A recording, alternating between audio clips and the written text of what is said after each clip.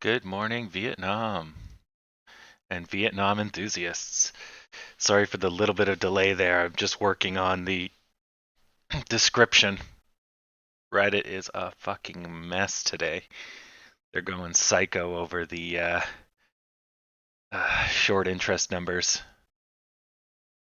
Ridiculous. Ridiculous. Yep. Uh, um, all right. Thinking apes before chimps. All right, so we're opening at 10:04. All right, let's clear this bad boy up. Let's settle in for, let's see, today. Today is ultra low volume to start. A fourth of yesterday's volume, which I figured. Yesterday was pretty speedy, and that was probably the overdue pent-up crap for the end of the week. Not to say today's going to be slow, but I think today's going to be slower than yesterday. So, good start. Excuse me. Nothing too amazing, though. We have to get over 10:15 before we can start cheering. Yep, and welcome all the early people that have finally showed up. It's good. Yeah, I think when I redo this channel's intro, I'm going to have a countdown to the market open, and it's going to have the let's get ready to rumble. So it'll just be like, boom, boom, ladies and gentlemen.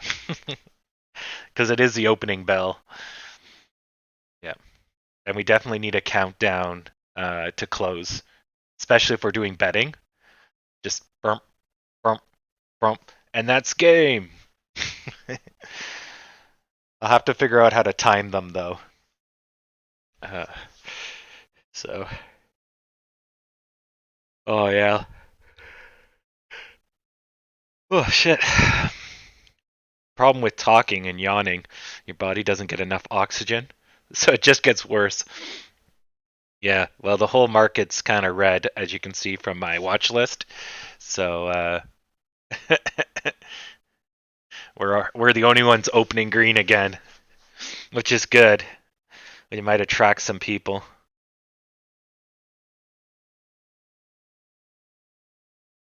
Yeah. Yeah, we want somewhere between 2 to 3 million on opening, and that would be a speedy opening for us.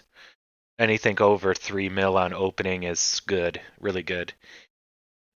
Sub a million is kind of meh, and sub 500,000 is blah.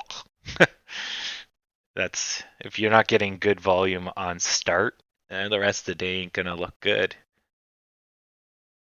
But that doesn't mean anything for red or green. It just means speed, which corresponds a little bit to, I guess, red and green.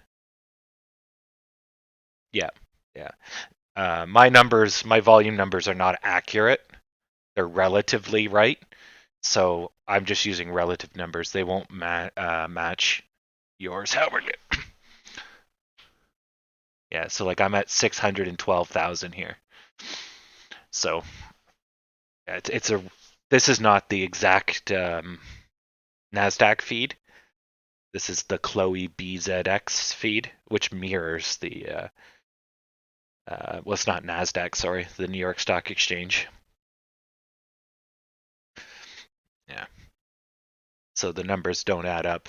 Just like the volume on my end is going to be smaller, my bid and my asks, but it's relative to what's going down on Sesame Street.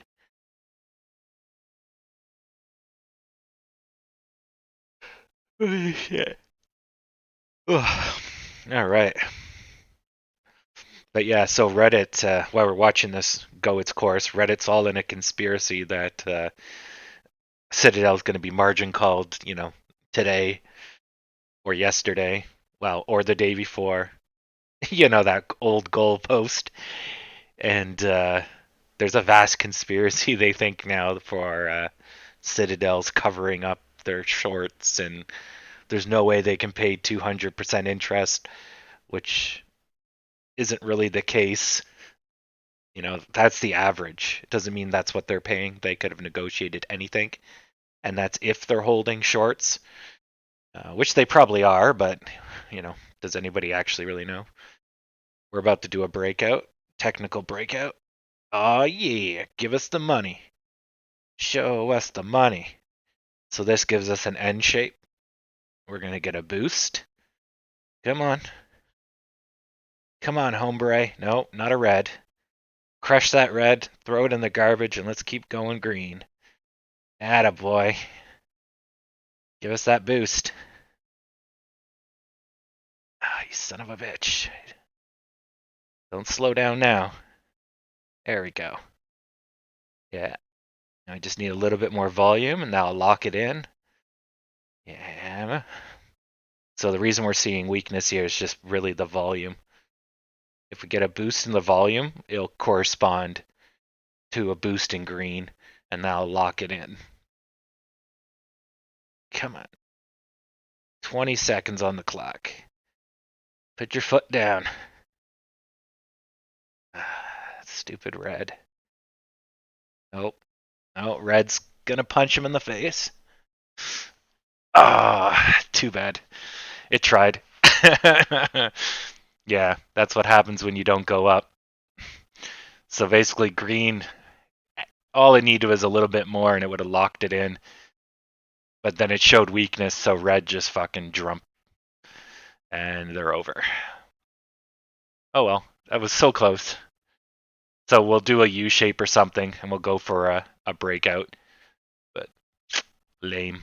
So your warning sign on that is you should have had a technical breakout, but when you saw that red, basically the breakout was completely destroyed by negativity, but you couldn't see it because the breakout boost was happening. Well, the boost only lasts like 1 minute. So when that boost is over, guess what happens? That negativity, that sea of negativity takes over, and then the buyers step out of the way and make it worse than it actually is, which is what we're going through right now. Now the buyers will come back once it's stabilized. The sellers will fuck off and will go back up. But just for that short play, that's what just happened there. So if you're day trading, that's when you go, ah, fuck, and you have to get out. And then you contribute to the sell, which is, you know, half the reason why this sort of stuff happens. Anyways, good times. Good times.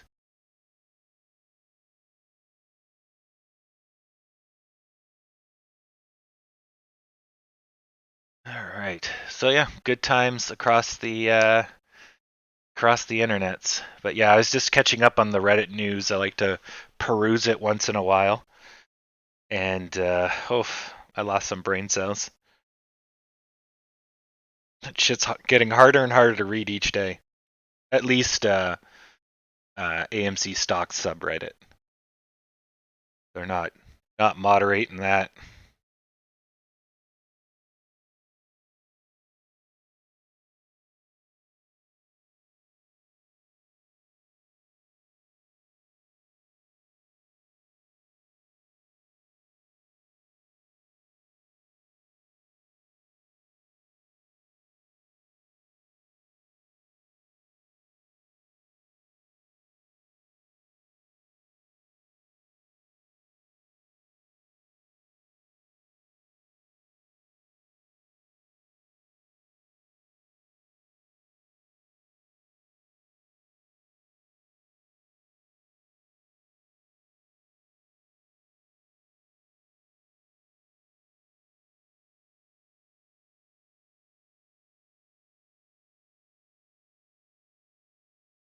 Sorry, I'm just reading something. We're just going through the paces here.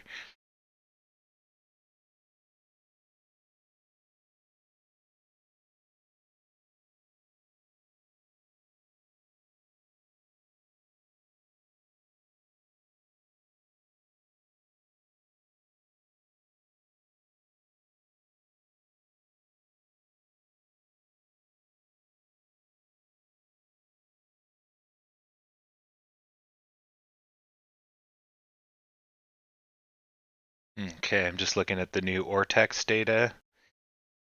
So 623,000 borrowed shares. The change, it went up 8.96. And that's changes from Wednesday at 7 a.m. So that's today.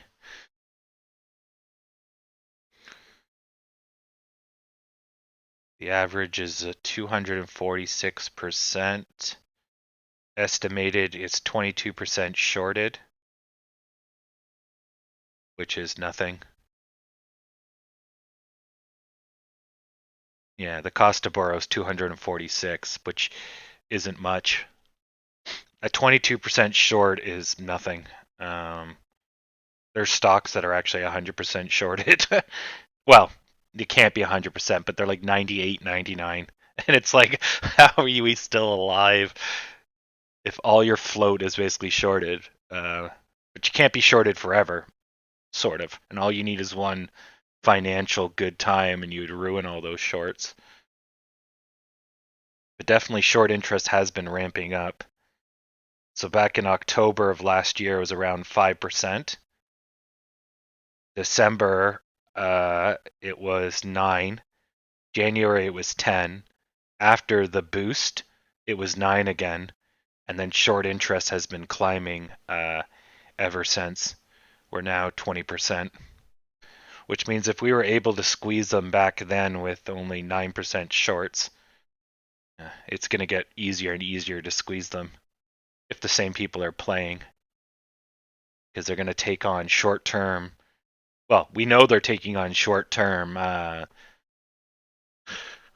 short positions because the stock has been going up, right? They've probably been piling in during that flat period.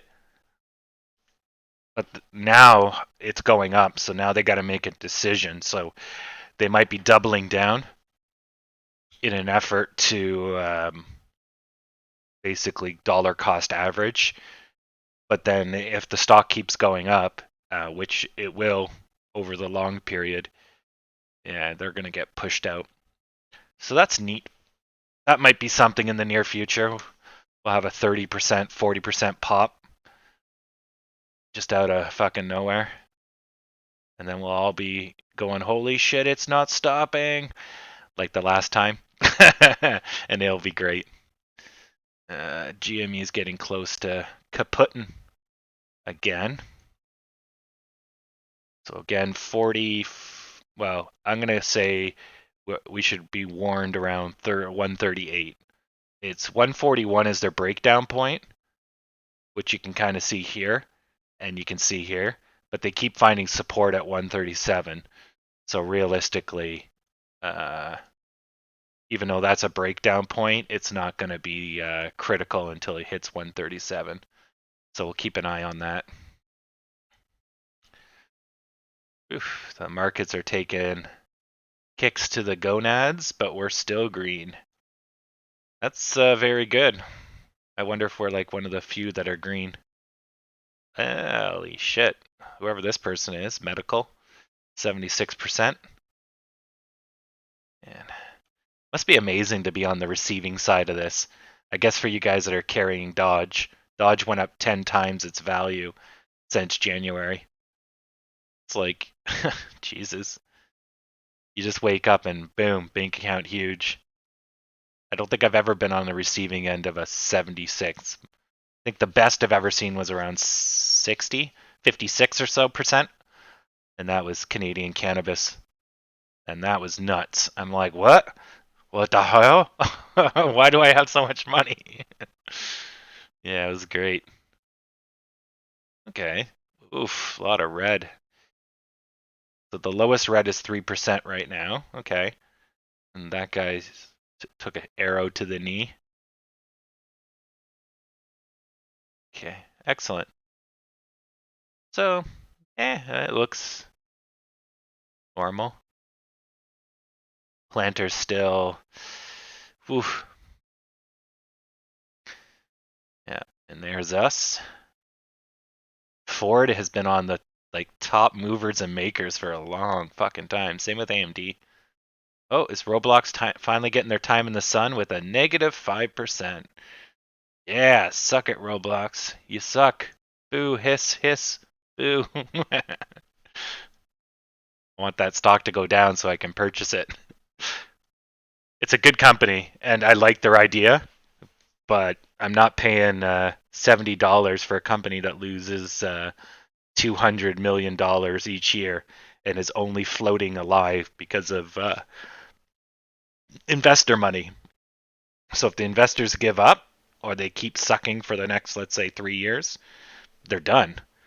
You can't just endlessly be given money by the public. It's not going to work. But they generate about $1 billion, and then they lose all of it to basically administration fees. And it's like, holy crap, get your business in order. Like you have so much overhead and so much problems, and you're losing so much money, and it's like, oh my god. So that's an easy fix, new management, somebody that knows what the fuck they're doing, basically. So it's a good value buy once it gets to a reasonable price. So that's why it's on my radar. But I need that Roblox to get there sooner than later. Yeah. So we're inflecting with GME. Just make this DAO a little bit bigger so we can see what's going on easier. There we go. All right, so looks like it's just gonna start off pretty slow. Yeah, volume's low. We're in a good power shape here, but we're already hitting the slow volume wagon.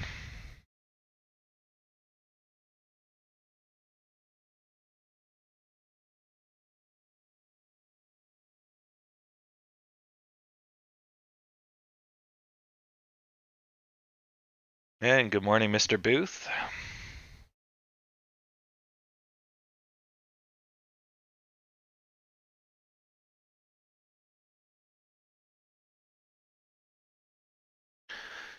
Yeah, the Tesla's an interesting one. No, Tesla may be worth more than GM and Ford and all the other automakers combined, but that wealth is purely speculatory or investment money, right? But it's not because they have winning products. It's not because they have large market share or excellence in vehicle construction. Like, they don't have the factories, they don't have the manpower, they don't have the market share, they have nothing. The brands, well, they have actually a pretty decent brand, at least so far, but they haven't produced anything with it, right? So it's like, yeah, Tesla's decent, and Musk is definitely the Tim Cook or the whatever the dead guy is, Steve Jobs of Apple kind of deal. But you have to follow up with the iPhone 4 that revolutionizes phones, or the Tesla whatever that revolutionizes cars. But electric cars are not revolutionary. We've had them in the 60s. What's revolutionary and what Tesla does well is batteries. Their batteries are some of the best in the world. And that's really where they make their money. And so Tesla's wealth is not in automotive, but in all of the stuff that requires power storage. And that's the true investment, because we're going to have an energy crisis probably in our lifetime. And we're going to need a hell of a lot of solar, a hell of a lot of nuclear that's not going to last because we're going to run out of uranium to make up for our dependency on oil. And 70% of oil usage is transportation. So we got to get all our fleets to electric, but then we have to charge them. And we got no good, cheap, easy sources of electricity aside from hydroelectric or whatever. But you can't put a dam in the middle of a desert. So, anyways, I think Tesla's poised for the long term unless someone beats them on battery technology. But on cars, I don't think they're a winner when it comes to cars. Toyota has oh my god, Toyota's amazing when it comes to corporate structure, factory production. I highly doubt Tesla's just got that down to a science. They just pretend they do because it makes them look good, but these people have been doing it for what, 80 years? I don't know how old Toyota is. So yeah, Tesla's not just going to show up, copy it, and do it better tomorrow. Like, no. But exactly. Yeah, exactly. And actually, McDonald's is in a sense a real estate company, in a sense that it's about location. But McDonald's is actually more of predatory on poverty. McDonald's can't exist without poverty. They need people to need cheap food, and they need people that will work for cheap nothing. So and then they become the dominant provider of food because these people don't cook, don't want to cook, or want discount food. But if you go into a high affluent community when you have nothing but money, you'll eat better, healthier because you don't like the destruction the hamburger does to you. Or you can get better, faster, and higher quality for slightly higher price, right? Um, which is why Subway came in and kicked everyone's ass back in the 90s because they were cheap, but ultimately holistically better than the current fare at the time. But this is a cool lesson on what the hell is this called? Market share and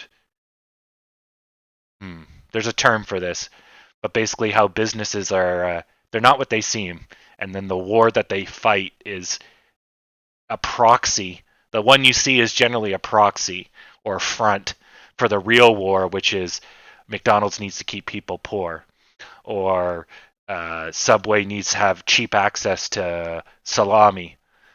Um, what was the other one that was really weird? Somebody bought out. Oh, Little Caesars. Little Caesars bought out a whole bunch of mushroom farms because their toppings were getting too expensive. So they just made their own food company that provides food for them. And now, as an off business, they sell food to restaurants. But then that's securing your supply chain. And that was a big thing back in late 2000s. But yeah, or McDonald's owns entire farms that produce beef for nobody but them, right? It's pretty cool. Yeah. Yeah, but if you look at Tesla and it's, oh no, we got autonomous taxis, they're not going to be the only provider of autonomous taxis, right? So they might be the only provider of electric vehicles for like a year or two, and then GM and Toyota will beat them at it, right? So they can pioneer, but they need to have lasting power, and if they don't have lasting power, then it's not going to be a long-term investment, right? That's why GM is still, well, aside from being bailed out by the government, that's why GM and Ford and Toyota are still standing when I wouldn't say hundreds, but tens of companies have folded, right? Um, so yes, and you will have the first mover advantage, and that's true. And you know they do have the other nice thing is that they are willing to take risks and they're willing to put in the latest tech, but that comes with risks because latest tech is unstable, has problems. But they learned with the iPhone, right? You can push out a turd, and that turd can break all the time and have a lot of problems. But because you're an early adopter, you're willing to take on that risk. And so you got it because it's shiny, new, fancy, and does something no one else can do. And sure, you got to restart your car every couple days, but it's the price of having an awesome car, right? So yeah, you get that. But then when your car starts shutting down on the highway, when your Apple starts degrading itself purposely, then you start to get in this rocky road of, okay, now my vehicle is a threat. Maybe I didn't spend my money properly, right? And then you go and find an old reliable standby. You go and buy yourself a Honda or a half the price gaming rig that runs circles around your stupid iMac. that you paid $3,000 for and another $500 to repair it, and really the bug was just Apple. Yeah, when your iTunes shuts down your entire computer and you have to pay money to get them to flick a switch. Yeah. But anyways, so that's just a very pessimistic view, but that's kind of where Tesla could go. But I think Musk wouldn't go that way. I think he's always going to play the populist, for the people kind of approach and try to avoid the stuffy Microsoft and the dickish Apple. So, yeah. But anyways, yeah, Tesla's an interesting one, which is why the price is so high. It's yeah. I just want to see them get a little bit more serious about energy and less about, flashy cars that they haven't sold yet. So, yeah, well, Starlink is not new at all. So, Starlink has to exist because they need to have wireless coverage for all their vehicles, right?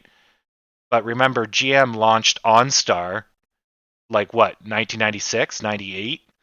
It's like, whoop-de-doo, you just came out with the modern version of something that's already there. And technically, Canada already has, and I think the States might even have it too, for rural communities, already has a government Starlink, basically, that they give out to rural communities and schools and whatever, right? So Elon just branded something that's already old and made it look new. And yeah, it's, shiny and faster, but, you know, oh yeah, of course. The stuff we have sucks, obviously, because it was like put up there in the 80s or something, right? Like, well, can't be the 80s, but it was put up there a long time ago. Um, so if they just put up a new one, right, it would be as good as his, basically. But, and I think that's why the Canadian government actually partnered with Elon, because we're like, you know what? Fuck it. Let's not waste the taxpayers' dollars. You put it up there. You charge whatever you want, as long as it's reasonable, and we'll support you. And if you've gone done and fuck up, then it's on your dime, not ours. As long as you allow us, free access for our rural communities, blah blah blah blah blah. Yeah, yeah, it's pretty good. Oh, and I recently found out, and I didn't know that Elon was Canadian, and that he went to school in Queens, which is Kingston, which is 2 hours from me. I had no idea. I figured he was just a very excitable German guy, but turns out I was wrong. It's how much I care about celebrities. Not one bit.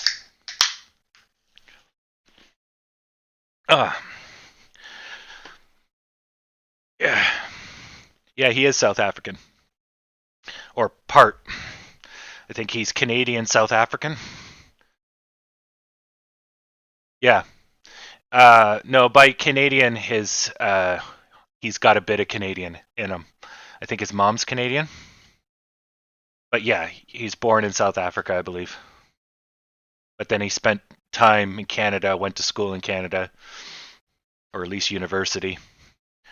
So we'll adopt him. Canadian is a mentality, not a nationality, ultimately. You can all be Canadian as long as you're just not a dick. And you're not retarded. Joe Biden? That guy's hardcore Delawarean. They even have a shrine at his house where he's lived for like 80 years. Joe Mama. Definitely Canadian. That's true. Yeah.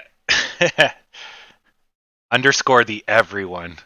And I mean everyone. It's not true, though. Oh, really? U of Penn? Let me check. I was told he went to Queens. Elon Queens University.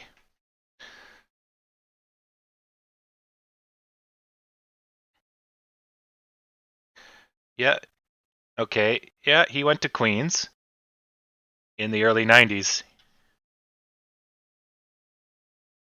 Yeah, here's the link. So basically, he couldn't go to Waterloo because it was too hard.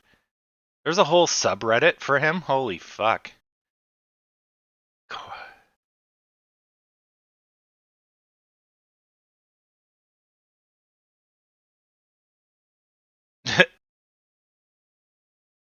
Neat.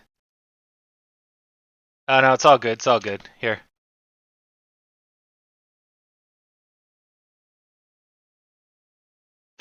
Maybe he didn't spend his entire time. They quoted him saying he wanted to go to Waterloo and do physics, but he visited the campus and there wasn't any girls there, so he visited Queens and there was girls there, so he went there because he didn't want to hang out with a bunch of nerdy dudes. And it's true. Yep, yep, that makes sense.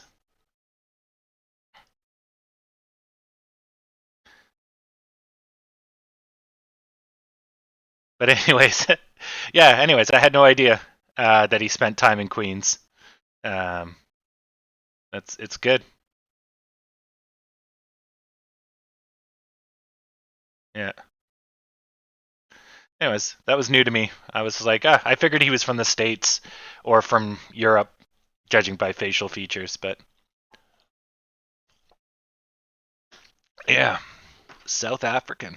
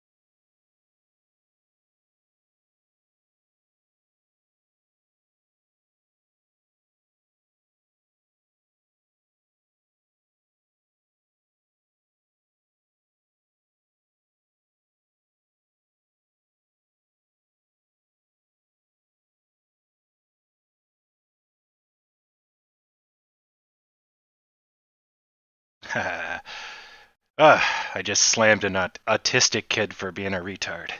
And before you go, wow, that sounds weird. I do myself have, I think, mild autism, but then who doesn't?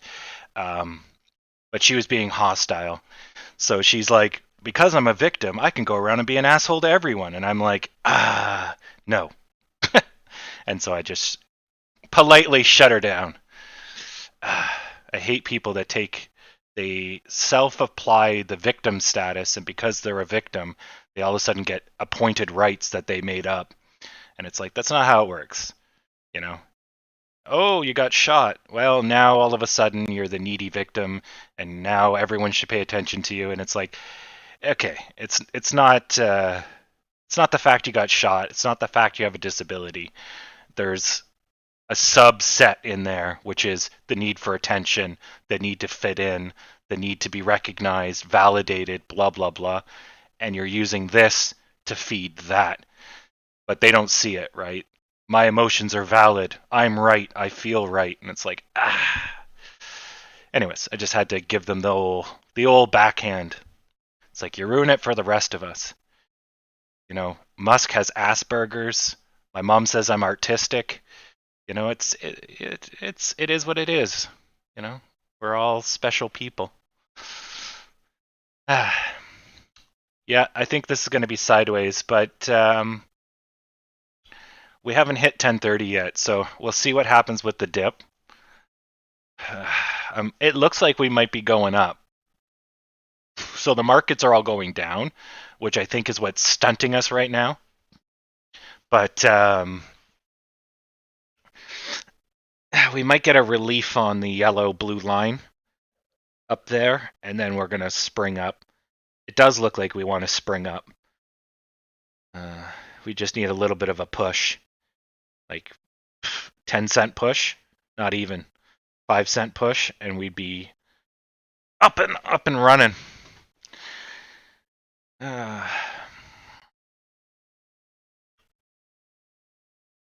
So if we can just get a little bit of a boost, caboose that boost, then maybe, there we go. There we go. Oh, look at that sweet, sweet Canadian word boost. We don't need lemons. Okay, so there's our breakout. Excellent. So we got our 6 cents, and then we got another 6 cents. So we made about, 12 cents there. Excellent.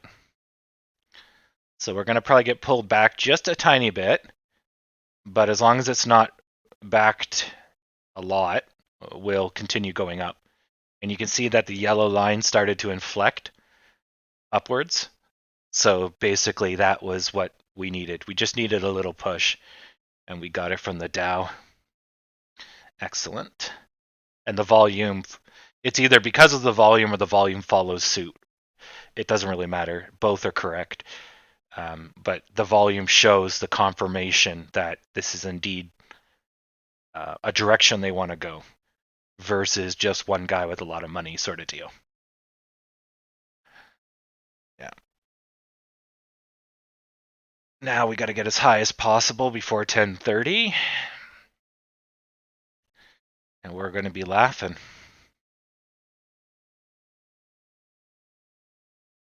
Oh, and for those that like technical analysis, so there was a pennant here.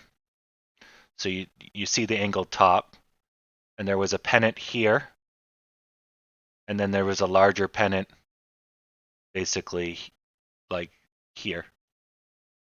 And we basically broke out from that. But essentially, when you see a slope like this, then yeah, we only needed a few cents to get out. Then we just have to get over this shoulder, which we did. Then we get a true full-on breakout. And that's where we're in right now. Yeah. And if we adjust it to our normal zoom, that's a pretty big breakout. But I have it just on squash a little bit, just because I know the chance of us going up is quite a bit.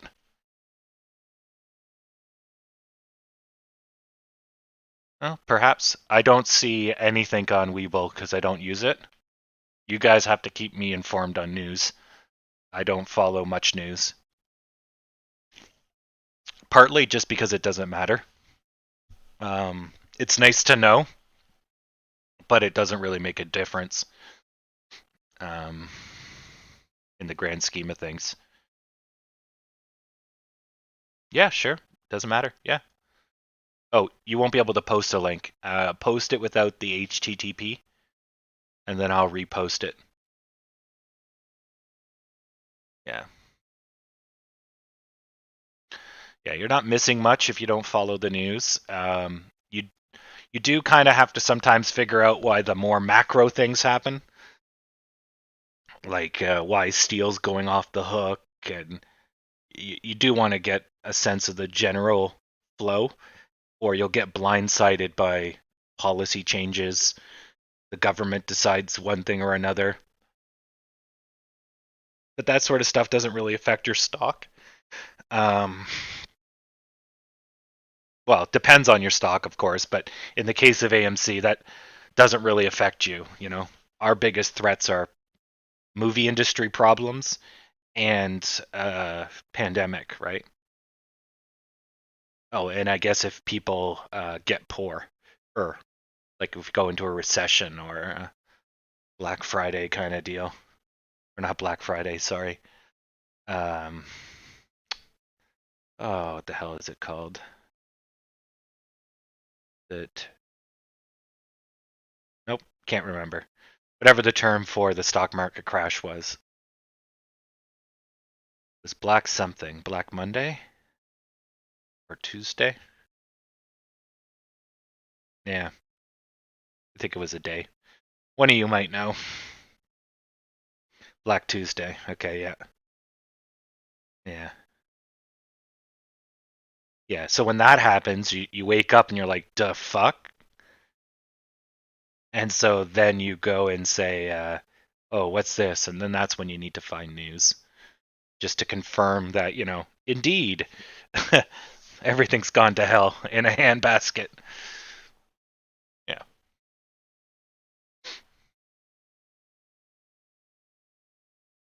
Black Swan.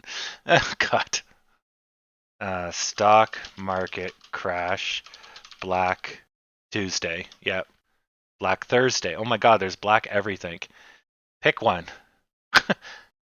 Black Tuesday. Hit Wall Street as investors traded some 16 million shares on the New York Stock Exchange in a single day. 16 million shares. Oh, 1930s. Man, we trade that in like a matter of minutes.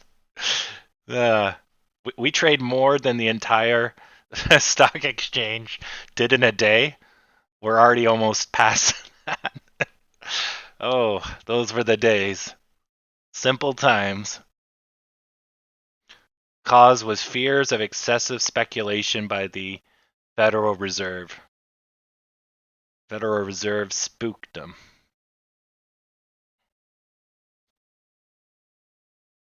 It was October 29th, 1929.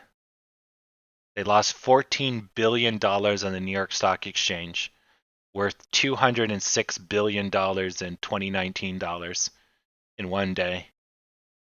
Jeez. Considering the US's GDP is like, let's say, 1.7 trillion or something like that, probably at that time, they probably lost, yeah, like a third or half of the US GDP. Oof. The Dow crashed and lost 90% of its value. It did not reach that high again for 25 years. Oh, oh, oh, oh.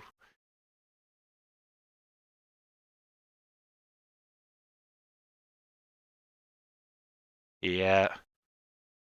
Traders physically wrote on pieces of paper. There were so many trades that orders backed up, so they just stuffed them into trash cans and fistfights broke out.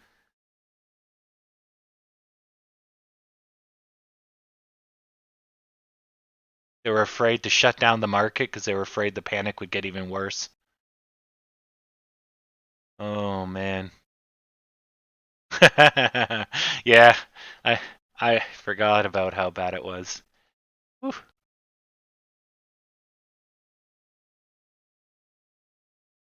Off the low to today's peak. You mean the start of today? Fib retracement doesn't work on like this. Yeah, we're on the 50% mark, but that's not how you use this because we don't know where the top is, right? So Gant box is a fib retraction, but in a box. He's talking about this.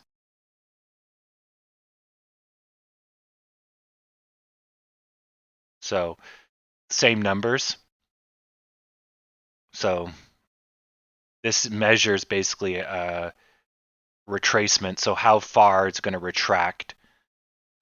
So right now it's flirting with the 50%, so it doesn't want to be here. So it's going to either go up, which I think it will, or it's going to break down and then fall into one of these channels. But the problem with this is that, okay, you can use a retraction from here to here, but you can't go from here to here. unless you think this is the top. But what you can do is if you don't think that's the top, because we don't want to stay at 50%. We're clearly floating at 50%. So that can't be right. So let's just drag it up so that we're at 6.8. So then this will be our peak, right? Or our peak's going to be up here later today. So you can use the retracement in this sense to guess new levels of support. But yeah, you could kind of use it like this, guessing where it's going to go. It's going to have a hard time to break new lows. But judging by what's going on right now,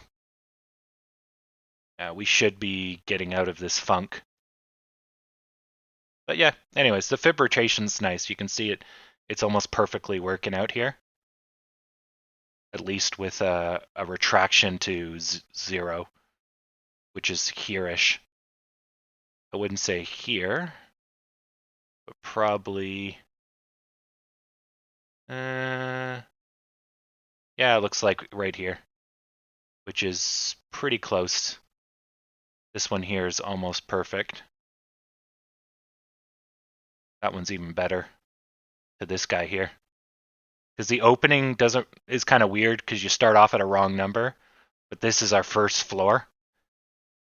Yeah, anyways, but yeah. Yeah, you can go all the way back and use the 1003. Oh yeah, then that's perfect, Belts. That's exactly how you do it. Yeah. Yeah. You would use this to that. Yeah. As you go further and further back, I'd get a little bit leery in using it. But that's exactly what it's for, is basically measuring here to here. And then you drag it out, and then it shows you. Yeah. Oh, well then never mind. Invert what I just said.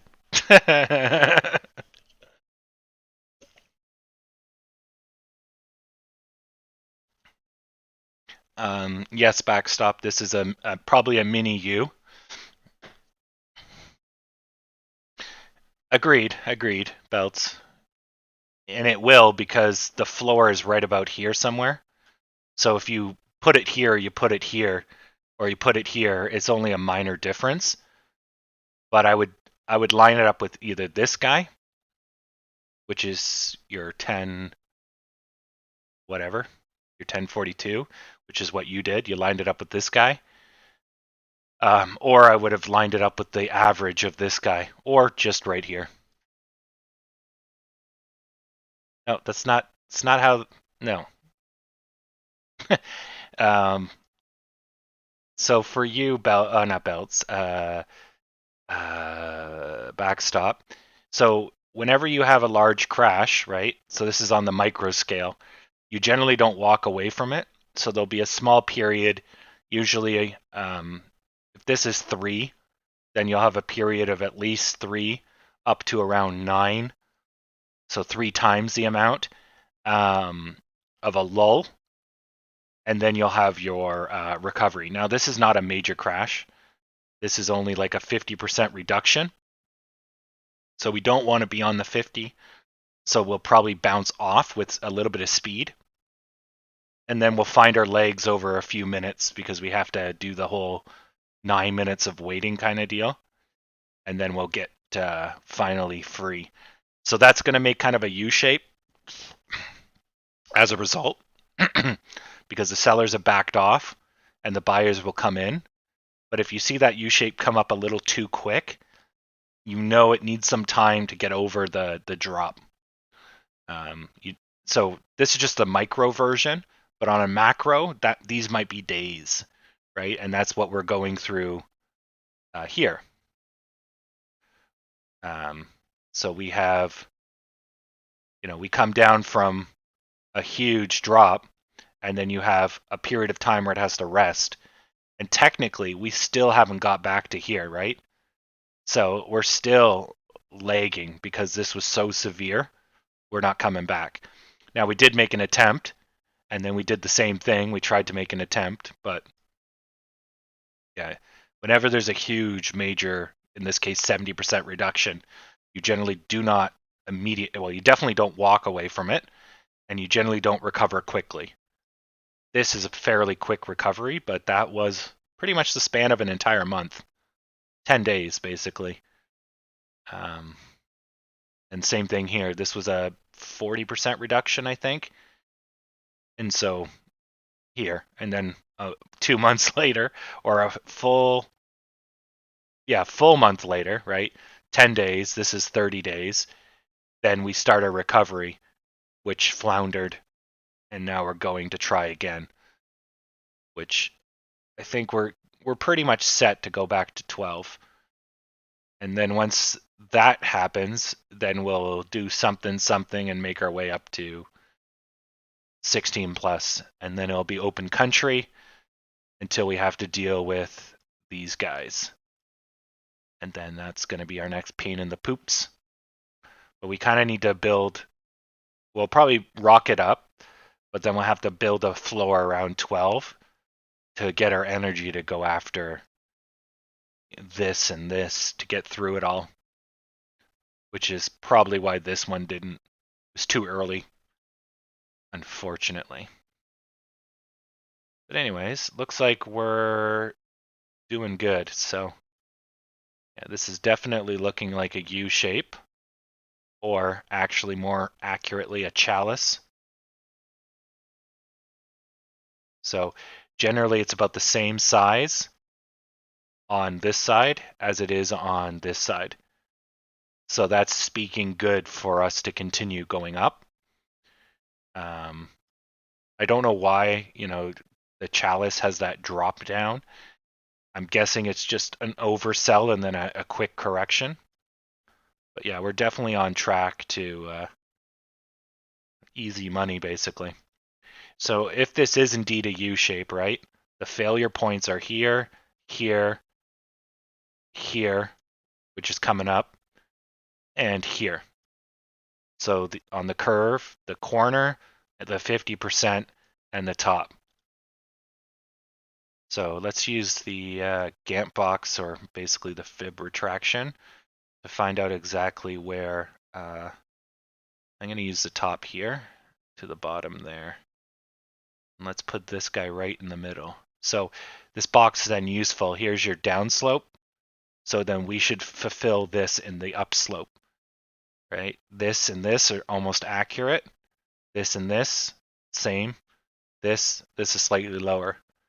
So we're right now kind of just batting the 50% on the medium term. So actually, I'll probably just leave this up for the rest of the day. So that means we should be, by the 14th, we'll be back at 11 if we don't break down today or later today. So 10:42 or so might be our breakdown point.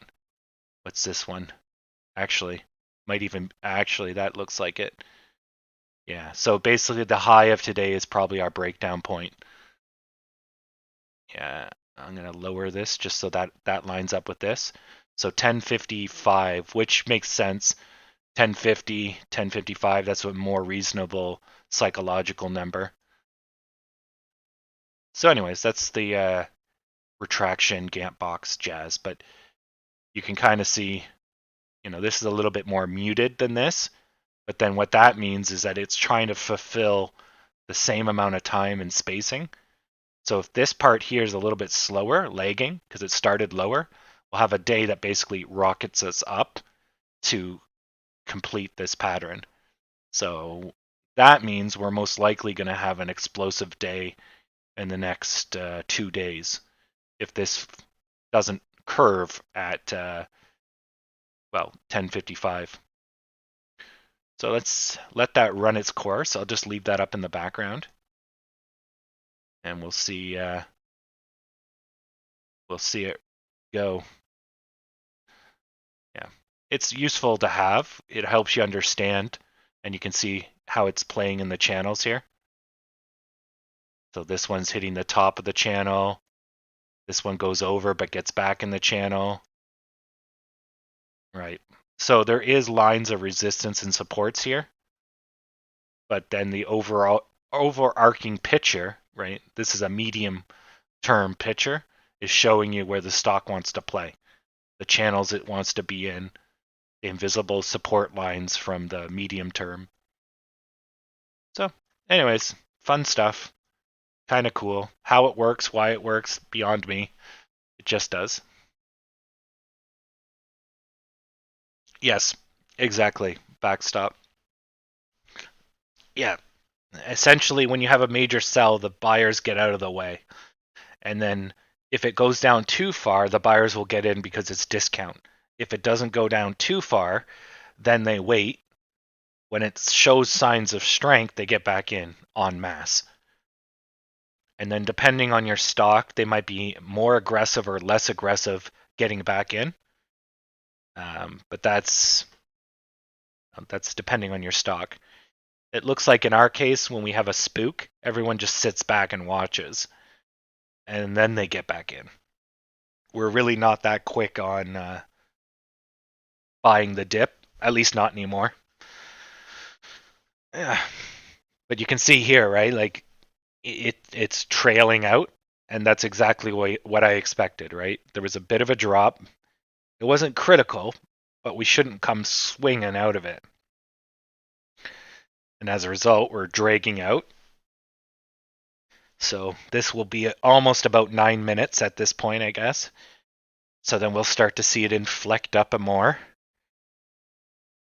Except we're coming up on 10:30, so you got to keep that in mind. So we might go up for the next 2 minutes, and then we'll get dinged by 10:30, and then we don't know how bad that's going to be. Yeah, there's a lot of things in play. You know, there's key points during the day that will hit you, and those are major market thingies. And then you have the micro, the medium term, and the long term support, resistance, and behaviors of your own stock. And so you got to weigh all those out in real time. Good times.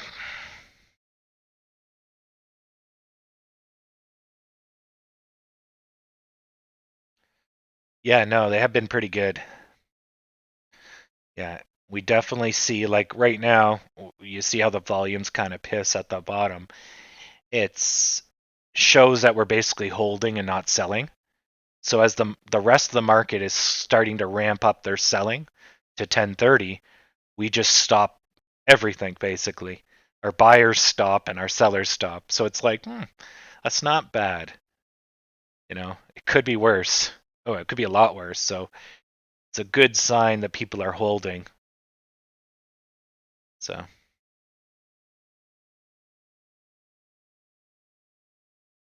it's only 89.4% for the borrow fee, right? That's not much. I mean, it's much, but it's not wow.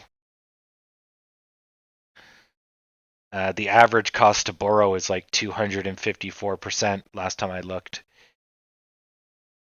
But that's just because there's nothing to loan out. It looks like they're just charging whatever they can get their hands on for the scraps, which begs the question why they don't just get more. But I guess, you know, why get more when you can just charge people with less? So there's probably the advantages there for that.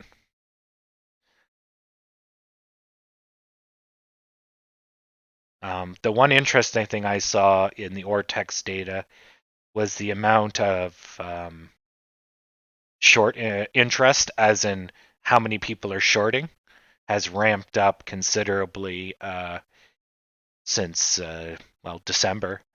We're now looking at somewhere between uh,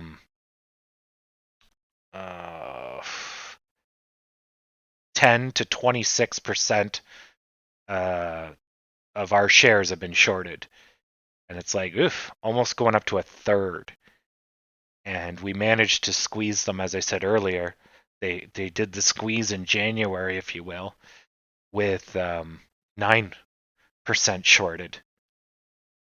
And I'm like, woof. If that if that was 9% shorting and they could squeeze them, then definitely it gets progressively easier when more become shorted. But of course, it all matters on where they got in and how much of a position and blah, blah, blah, blah, blah. But if you've been following this channel, right, you know the positions that they got in. They're not getting in on green days, they're getting in on red days, they're getting in when it's flat. So I would say 90% of the shorts have to be in that flat period from when we drop down to 14. So as we go back to 14, we're going to really shed a lot of those short sellers, because I highly doubt any of the short sellers are when we were back at 8 or 7, because they would have, well, they'd be losing so much money right now, right?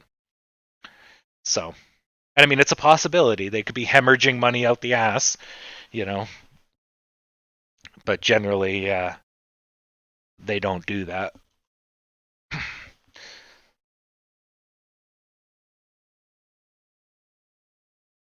Um, yeah, exactly. Yep. No, that's the accuracy. That's why I keep telling everyone backstop that 100% fee isn't that scary, right? It's 100% a year, which means if you have a $10 share, you owe them $10 by the end of the year. Can you find $10 by the end of the year? I can, let alone if I was a multi-billion dollar company, right? So it's like, so if we were at $12, you would owe them $1 a month to hold on to that short sale. So you sell it in 6 months for 50% profit. Can you do that? If you can, you made your money. So it's really nothing, right? Consumer debt is more expensive than that. So yeah, it's yeah. So if the fee goes into the thousands, I don't think I've ever seen that before, and my jaw will drop a little.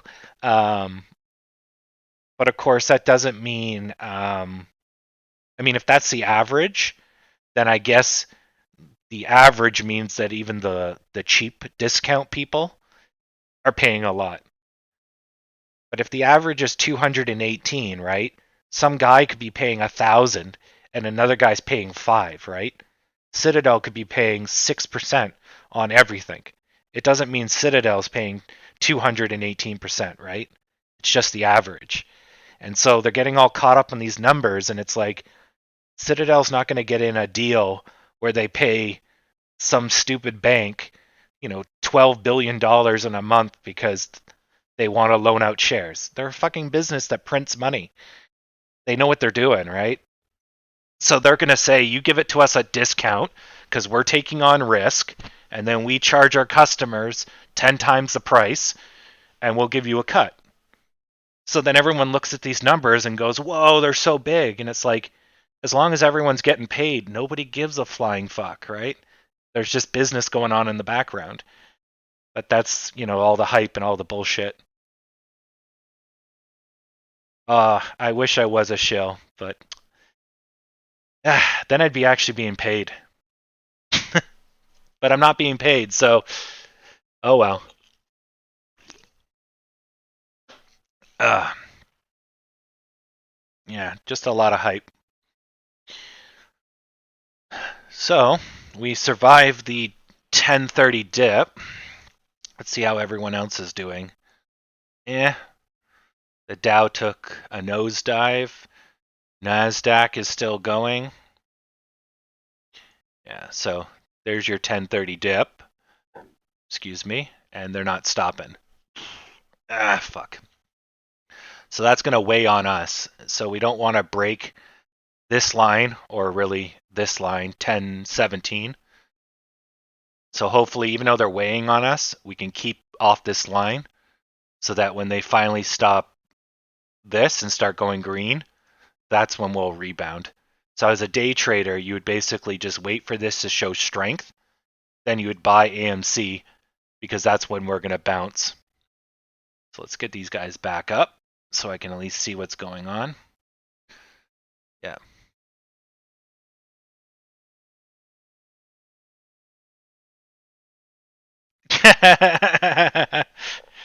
Yeah, yeah, yeah. I'm a secret shill. I've been secretly working for who the hell would be paying me? The dairy company in Canada and the Canadian Tourism Board. Yep. Oh boy. Nope. I'm just a momentum day trader. That's not day trade. Ouch. That's not day trading because his money's stuck at 14. That makes him a very sad panda.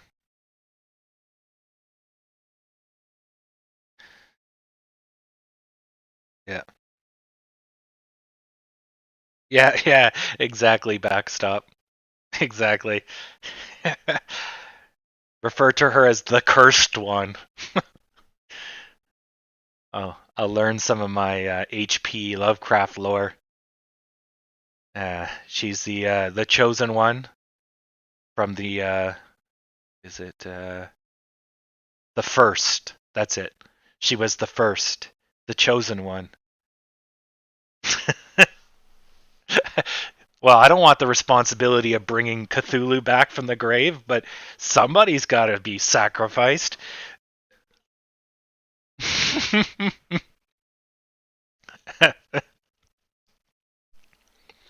And we'll write an epic saga about how she escapes from the cultists in an effort to uh,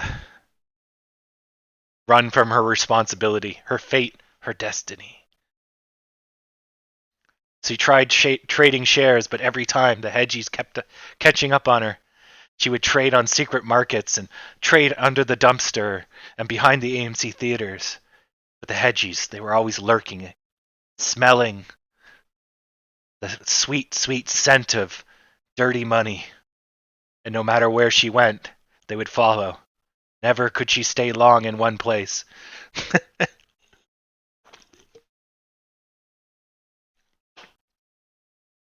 Yeah, exactly. Yeah, yeah, Cthulhu's not dead. He's just been sleeping. Exactly. Yeah.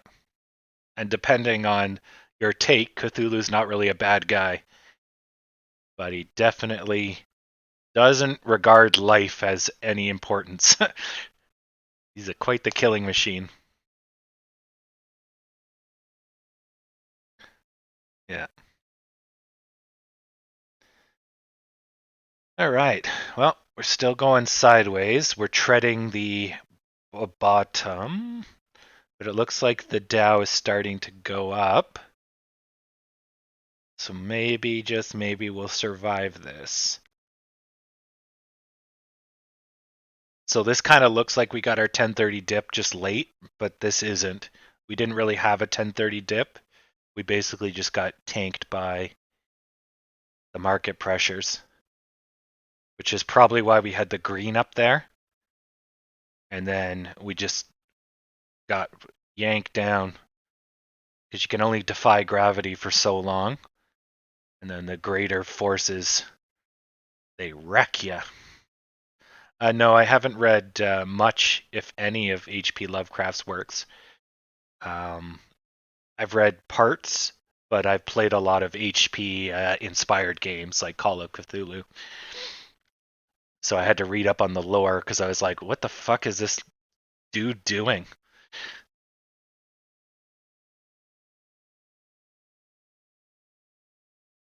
Yeah, actually, yeah. Cthulhu is basically Cartman of the South Park world, essentially. Cartman is very smart, but he's a total fucking asshole. Yeah, exactly. That's a good equation. Yeah. Ah, ye old writtens are always full of racism. And that explains why I watched a master class by a black lady, and she talked about how sci-fi is full of bigotry. And I'm like, ah. I thought she was talking more about like Blade Runner esque sci-fi or white people flying through space, Star Trek-esque sci-fi. But maybe she was alluding to the older stuff like HP and all older fantasy like Token, where different people are just elves or dirty goblins, right? It's true fantasy. Those creatures, orcs, goblins, were all based off of races and cultures, ultimately. So I guess there's thinly veiled racism there, I guess, or culturalism. So, anyways, interesting stuff.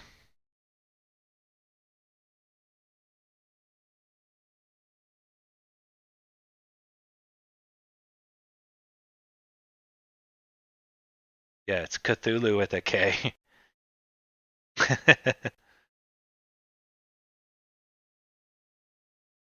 Good times. Okay, so we're treading the bottom.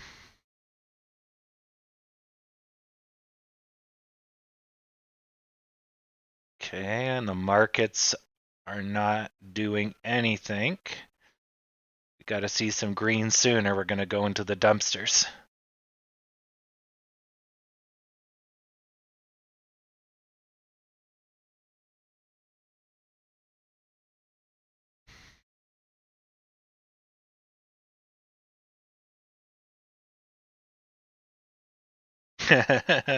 What have I done? Facilitated the darkness. Guess I done my part for the Cthulhu franchise. You gotta spread the word of his noodly appendages.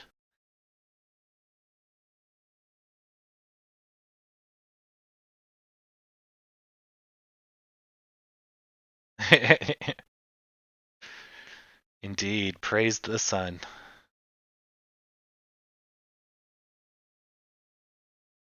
All right, come on. Come on, green.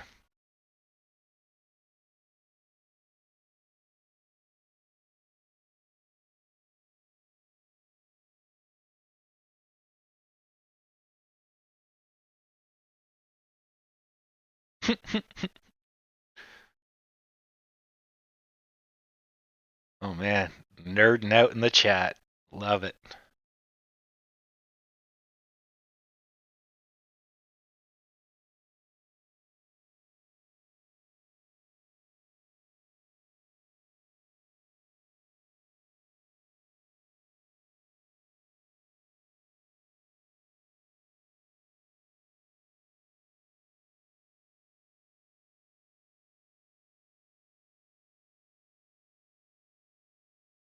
So we're still watching that yellow line. We want it to go up until the broader markets get any type of green, which would make that yellow line go up.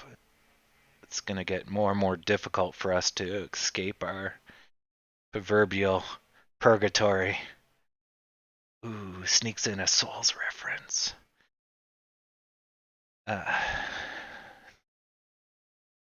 We should see the yellow pick up because we're getting outside of the 1030 area. So we should be seeing the gas pedal get pushed. But the market is not showing anything yet. So if you're a day trader, this is your time where you just wait. You're waiting for a signal. So even though we're showing green, it's not going to hold unless the broader market goes up. So you can't do anything. You could risk it, you could YOLO and you might be right. Because we are technically at the bottom, a flat, if you will, of a U shape. We're going to start curving up, but there's still a risk we might just tank, right? If we don't show any support to going up, the only other option is we go down. If the airplane engine no longer has lift, airplane go kaput. So it might look like we're still flying, but give it a few minutes and you go right into the earth. And that's a useful metaphor for what happens. So like here, it looks like we're taking off, right? Oh, look, there's some green. The volume's not there. Nobody else is moving. So all of this can be erased in a millisecond. Oh, everyone get in. Look, it's going up. Oh my God. Except this is super risky right now. So we're on a technical breakout. We just completed a W. And if we get about 5 cents more, we could just boost up. But there's no one supporting us. So this is all very risky. And you'll probably see a red that's going to come bring us down to 10.15 in a second or two. Oh, the yellow's actually inflecting up now. Oh, could the Dow be timed? So this is interesting. If we actually do go up, so this was too early, right? But if the Dow gives us a boost just before we're about to fall, it's kind of like someone just restarting your engine or attaching some new engines to your now crashing airplane. Oh, and the volume's picking up. Ooh, we may have just got a save from the Dow there. Nope. The Dow's not having it. Ah, so close. But anyways, yeah, so that's why it's kind of risky because it's like you're hinging on shit support. Uh, Come on, Dow. Oh, you're like in a garbage can today. Yeah, and see, that's what gave us a little bit of lift. But now that the Dow's kind of thinking about it, it'll probably return to the channel. And then that means we're going with it. But that's why this channel cuts through the hype and bullshit. Because if there's one thing I know how to do, it's not lose all my money. At least not intentionally. Or should I say randomly? Sometimes I lose it intentionally. um, yeah. But the key is you just don't take risks. You wait till the market is clear, 100% ready to rock.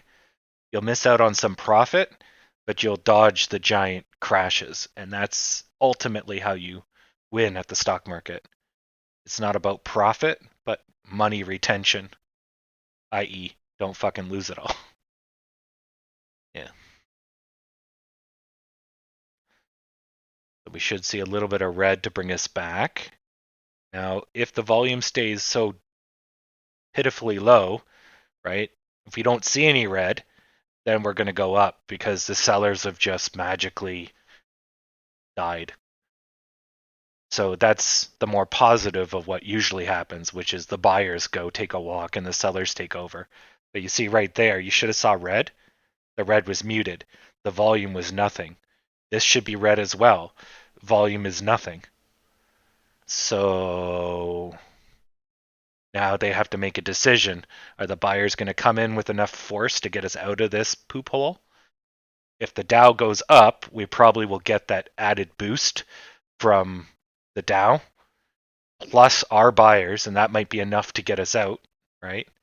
If the Dow goes down, then we have to fight the negativity of the Dow with our buyers and any additional sellers that might show up. But right now, it looks like there's no sellers and obviously no buyers. We're not even moving. But we definitely have more buyers than sellers. 1 versus 0. Okay. So the Dow is inflecting up just a tiny bit. So we can go for a technical breakout if we get another penny. Dow's still going up. Nice. No, don't come back. So we had a little technical breakout and then it was quickly crushed. But low volume. So somebody profit taking, scalping, whatever negative term you want to use. So if the Dow just keeps flat or up, we should be able to erase this red. Because I don't think the sellers have strength right now, judging by the last 10 minutes of volume. They had all the chances in the world to sell and they didn't want to. They all of a sudden show strength when we come back up, which leads me to believe it's just a profit taking or a limit sell. Yeah, and this is because the buyers didn't push back. So you see how the red just stayed there? The volume didn't move because the buyers didn't push. So eventually somebody else sells and then we get more red. So it looks bad, but really it's just one guy sold, nothing happened, another guy sold. So it's like, it's not, doesn't look good, but it's not bad. We're moving in slow-mo right now, so the Dow is gone flat. The Dow's the yellow line for those that are just joining. And when we're low volume, we're heavily influenced by that yellow line. The blue line is GME. And if we're generally tied to GME, if they tank, we tank. So as long as that blue line is flat in one way or the other, we're generally okay. If it shows a sudden change, we'll get a boost or we'll tank. As for the Dow, same thing, but it takes less motion for that yellow line to affect us. Actually, sorry, that's not true. How to put it? Yeah, okay. It takes less motion on that yellow line to affect us, but it takes more motion overall on the actual Dow to move us. GME moves $1 and we move, 50 cents. The Dow has to move a gazillion points and we'll move, 50 cents. So in the context of these lines, that little inflection of yellow right here is enough to make us go up. But for this blue line, we need to see a big motion. But if you were looking at the stocks themselves, then we are much more affected by little price motions in GME. They move $1, right? It'll hurt us a lot.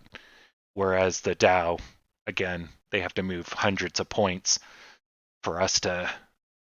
But I have this kind of crushed down, and you can see the numbers right here, right?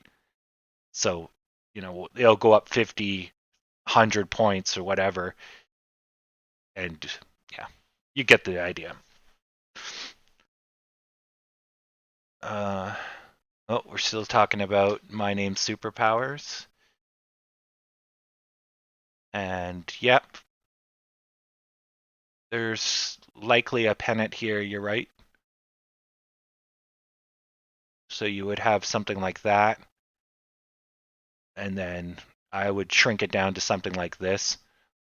But realistically, it's based off of the top peak. So it should be like this.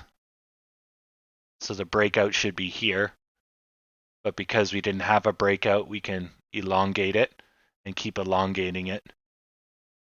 And then this would be, because it has a flat bottom, which is basically this guy. But see how the bottom elongates? So it makes this guy go out wide. So you have like a fucked up pennant. If this bottom was shorter, then we would see a more classic breakout. But this guy ruins it.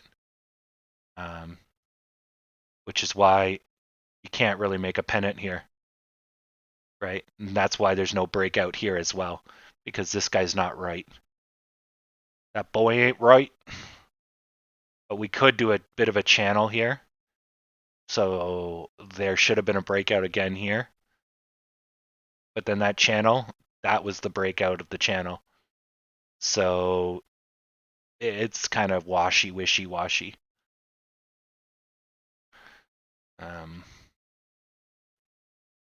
Yeah.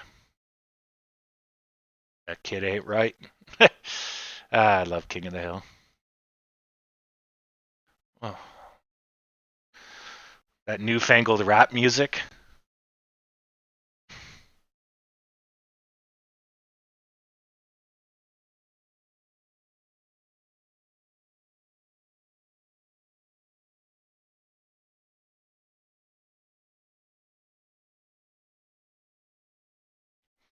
So we're still finding support on that 10-15 line kind of deal, right where we are now. And we're still waiting on the Dow to unfuck itself.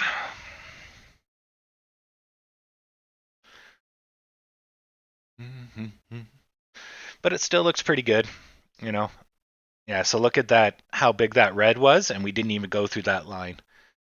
That is a support and resistance line faux show. Yeah. And that's so a lot of what I say, right, is a little wish-washy because I can only speculate, right? No one knows for sure, but the market will tell you and confirm things, right? So I was like, okay, there's a support line there. I drew a chart, some random colors. Technically, it's all bullshit. It's guessing, right? And now the market just confirmed that it's not bullshit, at least that line. We knew because we saw this, and we saw this, and we can tell that there's a line here, but that confirms it, right? It tried to go through, and there was a giant pushback in volume. So, perfect. Now, what that tells you, though, is that it's now weakened. So if we come back again, we're likely to go through it because we used up all of our defenses, if you will. Normally, you get about 3 tries. So that's 1, we're bouncing off of it. Then you'll get 2, and by the 3rd, you'll go through. If you don't go through on the 3rd, it'll rapidly go in the other direction because then the sellers or the buyers have run out of men to attack with. So this red's very dangerous because all it needs to do is go a little bit down and we'll have a breakdown. And then that kind of makes sense because if this is a U shape, right? This is the middle of the U. A breakdown in the middle is very common, right? So, and it's also because in a U, this is the flat part. If you go flat for too long, you generally get a breakdown, which is why you get a breakdown in the middle, right? So, anyways, it's psychology, humans, and all that sort of stuff. So, there should be a little timer in the back of your head that just gets worried whenever something goes flat for too long. Flat or flat down, never good. Flat with a slight up, that's okay. But like this Dow, this yellow line, it's basically aiming into the dirt. So its options are it either accelerates into the dirt, carries on its merry way, or starts to go up. And it takes effort to go up. It takes less effort to keep going the same way.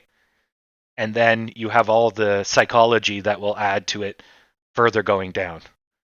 And so it's like, the odds of you rapidly going up gets less and less and less as time goes by, and it's not good. And the same thing holds, with any stock.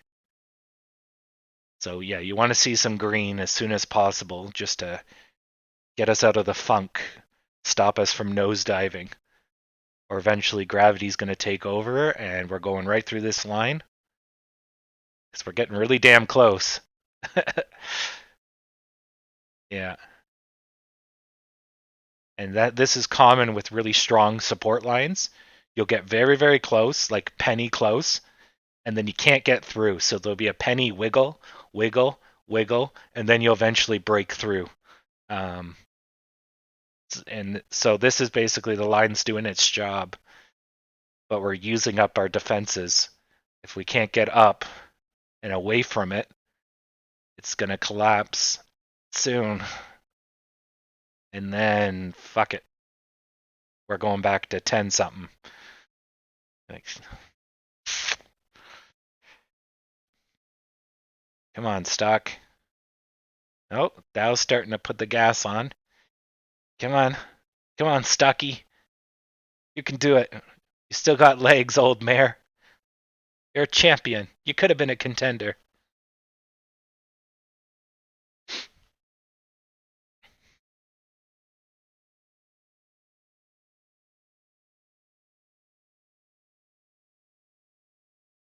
Okay, so this should be the second time we hit the line. Now, if we rest with no retraction on this line, then this could count as the third as well. So right now we're not moving, so this could be the second and the third at the same time. Because technical motions don't have to happen. Well, I shouldn't say that. Don't necessarily have to happen in their time frame. So we're in a minute time frame. So every little stick is a minute. but it could have touched the line, retracted and touched the line, and we didn't see it. So you get your second and your third kind of invisibly in that case. And essentially the psychology of that is there's a whole bunch of buy wall, right? And so it slams into it, takes out half of it, slams into it, takes out half of it. And then you end up going through and you're like, oh, it's only been 2 times, but it's already hit that wall, so many times, but you just didn't see it. So in the case of that, it could be sub-minute. For those that are learning with Larry today.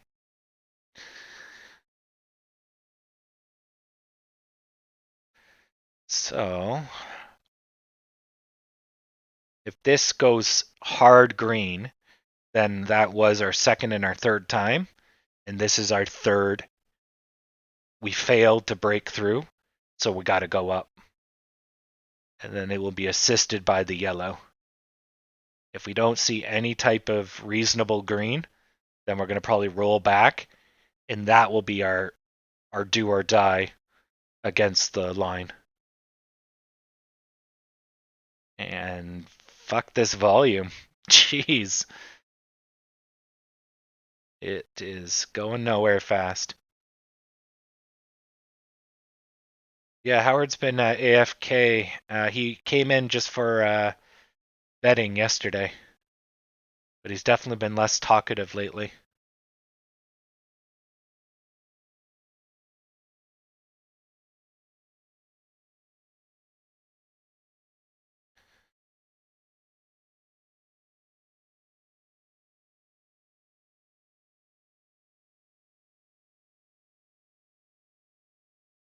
Oh yes, right. He's setting up his new New York City store.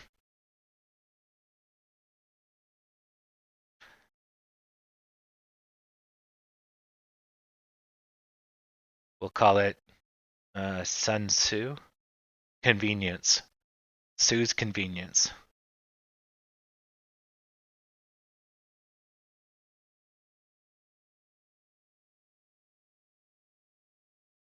And he just sells. No, he's a dessert chef, I think. And that's why he talks about food a lot. Yeah.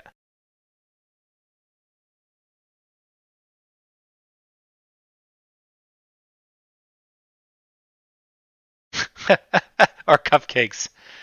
If you know your cupcake and know your hunger, you'll win every. What would that be?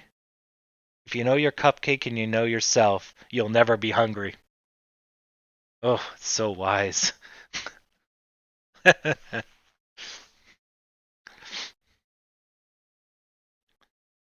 Yeah. So this is low volume, small greens. So we're basically drifting up because there's no sellers, which means if the sellers come back, we're going to go right back down. If the sellers don't come back, we're just going to keep drifting up. Pretty pitiful, but I'll take it. Now, if we can keep drifting up, we'll have a technical breakout when we get over the hump of the W to our left. You can see those red flat flats. So red, green flat flats that are just in the middle there. So right about now, if we get another cent, then we'll get a boost. And as long as that yellow line doesn't fucking tank while we're boosting, we'll get some height. If we get a lot of height, we'll go over the red on the far left on the slope there. You can see the line intersecting a red line. Get over the top of that guy, we'll get another boost. And then that will probably get us over the green guy, which could boost us over the next guy. And then we probably have to fight for that last bit there. All those little small reds. So, let's see if we can do that. That would be great. We don't get wiped out by one seller. Well, the Dow's drifting up. Come on, big buy energy. Let's push this red out of the way and let's Get her done.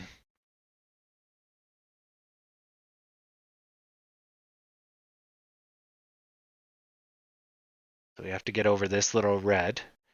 But this little red is the same as the red to the far left, I think. So we'll get a 2 for 1 if we get over this guy.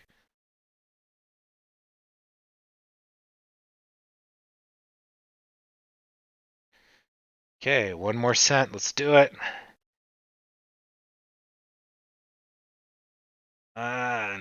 2 more cents for a boost. 2 cents for a boost. 2 cents for a boost. There we go. Now we'll punch it, Chewy. Punch it, Chewy. Come on. Oh, you piece of shit. Just boost already. Fucking slow-mo. Come on. Come on. Oh my god. It's like the hyperdrive. It's slow-mo. So we're overdue for a boost that should be happening right now. The fuck's going on? Come on, boosts are like the easiest thing to predict. Wow. That was pitiful.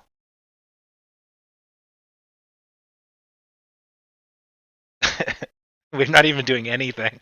We had a whole minute. We just sat there and did nothing. Wonderful. Oh, that was the world's garbagest boost. What's our total volume for today? We're at 18 million. It's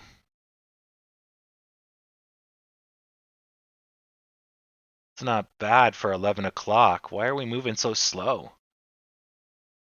Oh, it looks like our volume just comes in really, excuse me, big burst. Oh, that's why. It's most of it's from early this morning. Yeah, because this is low. This is shit low volume. 500, 700. But most of that number is coming from here and here.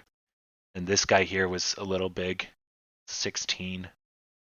So if this is 16, that's 160 times these guys. Or that's sorry, no, that's 16 times these guys. No, that's 1,000. No, it's 100. 16, yeah, it'd be 160 times these small guys, yeah. Because these guys are almost 100. Yeah. Right, and then these are like around 1K, 2K. So he's around 6, 4, 8, 9, 12. So he's 5 times these guys. Yeah, so anyways, we're moving pretty damn slow. Moral of the story. And that sucks. Because we should have had a boost right there. This thing is sucking. The big 1-1.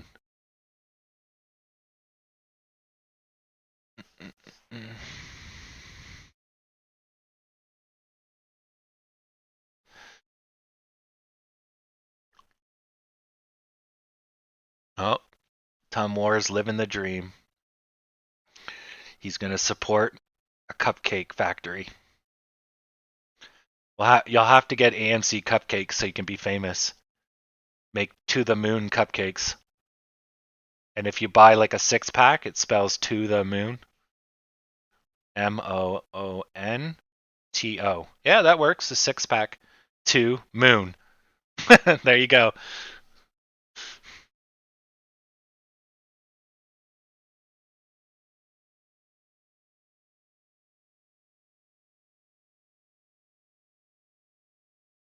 Just pee on it. Pee is a good preservative. I've learned that from my survival games. You know, just give it a good whizzer. We'll just scrape off the top layer when we get it.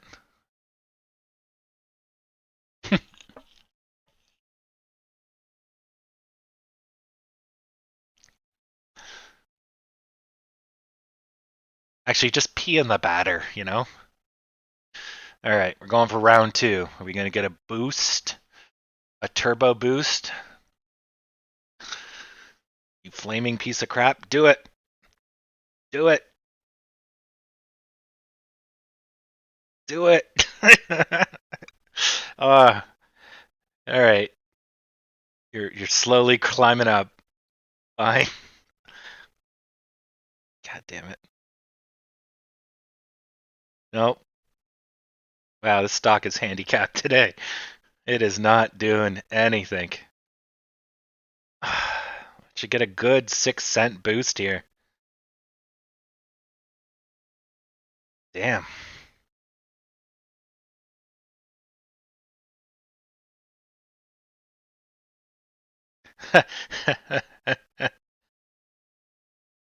A cookie designer, nice.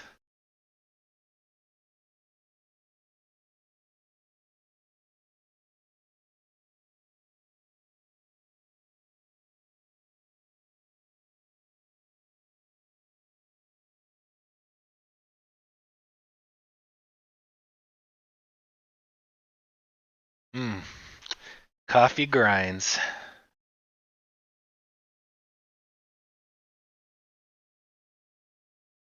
Wednesday is the worst for what? Stock trading? Mm, for volume? Maybe. Yeah, maybe. Mondays are positive generally days. Tuesdays you're riding off of that. Wednesdays can be pretty low. Thursdays for some reason tend to have lots of energy, but I think it's because people get paid in North America. It tends to be on Thursdays. And then Friday has energy in the selling off category. So yeah, I guess that just leaves Wednesday. Wednesday's kind of the lag period. Yeah, maybe.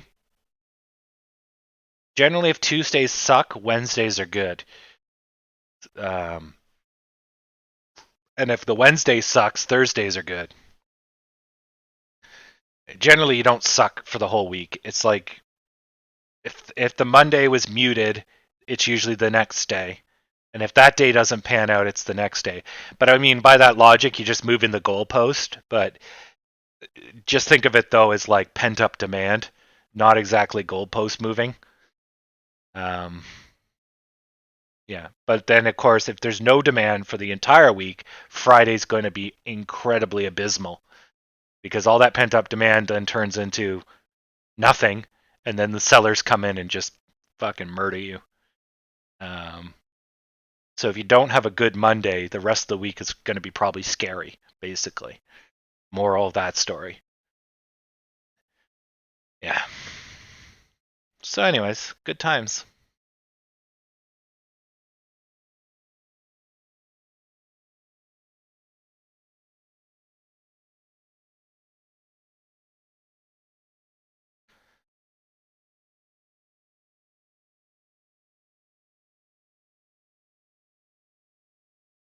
Ooh, look at this. I'm knowing famous people.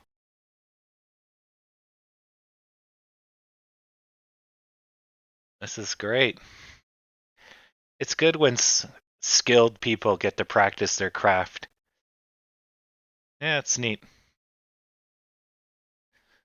And don't take me as a skilled individual. I'm just a semi-pro stock trader.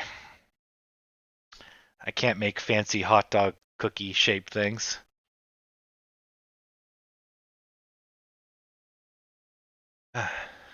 Pretty cool.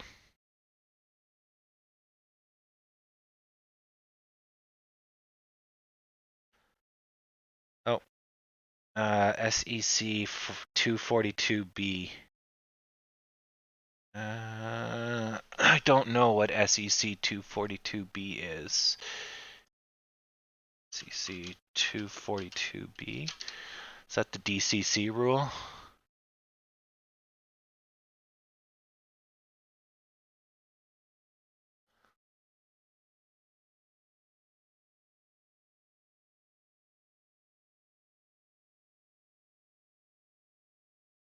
Court of Federal Regulations.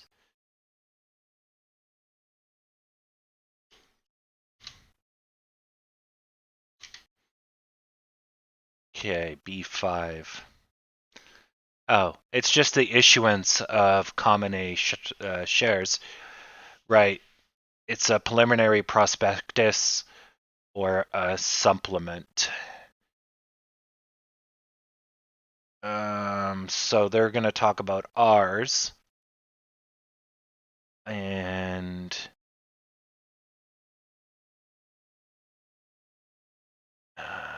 it's of the General Corporation Law under the Security Exchange Act of 1934. Yeah.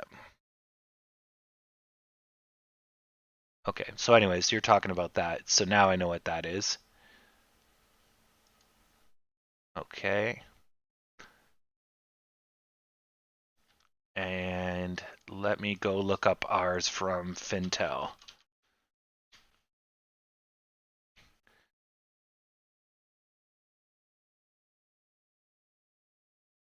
Okay, filings, SEC filings.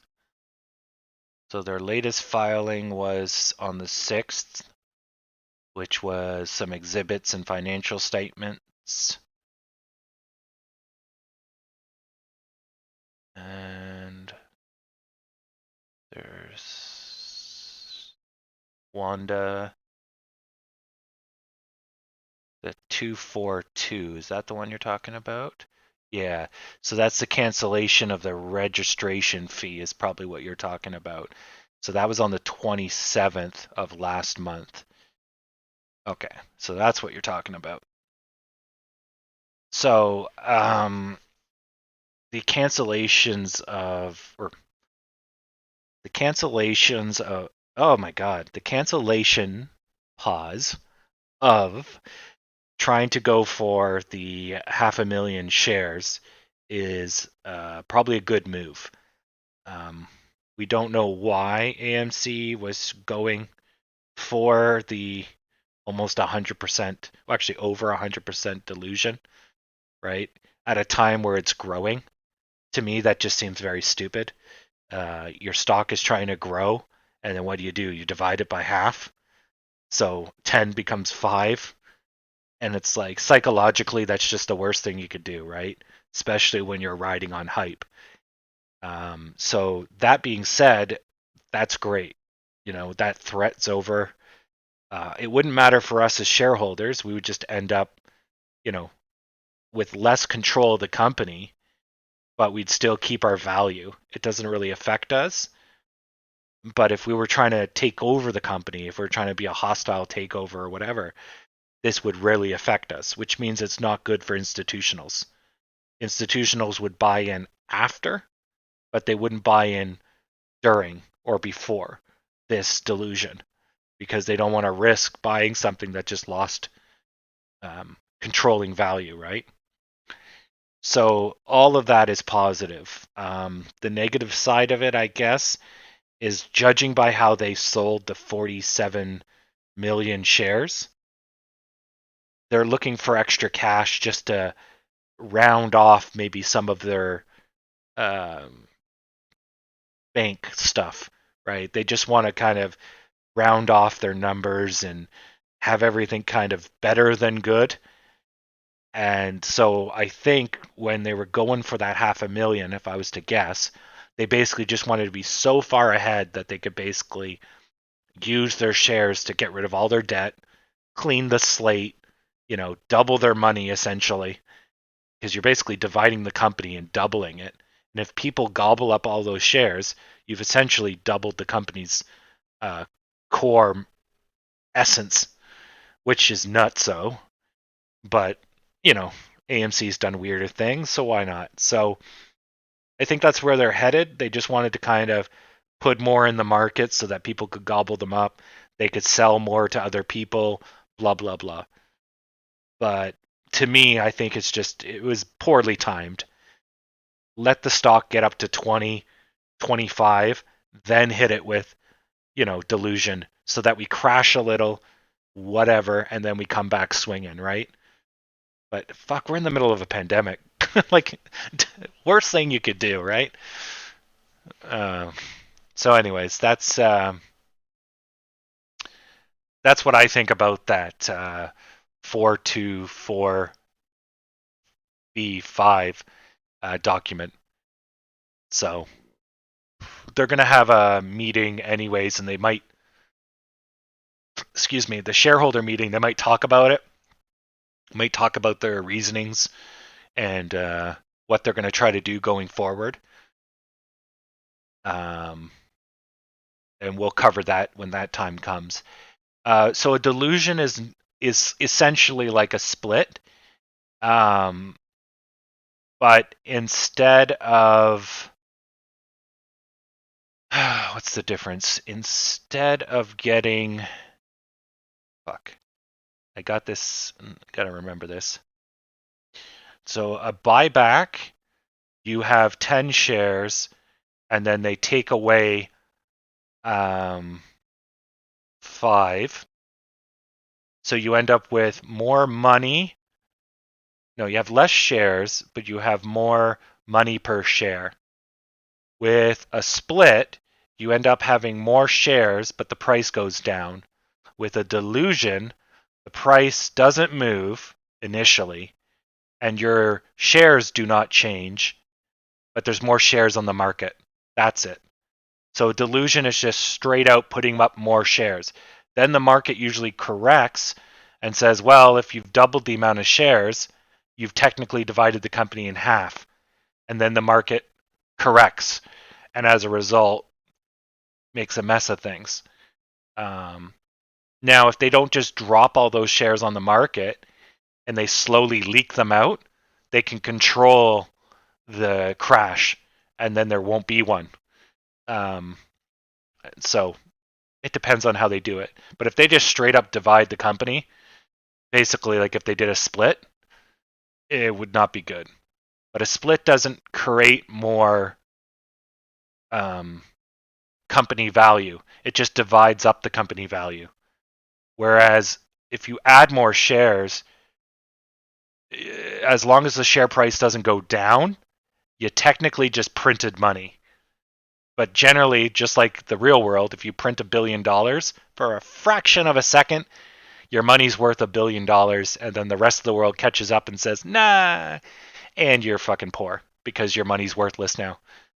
So that's the difference between the two. Yeah. Yeah, well, because a share is a share of a company. It's literally a division of the company.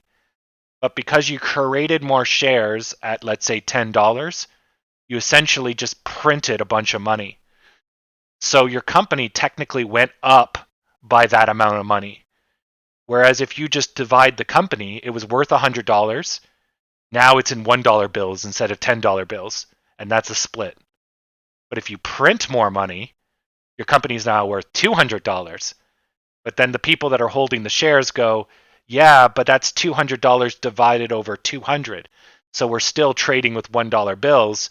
And realistically, that's fake money because you just printed it. So it's artificial wealth and kapoo, right? So you have to do some money laundering to keep with the metaphor. And then if you can launder that money, you'll be able to keep it without affecting your share price too much. Yeah. That's as far as I know on share delusion. Yeah. It would have tanked it in my books. If those 500 million shares hit the market, would have just like bottomed us out. Because if it doesn't kill us on the fact that they're printing money, it would kill us on the negativity. The stock is primarily driven by hype. So if people get scared, upset, angry, hostile, whatever, for whatever reason, we're in trouble, right? And so that's why I was like, this is just really dumb. Like, I mean, they know better than I do. I'm not a business CEO of $1 billion company, and I don't pretend to be. But to me, I can't see the logic in it. But it must have made sense to them. So, but yeah, it would definitely murder AMC's share price, as far as I can tell. Yeah. Yep. All right. Well, we'll work on the 100K. Have a good run. So right now we're just slowly drifting up. Low volume, nothing's happening. But at least we're inflecting upwards, so the risk of us crashing is now avoided. So that's good. It's good. I'm gonna have to make some food soon.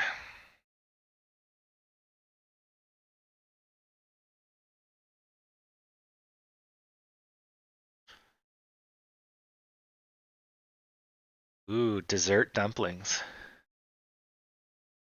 Dumplings, period, are a good call.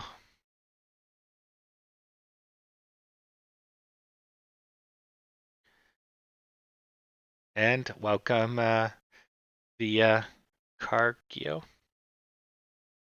Carjo, to say it improperly. All right, well, I think I can fire up some zombie killing while I wait for this baby to go, because we're definitely in slow-mo land today. Do. Oh, dumplings are great. You can make your own, but yes, I agree. Buying them is so much better.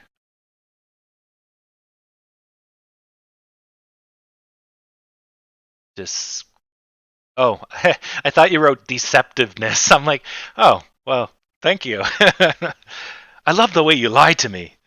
Oh, well, I love the way you lie too. No, no, no. Play the music in the background. Yeah. Um. So, uh, as for the squeeze, it would probably destroy any chance of a squeeze, I guess. But I say the I guess not because I don't know, but partly because you just don't know how it's going to play out. So a squeeze, just to backtrack for those that are new, only happens when you basically have people who are betting on it going down are now losing money because it's going up. But you need that to happen in a speedy event. If it's just slow, they'll get out slowly and you won't have a squeeze. You'll just trickle up slowly, right? So you need both the speed and the amount. Just loosely, that's how you get a short squeeze. So if we have a whole bunch of people shorting the stock, then we add in a whole bunch of new stock, then basically the chances or the ease at which it moves rapidly diminishes. If $1 used to move at $1, now it moves at 50 cents, right? Because you have more shares. So it takes more effort to move the stock with the same amount of money, which means the shorts won't be pushed out because the speed at which you have to go up now just got, in our case, twice as hard. It's twice as hard to squeeze them out now because you need twice as amount of money, which means you need twice amount of people or twice amount of money. So unless we're all going to get doubly rich, it's a lot harder, right? So delusion or a stock split, but a stock split, the shorts would hold on to their position, so they would actually just get more shares. Where in a delusion, they don't get more shares in it. So the delusion would actually add to the short's position. It would add stability to the stock in the sense that it makes it harder to move in any direction, which is clearly something we don't need right now because this stock is fucking slow as shit. So there's that. But because a delusion would cause the stock to likely plummet, you would have everyone buying up those shares to short. And if it didn't plummet, then you probably would have just screwed over a ton of people, which then could possibly trigger a squeeze because you have so many people so close to the needle. And when the needle goes up, they all turn about and try to get out. And because they're all trying to get out at the same time, the needle jumps massively. And there's your large amount in a short amount of time, right? And then the short squeeze happens. So Yeah, I would say a delusion is probably not going to help at all towards a squeeze. You want the least amount of shares, and you want an aggressive buying pattern of just money, money, money, money, money, and that will throw all the shorts into the garbage can. Um, but yeah, neither of that is going to happen anytime soon. Well, I shouldn't say anytime soon. No, not real soon, but possibly maybe in the weeks. Like we're getting pretty close if you look at the monthly to kind of a squeeze kind of territory. Like if we jump from 10 to 12 just right now, if we went right to 12, we're going to squeeze out everybody that piled in the last few days, and we're going to squeeze out possibly 2 to 3 weeks worth of people that have been short selling. So that could catalyst us right to 14. Then we've squeezed out 2 months worth of people. And then that could catalyst us to 16. And now we're squeezing out people from up to 3 years ago or January, right? So I'm not 100% sure. Like, it's the potential for a squeeze is there, but we don't have the volume. And if we don't have the volume, we're not going to get the price motion. And if we don't get the price motion, there's no way we can squeeze. So, yeah. Yes, the 424B is I don't know exactly what it is on the SEC, but it's usually used as a form to show a change in the shares. So it's issuing new shares, or in this case, it's a cancellation. So maybe the B is a cancellation. I don't really know. I don't file SEC things, and I don't remember these things. But the short of it is basically, yeah, in our case, that form was them telling the SEC that they're not going to pursue 500,000 share delusion. And that was the start of this conversation. Yeah. Oh, well, you're going to get another squeeze, Daryl, when you turn 50. Just wait and turn your head and cough. Ooh, those days are coming.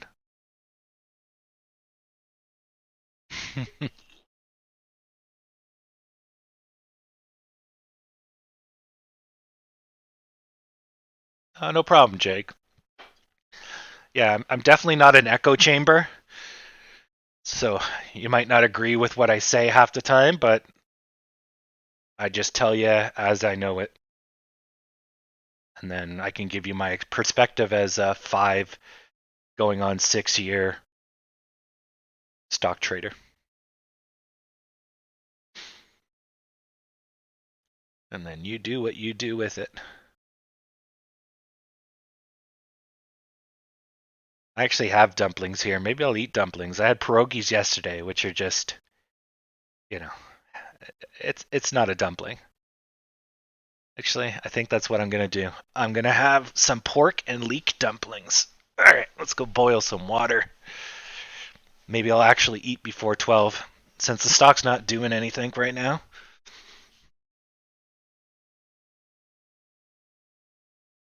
All right.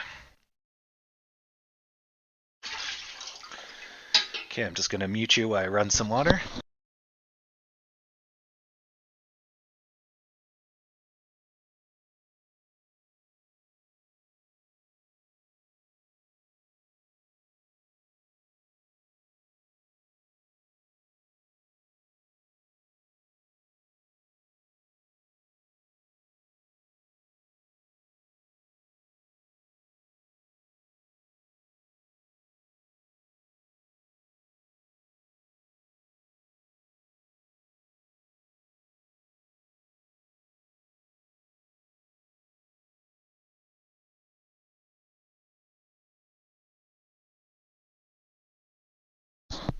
Yeah, the best thing about dumplings is they're like sushi.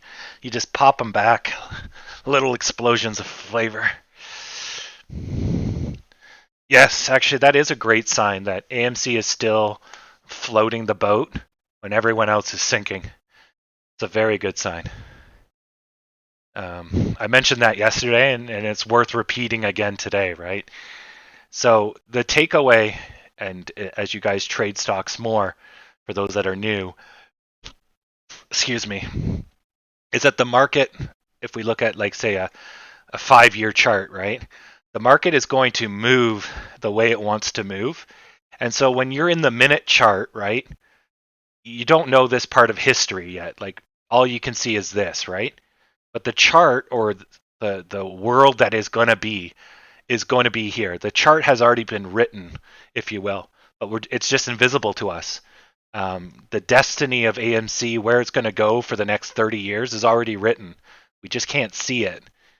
So when you're in the minute chart and you're getting stuck basically in the weeds, right? You have to look at the larger picture because the market is trying to tell you, where it's going to go because a stock can't just go backwards. It can't do certain shapes. So there's only certain things it can do at certain times. Like this, it could possibly go right back up and then exceed this corner, but the likelihood is like 0. So what's going to happen is it's going to have a couple of days of lagging, or in this case, almost a whole year, because we're in a different time frame, right? And then if it doesn't recover, it didn't, this happens. And that is common to every stock, right? So even though we're here, I could have told you that as of this point right here, if I didn't, as soon as I saw weakness here, then I probably knew this was coming. And so did other people. And then once you went back to 13, that's nails in the coffin. And everyone else figured that out later, right? So anyways, my point here is that as you're learning stocks, always keep in mind that like right now we're green and the rest of the market is red. And partly because of that is in our macro picture, we're overdue for an outbreak. We're due for going up, flying up. So we had 5 years of, shit, and now it's over.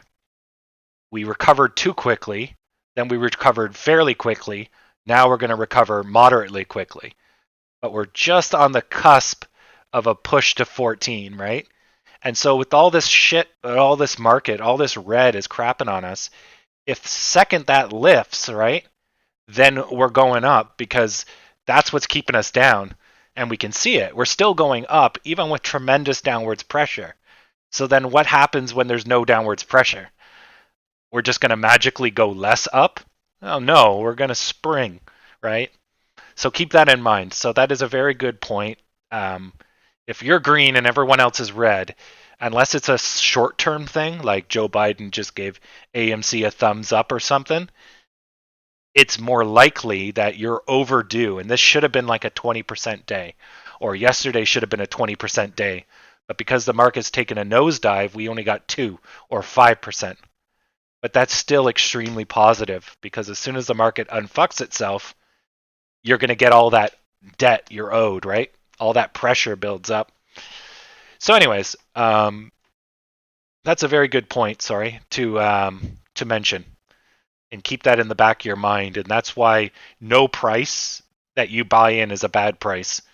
Because eventually, and of course, that's not financial advice, personal opinion, because you're basically going to hit 11, 12 shortly. So you're looking at $2 for every $10 you invest, a 20% return. Woo, where are you going to get that anywhere else, right? And then when it goes up to 14, you're looking at a 40% return. Where are you going to get that? Your job? No. No one's going to give you a 40% raise. Now the question is when? Then that's the bigger question. I can't answer that. Hopefully, we're going to follow the symmetry here, and we're on track. But we need to see some gas today. If we don't see some gas that gets us over 1059, then this may not be symmetrical. We might have a collapse. But anyways, yeah. So it's not an if, but a when. Keep that in mind for all that is new. And that's why I'm invested in AMC, because even though it's a really dead horse at the moment, it's a horse with a future. So I don't have to worry about it crashing or going to zero like you have to with a lot of stocks. I mean, I guess same with Ford and GM and all of them, but those stocks barely move. At least AMC is just getting ready for a nice 40%, which will probably show up as maybe the first day will be a 15-20, and then the other one is the bigger one. So I'll have 2 days of excitability. So I guess if I did my math right, the second one would be 25, and the other one would be 15. So yeah, so then a 10 and a 20 if it's a 30, and a 15 and a 25, I guess, if it's a 40. But yeah, I'm really bad at math. I can trade stocks, but don't ask me to add numbers together. Because stock trading is more patterns and shapes and logic and psychology than it actually is numbers. But numbers do help, like in this case. What's half of 40? Okay, that took me a second, but it's 20. Yeah, I am really bad at math. It's those grade school learning disabilities that I was talking about earlier this morning. Those damn artistic kids. All right. Dumplings are in the mix. Looking good. Can't wait. Dumplings. Oh, all right. Let's go back to the 1 day. Let's get zoomed in here. So in the next 2 days, we should climb out of this chart. So if we get somewhere into this green by the end of the day, that's good enough.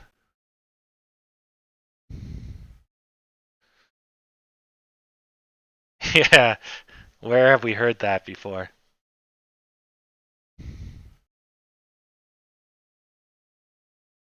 Yeah. Yeah, no, the channel's doing great, and I appreciate all the people that come and view. It's great. Today we're pretty low on the playbacks. We're at about 400 playbacks.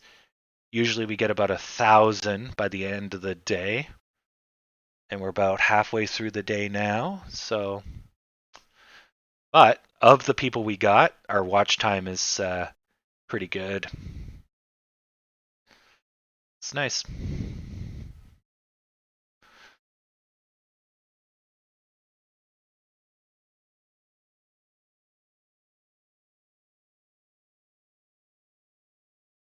And I change the title and see if that helps.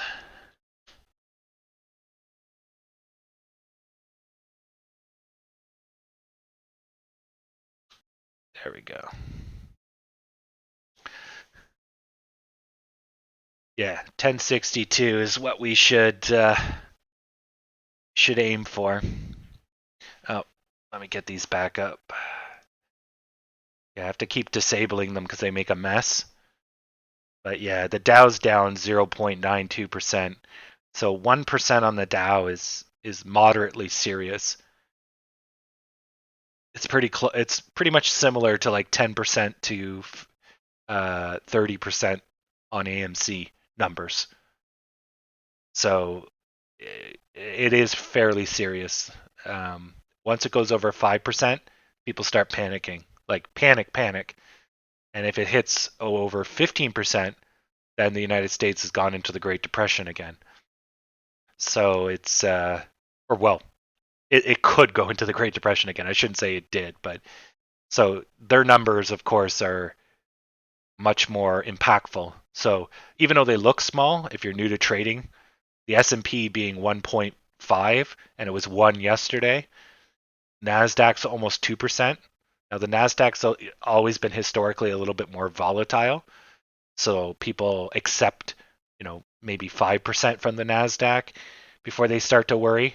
Where the Dow, it's around 3.5. They start making brown pants. By the time it hits 5, they're really panicking. Whereas us, it's like meh, -20. We just had a -30, right? So you got to keep it in perspective. So the markets are pretty bad right now. Um, Now I would sound more alarmed and more panicky if those numbers got any bigger. But they're already showing strength. So they're going down day by day, but we are selling in May. We did just have a giant bull run, whatever. It's not that bad, right? So I'm not panicked. But if it continually gets bigger and bigger and bigger, then we'll have to start to worry because even AMC won't survive a market sell-off. But we haven't got there yet, and hopefully we never get there. But that day technically is coming someday. There'll be eventually you have to pay for these 10 years of growth, right? So hopefully the pandemic bought us another 10 years because that was a huge sell-off, almost 30%. So hopefully that bought us some time. And it looks like it has. But in the case that I'm wrong, we're overdue for a 30% or more market route. So, yeah. Oh, Tom's going for 1058. Woo. All right. End of day. AMC is not Deadpool.exe.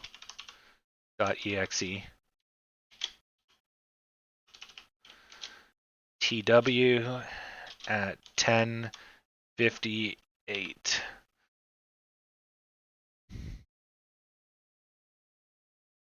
All right. Oh, I got another one. Oh, and let's do this properly. I always do this wrong. Okay, and then 1090.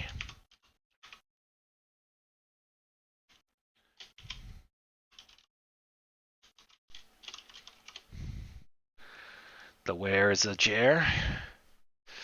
All right. So it's a little early for the Deadpool, but good. Calling it early. Actually, you know what? Just to be a good human being, 1147. Actually, I'll just do this way. So we have a sense of time. Okay. Maggie is 1075.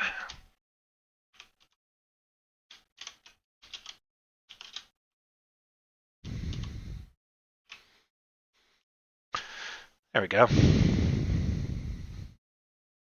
You don't have to call them out now if you don't want to, but I guess extra bragging rights. 1099. If you there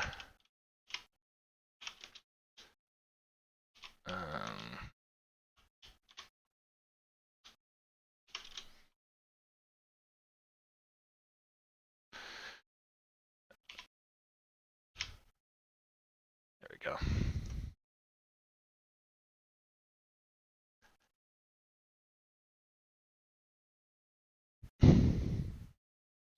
I know, Tom. Well, at least you can lock in your number early, right? All the good numbers are going to be taken.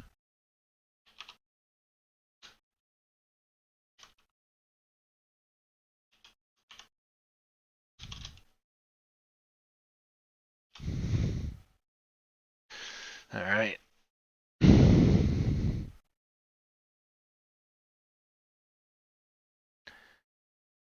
So at least the Dow is starting to show a little bit of life support. So here the Dow's testing it's in a U shape basically, and it's trying to break out of these guys.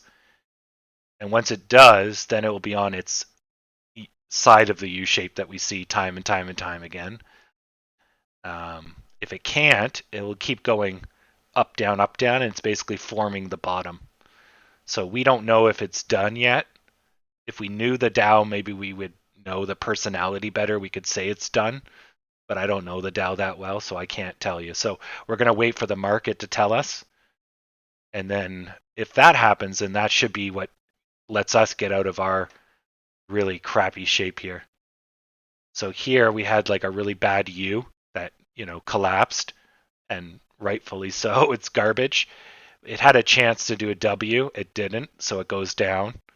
So we do another U shape, which finishes here, but it wasn't enough to finish the larger U shape. So then we end up getting another U shape, which finished. And now we're just slowly going up in a channel, which is essentially there's a W that completed, there's another W that completed. But, these are all so fucking tiny that it doesn't really matter. All you really need to take away is that the sellers got real strong here, and both the buyers and the sellers basically gave up on life here, and we slowly drifted up. So that generally means we'll continue the slow drift unless one of these guys decides to go hardcore down. If they go up, though, if this is our baseline, then all we can do is this. And then, of course, that speaks to what I just said earlier about we really want to go up. So AMC itself has all this pent up energy, but it's being hampered by the weight of, everyone sucking but us. And so once that lifts, then we'll see that up energy. The Viagra will kick in, and it'll be green dildos for everyone. Everyone gets a spin.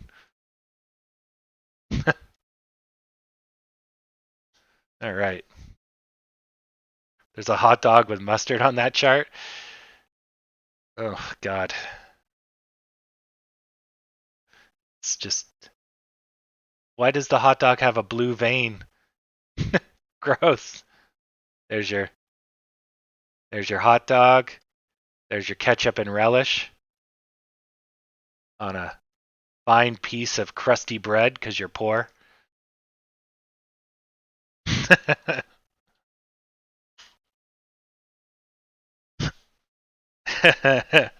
Gross. All right, dumplings should be done. How long am I supposed to cook these before I give myself food poisoning? 2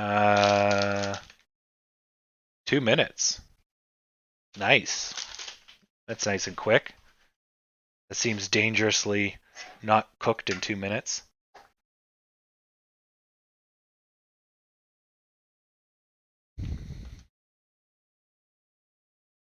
Yeah, I'm going to go out on a limb that you need to cook them for more than 2 minutes.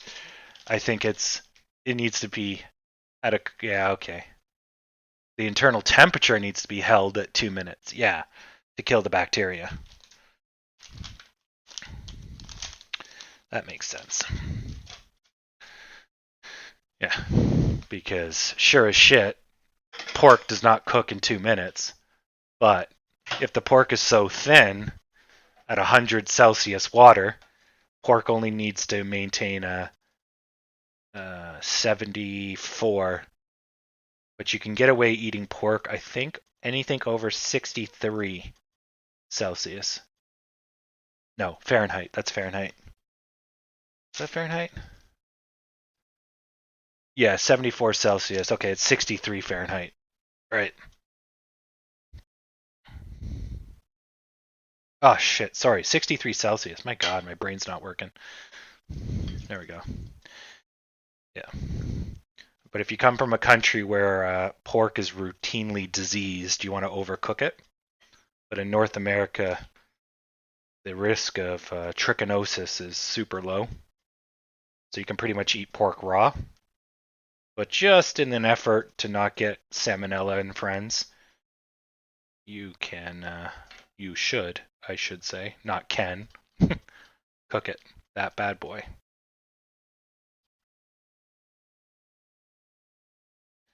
All right. Well, I got dumplings. My inner Asian is satisfied. And I just poured dumpling juice all over the floor. I don't know if you heard that. I'll just add that to the things I gotta clean up when this stream is over. Not as bad as the day where I spilt coffee all over myself and then tripped over a table and spilt coffee all over everything midstream. That was fun. Nothing like trying to do stocks while your hand's burning off. time is it? 11:55. So we should be going into the lunchtime lull. I'll see how that pans out.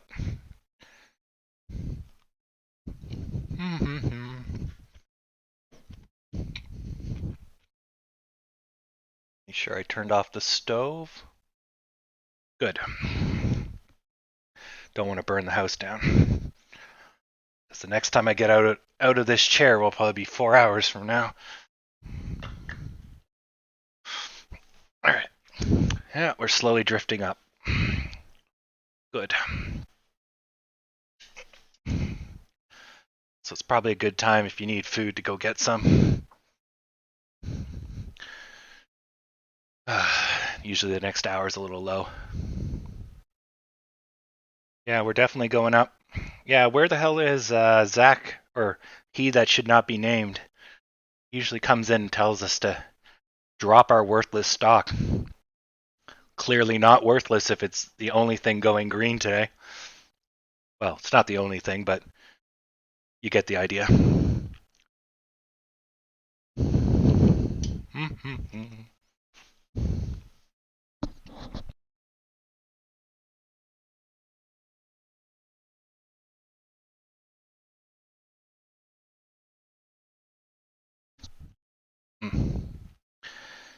Okay. And today's in-flight entertainment is going to be Project Zomboid, which is an isometric zombie game that I was talking to Backstop about yesterday, and then I'm like, the hell, I gotta play this now.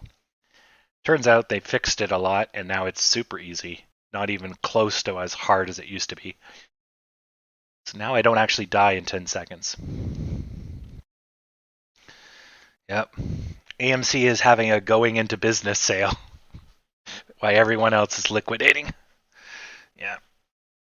Yeah, because the Dow's now at 1.2. When I last looked at it, right, it was not 1.2. I think it was sub 1%. So, anyways, we'll all just chill here while looks like, yeah, look at that Dow. It's getting frisky. So eventually that weight of that Dow is going to push us down, but we're far enough from our breakdown point, so we got room. So now the likelihood of us going up is going to get less and less, but as long as we stay off this bottom, we won't have a crash. That's what I was talking about earlier, where it's just get some height just so we can play it safe. Exactly. And you can see here there's large cell volume, but that doesn't mean anything unless they can sustain it. Ugh.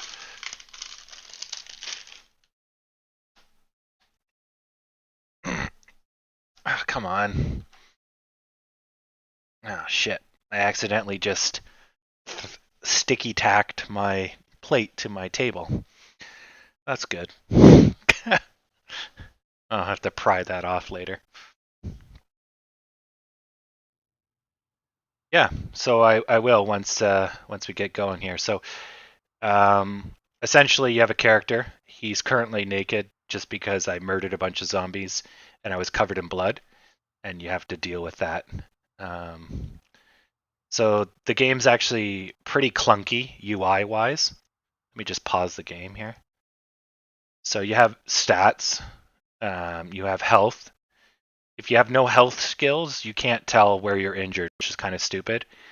So you can't tell that your hand's hurt or whatever. But couldn't you just fucking look at it? There's a huge crafting menu. It's a little clunky. You can't search, right? So you have to know it and scroll a lot, which is absolutely garbage when you're being attacked by zombies on a multiplayer server. But it's pretty cool. There's a lot of stuff you can build, radios, butcher things. You can hunt, forage, you name it. So right now I'm on day 2. So I was just covered in blood because I had to clear out some zombies from my house. I moved down the street, so zombies are attracted to motion, so you put up blinds. But I can't really show you the house until I get outside. I'll go outside. So okay, so there's the house. So I took over this house in the neighborhood. Cars are super important. They're both safety, and zombies in this are slow. They can be fast if you want them to, but this one had a backyard full of plots, so I'll grow my food here. Plus, the fence is perfect. Zombies can't see you, and as long as they can't hear you, they won't come and visit you. They'll just busy doing their own thing. This game supports up to like hundreds of thousands of zombies, and they look like, oh, that's me running them over. Let's see if I can find a zombie for you. Oh, there's one. So if I make some noise, he'll hear me. And as long as I'm not in his cone of arc, they're generally going to keep to themselves. But once the horde gets together, they end up like locusts. The horde starts moving the horde because they get agitated, and then you just hope you're not in their walking direction because they come in thousands and thousands. So anyways, yeah, so I'm just going to play this to pass the time. Gotta get some clothes on. So we're probably going to see some negativity in the next couple minutes just because, yeah, the DAO is just doing so poorly. Oh, this game is so clunky. Okay, I apparently have pants on, but it's not showing.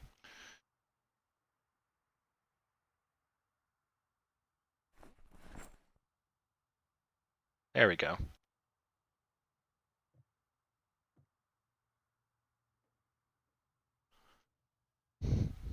Boom. All right, I'm ready to go beat some people. So in the early game, you still have electricity and water. So the idea is to gather up generators, fuel, and canned goods, and then eat all the fresh food. Oh yeah, space. I can still play. Oh, I got a zombie here. I can play Space Engineers. I just kind of felt like something a little different. Oh, sorry for that weird noise. There we go. Oh, fucking dead. Goodbye. So I've been putting the zombies against the fence. That way it doesn't attract. And we just. This is a very detailed zombie survival game. Yeah. So, anyways, I'm just starting off today. Gives me something to do. The controls are horrible, but oh god, how do I open the trunk? Oh, I have to press I for inventory, and then I have to look. That's what it is. Yeah. Okay.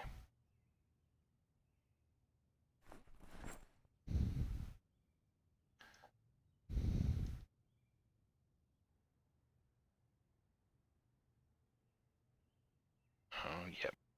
That's what I was doing. So I was just upgrading my windows with blinds was what I was doing. I robbed my neighbors. Some of my windows have been destroyed because there were zombies in here. So I cleaned up the whole area with bleach. So I'm just, this got a blinds. Perfect. You can barricade windows, build walls, and a whole bunch of other stuff. There's us going down. We're finally getting pulled down by gravity. Unfortunate, but them the brakes.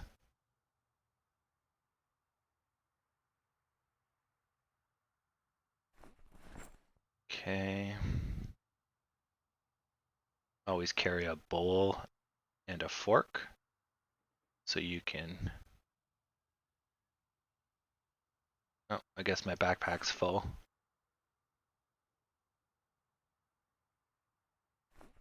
We'll leave the hammer and the nails here.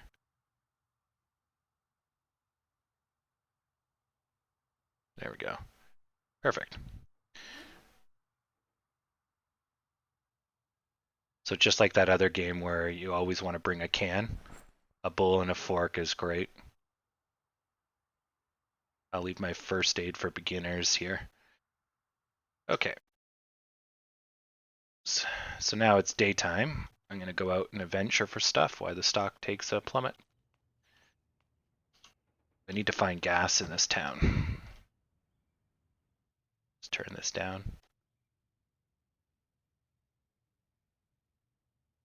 Freedom of choice wants 1051.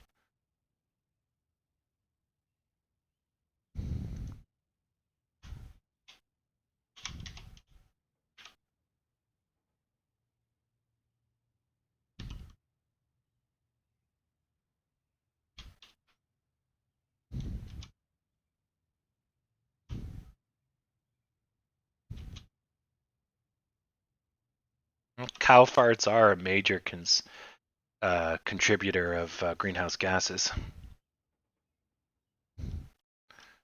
It seems kind of stupid, but realistically, if cows didn't fart, you wouldn't have a big problem. But we love our beef.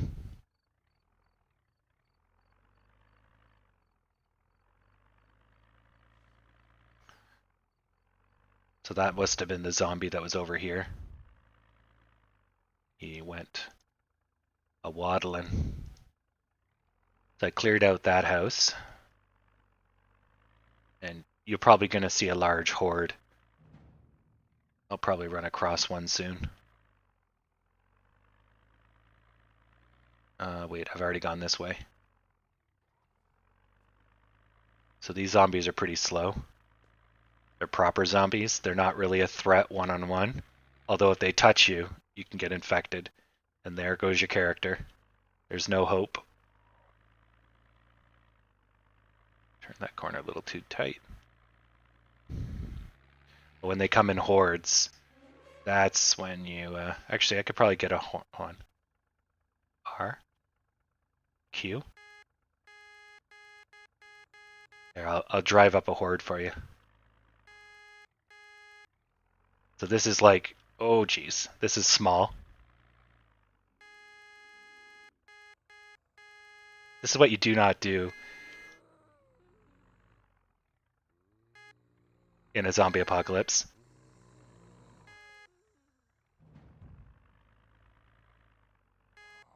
You see, some of them are fast shamblers.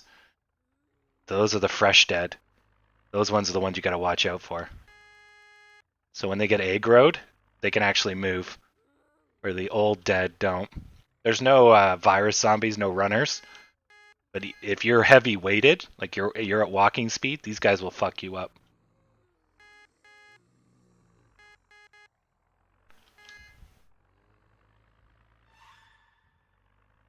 So anyways, that's a moderate size. Enough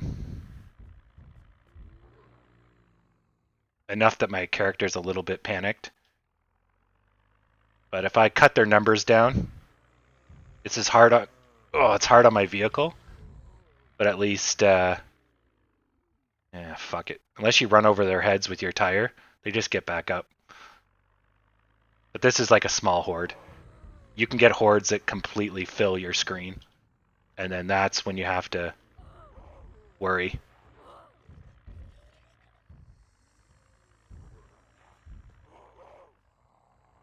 Ah, geez. But as you can see, they're hard to kill, right? So. Sorry, Shaniqua. Yeah, you have to get your tire over their head, basically. This is a common tactic to get rid of zombies. Just keep spinning.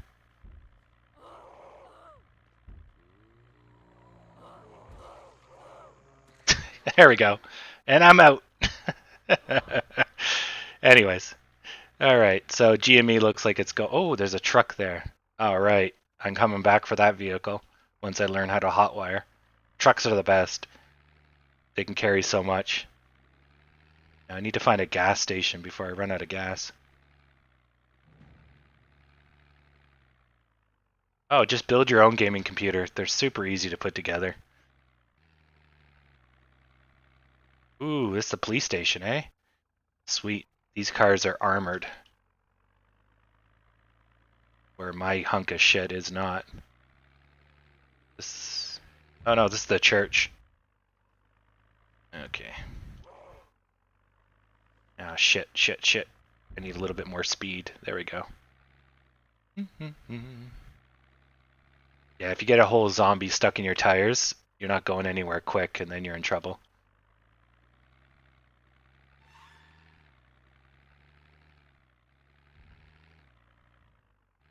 The CPU, it's not too bad. Just make sure you get the notches lined up, and then it's all good. But yeah, if you bend one of those prongs, rip, 300 bucks. And throw that fucker right in the garbage. Yep, GPUs and actually hard drives just recently because of Chia recently became super expensive.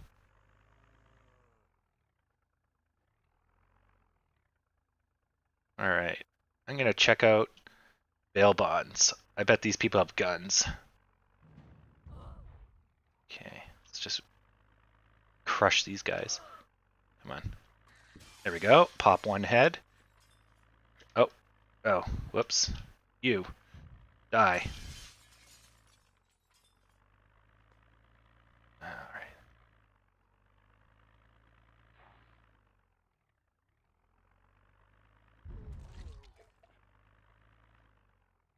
They have the satisfying popping noise when you run over their heads. And the game does actually have that level of accuracy. Which is annoying because it's so hard to control your 2D character. Because, yeah, you gotta pop some skulls. Alright,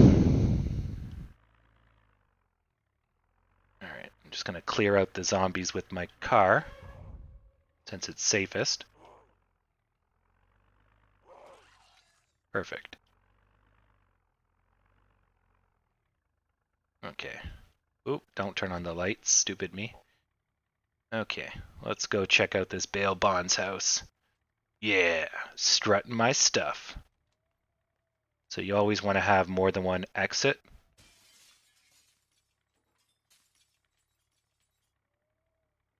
Okay.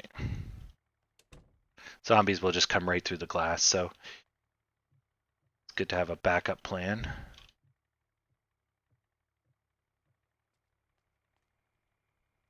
Some food.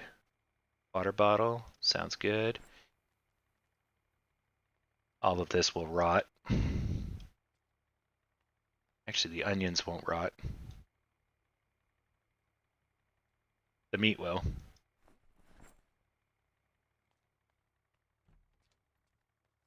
Alright, what do we got here? CDs, newspaper, a sheet of paper. Awesome. Box of nails. That's good. Can do with that. Actually, I'm going to take a minute to decompose some stuff. Actually, I'll do that later. So if you break down stuff, you can work on your carpentry skill. But I could probably do it closer to home. I'll take all of them. All right, well.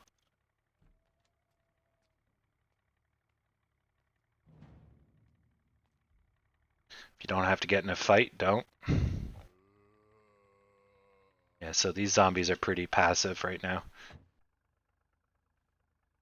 And look at all these AstraZeneca vaccine people right now.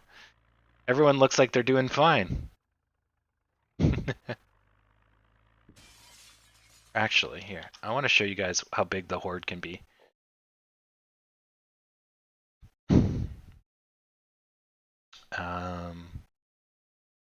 Host, manage settings, create new settings. Next. Population, here we go. Insane. Urban focused.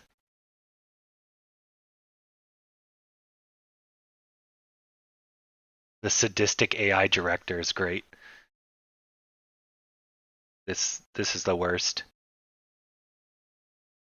Is when you're trying to sleep and something happens, like some meta, yeah, or a meta gunshot in the distance that causes all of the zombies in town to move.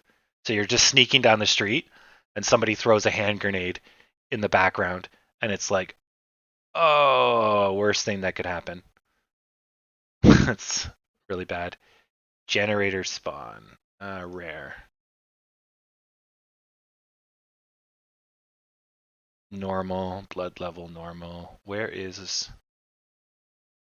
zombie lore? So yeah, you can choose so proper zombies, but you can choose the ones you want. So you can get sprinters, that's the virus zombies. Shamblers, which are the normal. Fast shamblers are fresh versions, but some people don't believe in them. Toughness, you can have them. And based on how long they've been infected, they can also, you know, uh, whatever. They can also reanimate too. So if you don't take off their head, um, they could come back basically. Um, so yeah, and you can give them memory, and if they decompose, they slow down, they weaken. So, anyways, I like proper zombies, so they fall apart over time. They can freeze. Um, okay, advanced zombie population multiplayer. Yeah, maximum is 4. Okay, let's show you what lots of zombies look like. Okay. All right. Well, let's go back. Let's start. Yeah.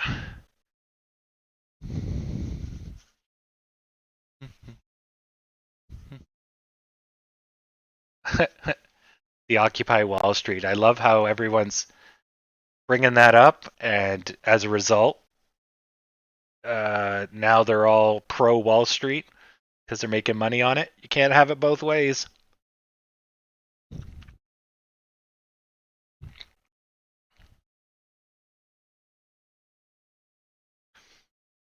Yeah.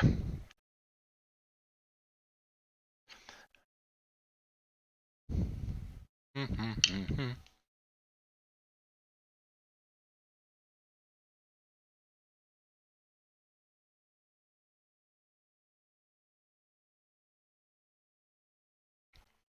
There's also a bunch of perks and traits that you can pick, and so you can make your character fat or smarter. I like I take high thirst because water is technically easy to get as long as you're not stupid. But I like being inconspicuous and being able to hear farther. Being able to hear the zombies outside of a wall is really important. If you are deaf or blind, you're dead in a zombie apocalypse.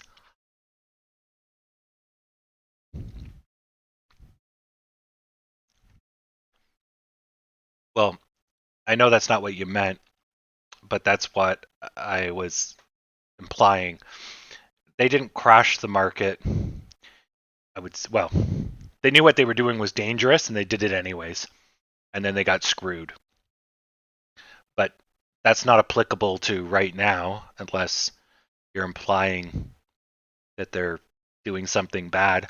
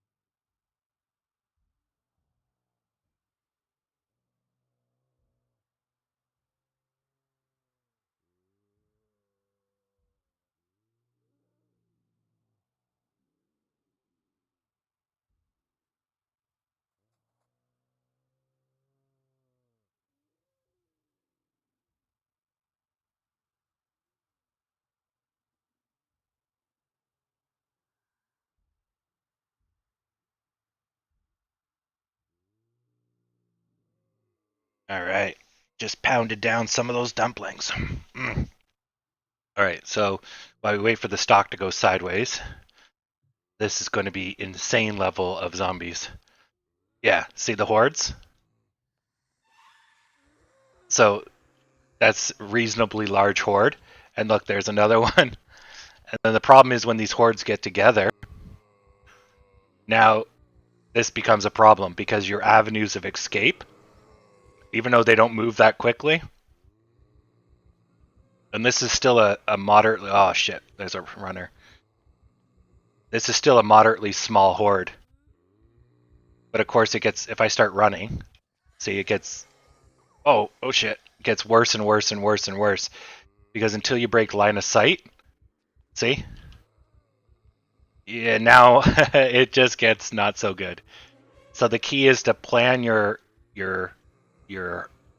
hole, find a hole, and dart through it, and never be overweight.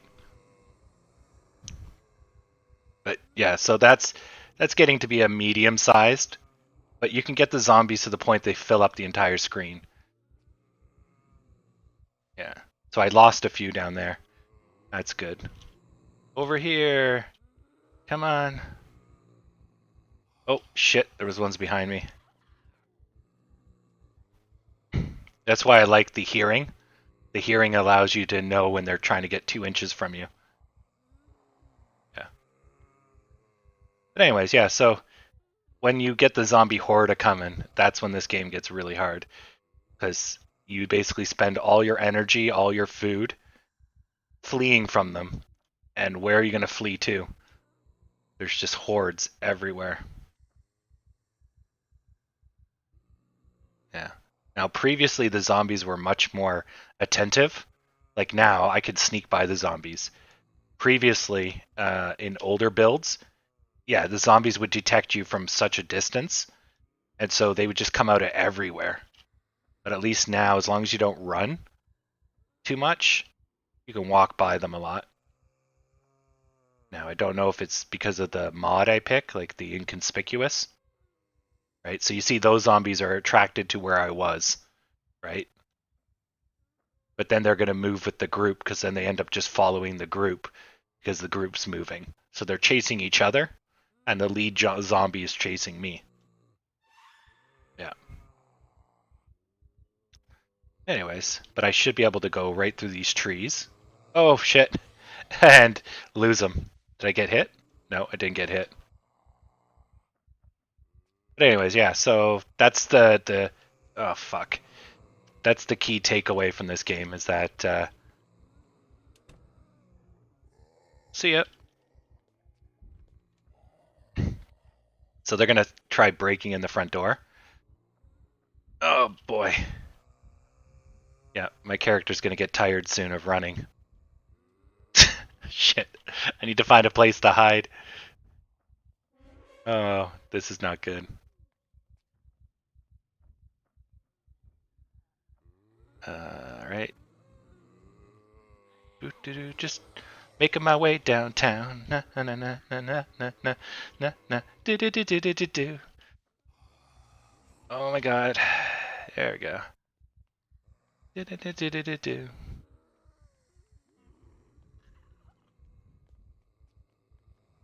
Let alone if I actually get to a place where there's lots of zombies. This is still pretty medium.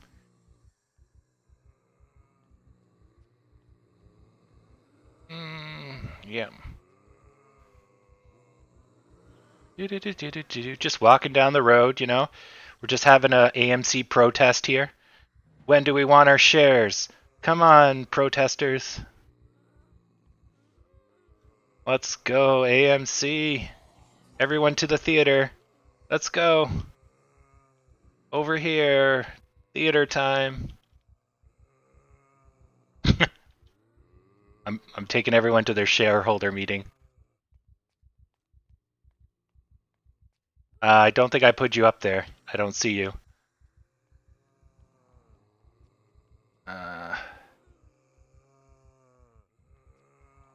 Damn, that's a lot of zombies. Anybody that has their speakers on high, all you're hearing is moaning. It's not a porno for anyone that's listening.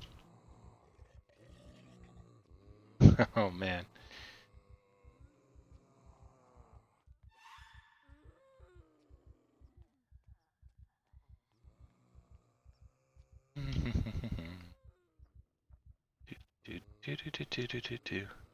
Okay, I'll put you up there as soon as I can find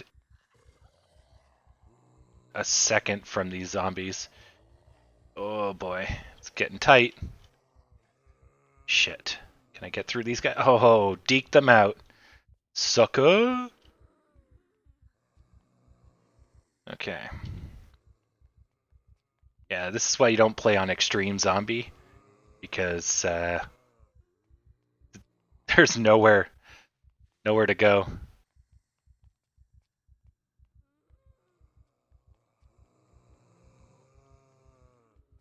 And the zombie population technically grows over time, and then they eventually congregate into a mega horde, and then the mega horde will migrate in one direction, and you just hope you're not in that direction.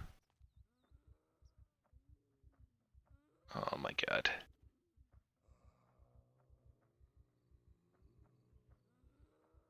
Here we go. Probably lost them now. Okay. This forest is super dangerous, but I probably lost them. Oh, fuck a runner. That's why being out of a forest is much better. Did I get hurt? Nope. Oh, I found the water at least. Okay. Now I just need to lose these guys.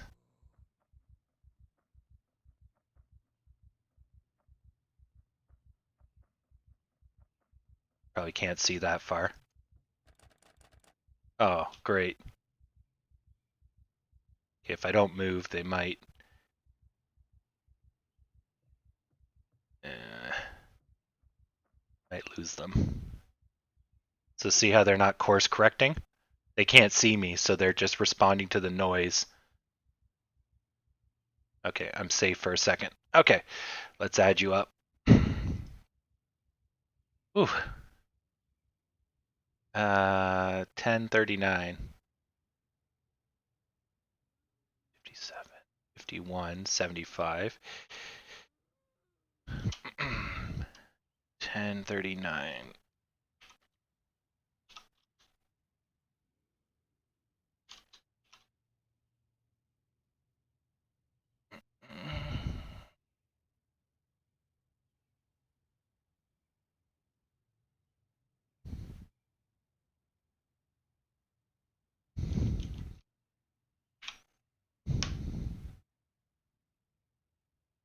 Okay.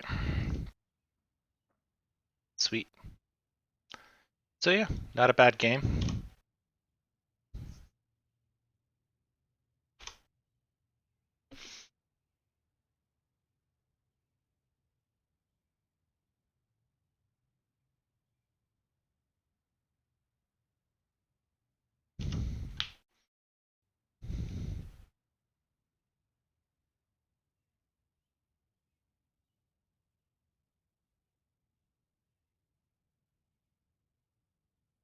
Oh, cool. So in admin mode, I can see all the bots. Invisible, God mode, no clip, unlimited. All right. Sweet. Super God. Sandbugs. So I can switch this to 6 months later. So this place is going to be thrashed. Okay. So all these zombies should be a little bit more rotting. So now I'm in God mode, so we can. So they're still responding to noise, but they can't hear me. So if I brush these trees, here, should get their attention. No?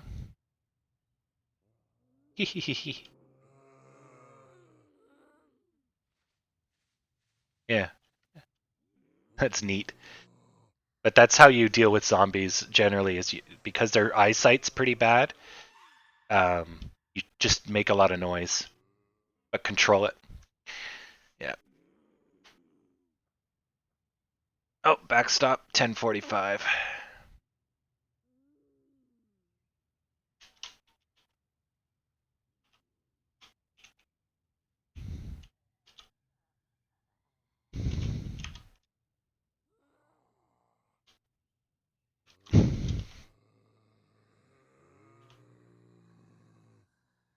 All right. Gonna just eat some more dumplings as we watch the stock go sideways.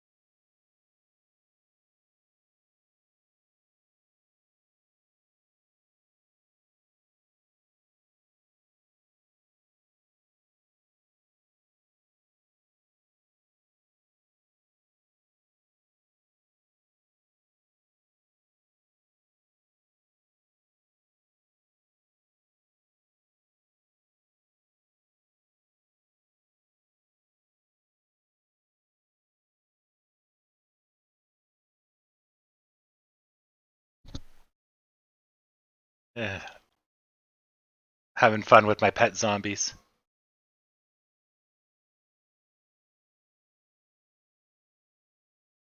They don't like the fences.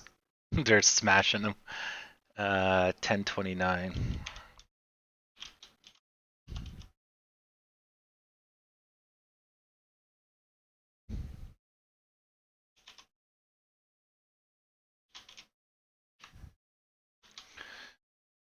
Okay. So we have both the Dow and Jesus, my whole house sounds like moans. Both the Dow and GME are starting to inflect up, and we're not showing any of it. So hopefully that changes around shortly.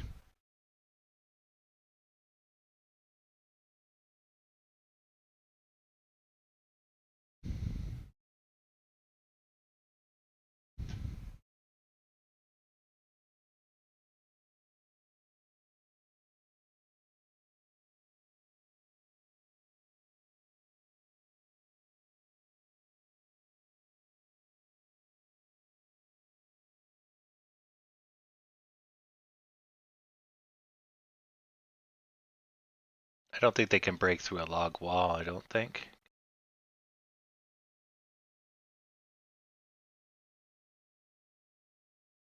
Hmm.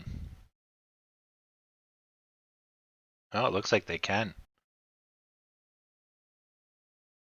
Well, that's dangerous.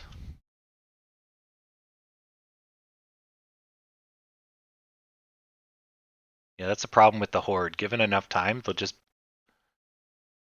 bang against it until it breaks.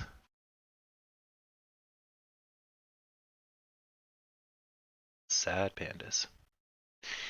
All right.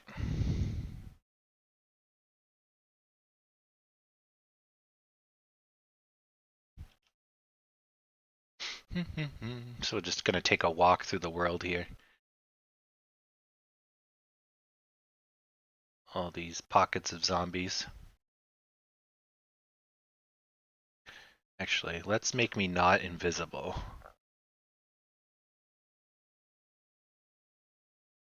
Um,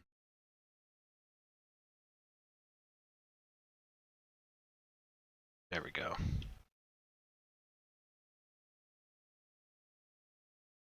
Oh dear.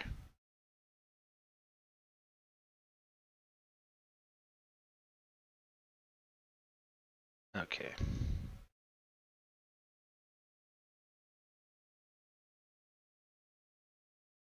Edit your admin powers. Save.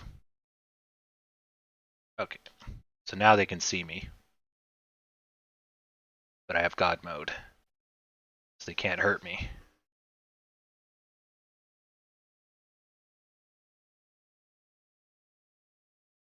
Oh, shit. They're just chewing me apart.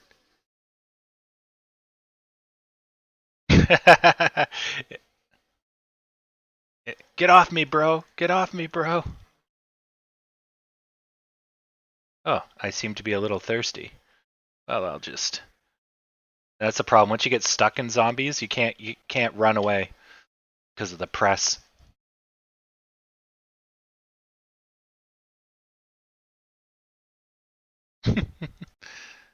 uh, where is admin mode? Cancel, back. Yeah, we're still going sideways.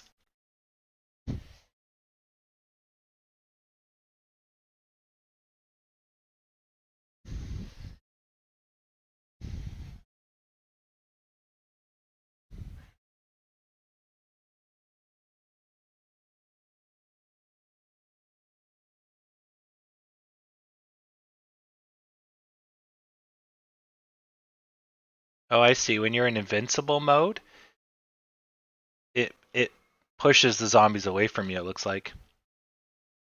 But yeah, calling over zombies and setting off bombs is a useful technique. But looting houses is really fun in this game, and it's definitely a good game to play with your friends. But yeah, I just wanted to show you guys what a large horde looks like. These are all kind of small.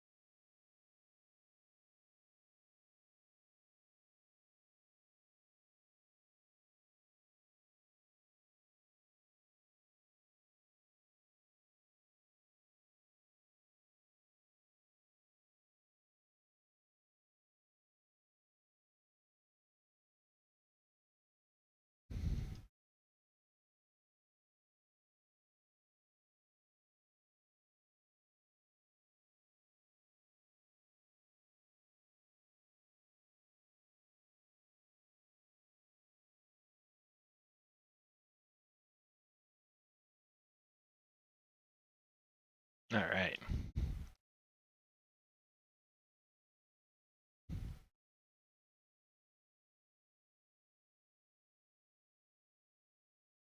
Oh dear.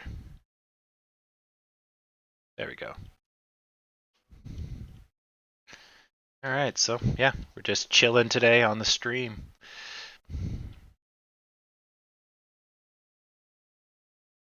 I can run on the water. Sweet.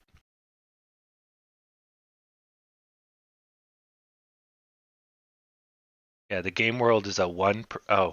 If anyone here lives in Kentucky, I'm playing in West Point, Kentucky, and it's a 1-by-1 reproduction of the town. There's also Rosewood and two other places which are faithful reproductions of those towns if you live there. So I'm told. Guess I could check with Google Maps.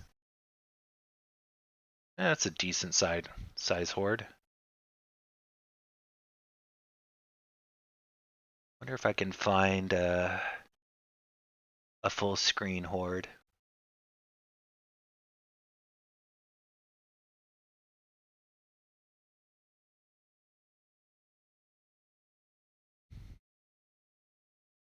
Oh, if you want scary, when you have a heavy fog and you're just walking through and there's zombies just everywhere, oh my god. You will shit bricks. But yeah, the UI is clunky as crap. Um, make it super cool, snowy,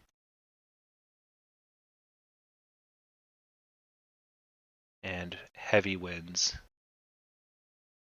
with a bit of fog.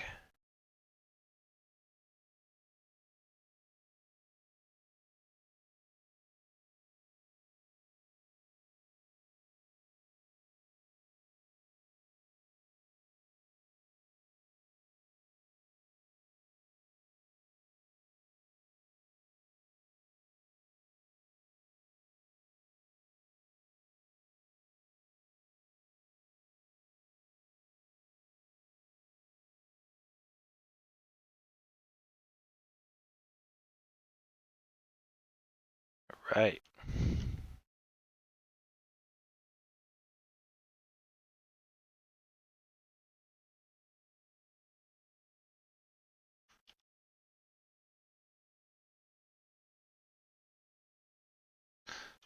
Sweet. All right, come on, AMC, do a thing.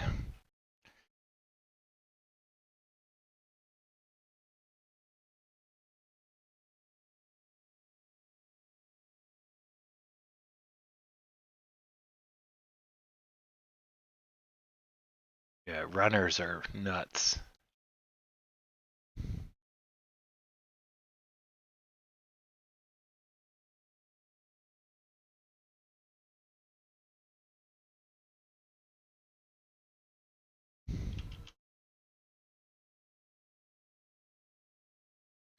If I recall correctly, zombies will freeze in the winter and they start moving really slow.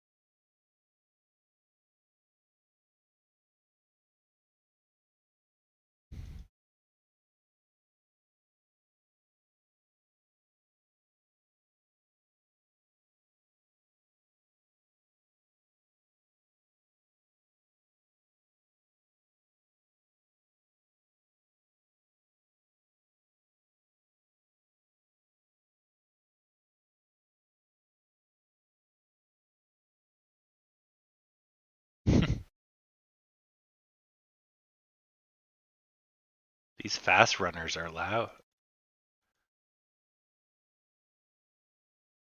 Jeez.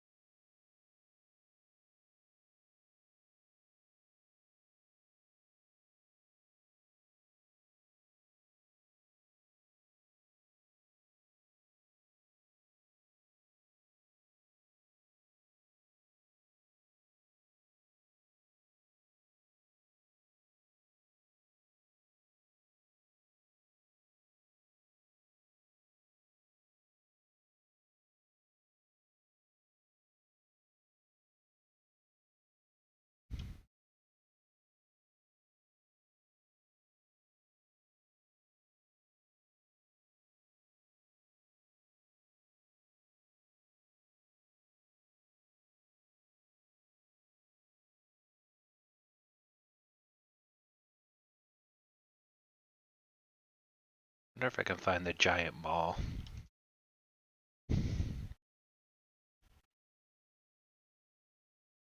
Mall's a pretty fun place.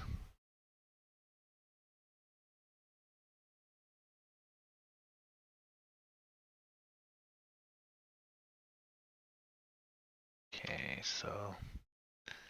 Ooh, that's a small amount of zombies right there. Yeah.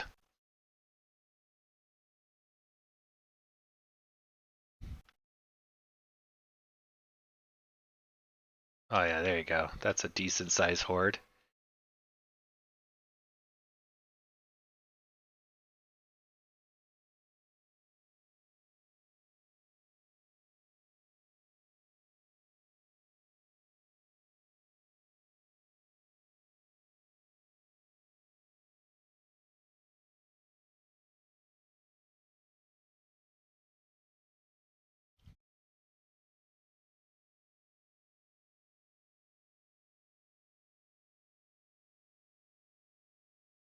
Ah, there we go. Now we're getting proper size horde. So this is still about maybe a quarter of the size you can get. But yeah, something like this is incredibly dangerous.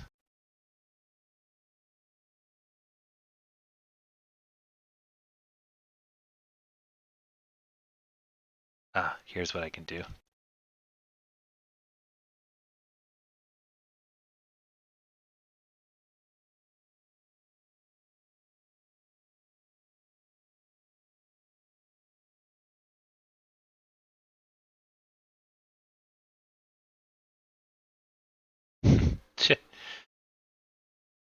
They're just gonna thrash the car. That's when you're pooched.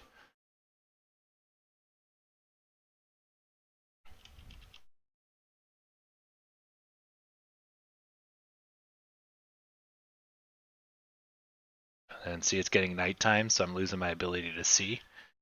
And so the zombies get blind too, but they're getting so hard to spot, you'll end up walking into one.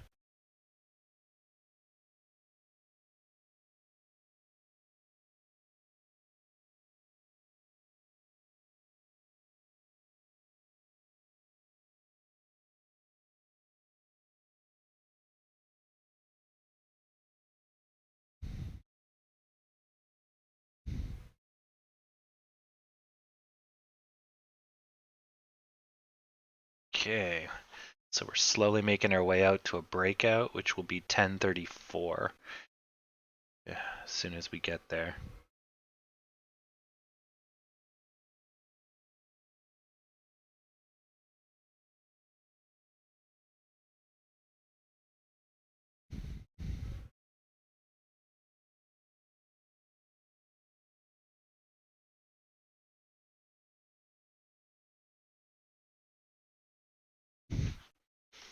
There we go. Now we can see again.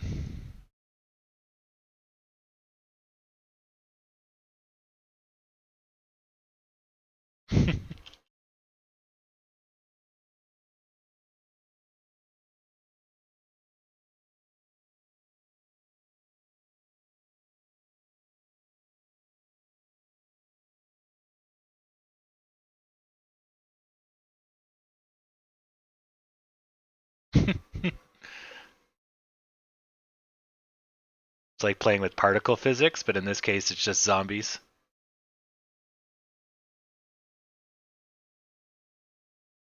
Look at them just pour through the house. Like, oh my god.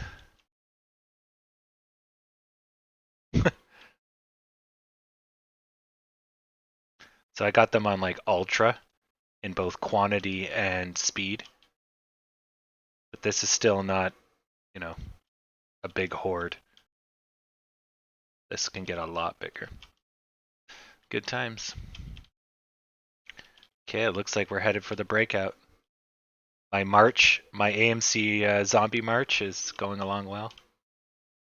When do we want share prices? Come on, everybody. Gonna march on Washington.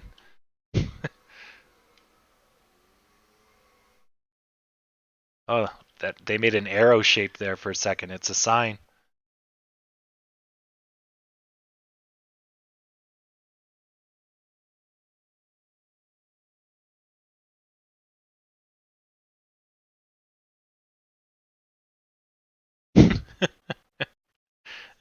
Good times. All right. I'm gonna give myself some weaponry and I'm gonna blast. Put these zombies on blast.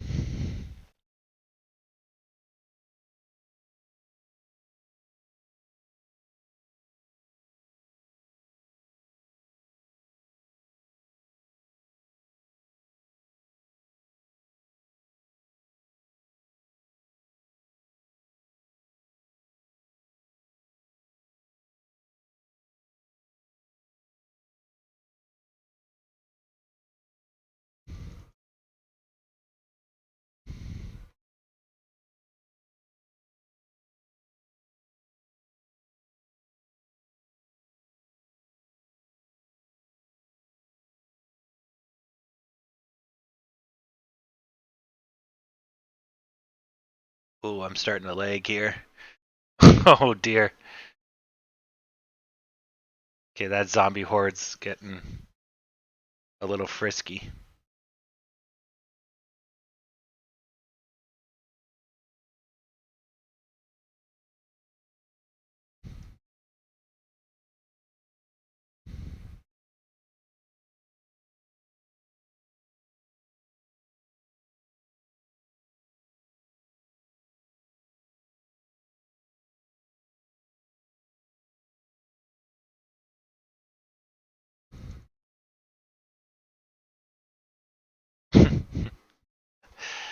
I don't know how to give myself weapons as an admin.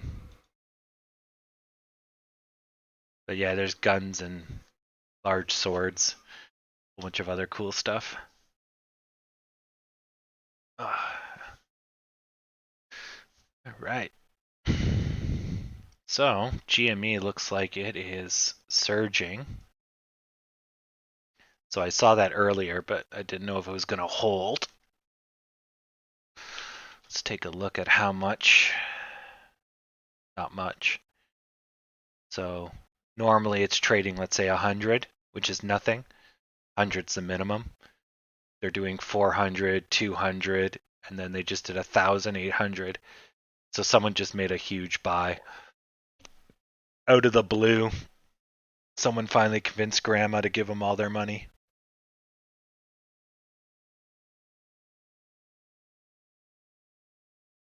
Oh, and it looks like the GoFundMe um,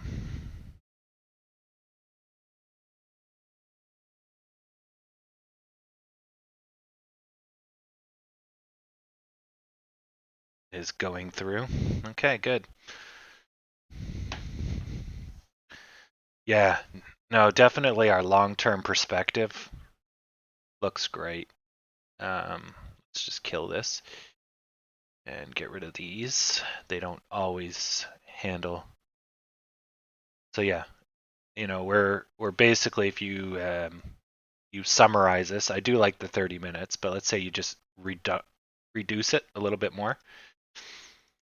You could be looking at, you know, a pennant, right? You could bring that down, or you could keep bringing that down. But you're looking at the potential for a breakout is really close, right? So this is not, GME and AMC look the same. I was like, wait a second, there's a problem with the middle.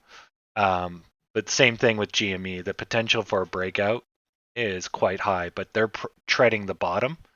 So they're treading this green line, and that's their breakdown. So they're closer to going down than up. We're the opposite. So here, Gotta get rid of this first. So here, and I'll just move this away for a second. So we have, a pennant here, right? So GME has basically the same thing, just theirs isn't as pronounced. So as soon as we get to 11, we're basically going to rush to 12, is what this is telling us.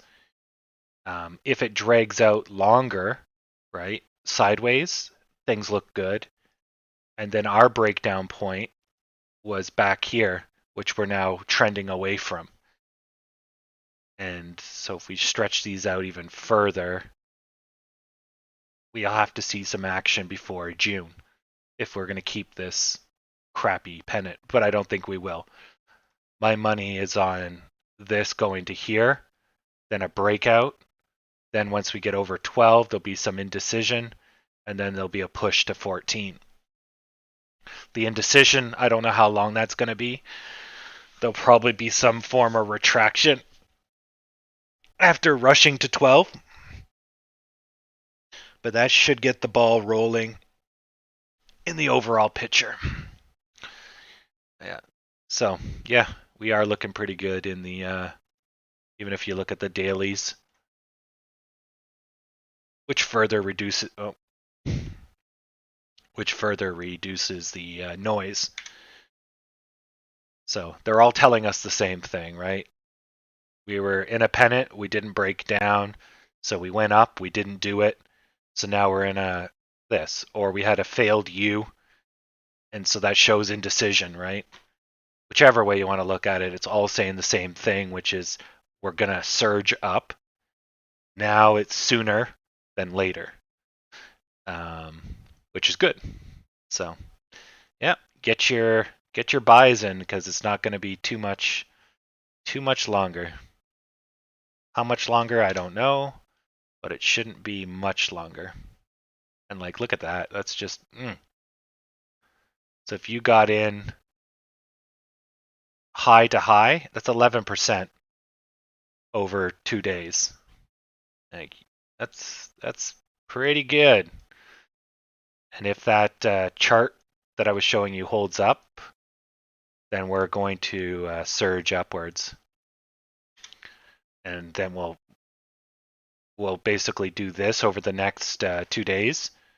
And then when we hit this line, then we'll have a little bit of a rocket, just for a tiny bit. Oh, very phallic rocket. But yeah, so that's the game plan. We just have to wait it out. But that's, diamond hands get rewarded, right?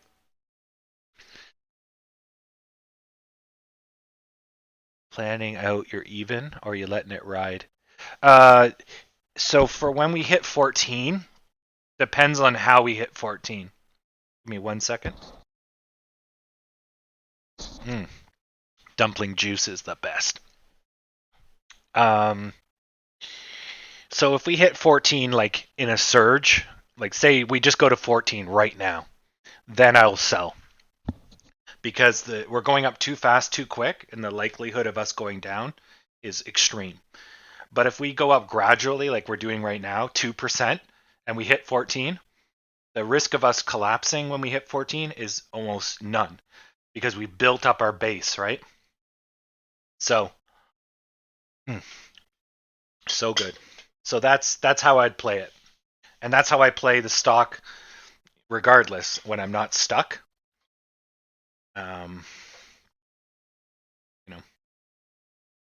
You just play it as it is.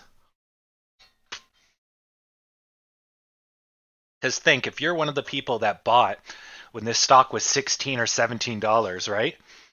You're still months later haven't got your money back, right? So everyone talks about, being these ultra strong holders that never sell, and it's good. It's a good mentality.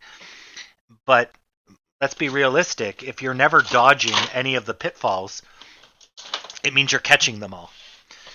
But in the end, if all you're doing is buying endlessly, every paycheck you buy some more, it's going to pay out. You're going to get pretty much rewarded, right? I don't have a paycheck right now, so I'm playing it like a day trader. I'm using AMC winnings to buy more AMC winnings, but to do that, I have to dodge the downs. Um, I'm not doing a buy and hold. I'm doing a buy, hold, sell, hold, buy, 360 no scope, Poon Slayer 69. You know, that whole chestnut. Hmm. So hopefully that answers your question.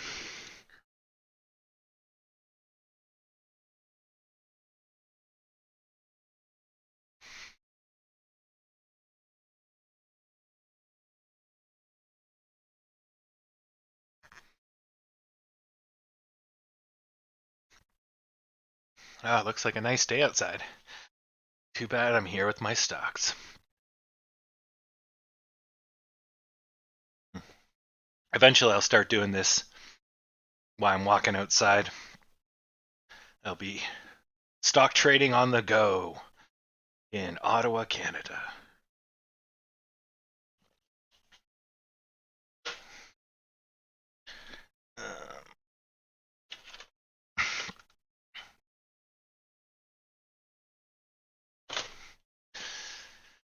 Okay. Expired milk, my favorite.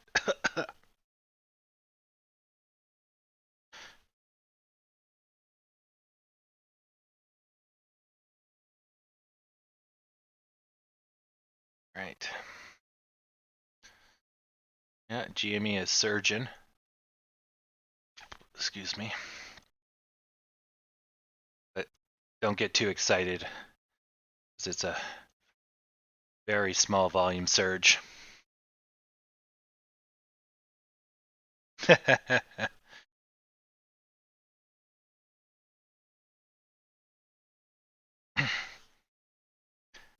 Oh yeah. It's a global stock market, right? We don't really have AMCs here, but yeah, there's people in. We got people in Sweden that come to this channel that hold AMC. Oh,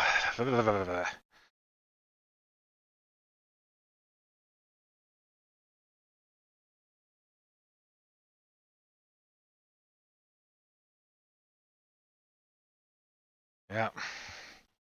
Well, lessons learned. Freedom of culture. See, I came into this AMC GME thing with years of experience, where a lot of the people are just day first time traders, right? Trying to say day one traders. So you got to learn all these lessons, and fortunately, AMC is on its way up. So even if you didn't learn your lessons and you made a lot of mistakes, as long as you didn't lose all your money and all your shares, you're going to come out with some money. Now, those people with GME, though, if you haven't made your money yet, oh, going to be a lot of sad pandas and that baby tanks.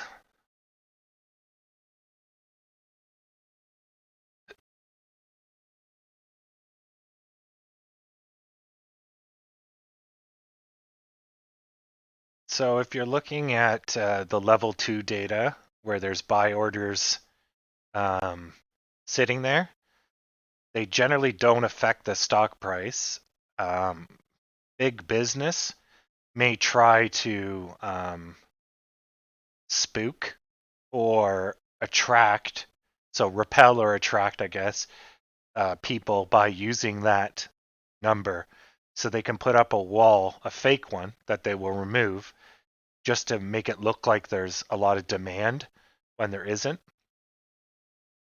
But generally, gamifying and playing the level 2 data, they don't really do that too much. Option traders will say that they do it a lot on Fridays to try to get their options to pay out.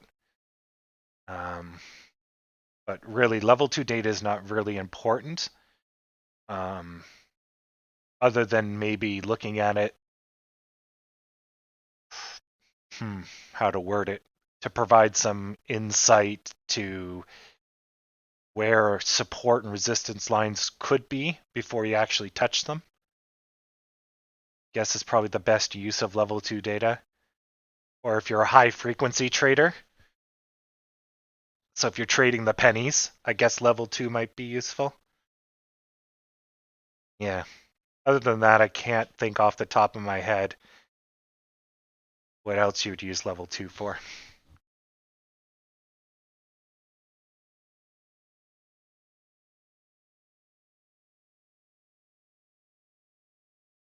Yeah, it's all good. That's what this channel's for. I don't mind teaching as I go along here. You guys put up with the dead days and the dead moments, and you get a little bit of teaching here and there. Maybe some zombies. I never know. Right now it's warm nap time. I ate my dumplings. Got a big thing of expired chocolate milk. Now it's snuggle up with the stocks to keep me warm. I watch that fire sale. Oh, welcome back, Mr. Cedra.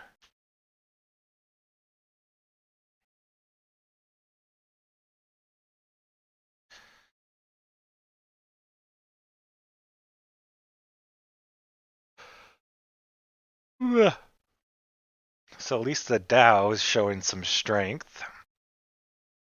Still at negative 1.19.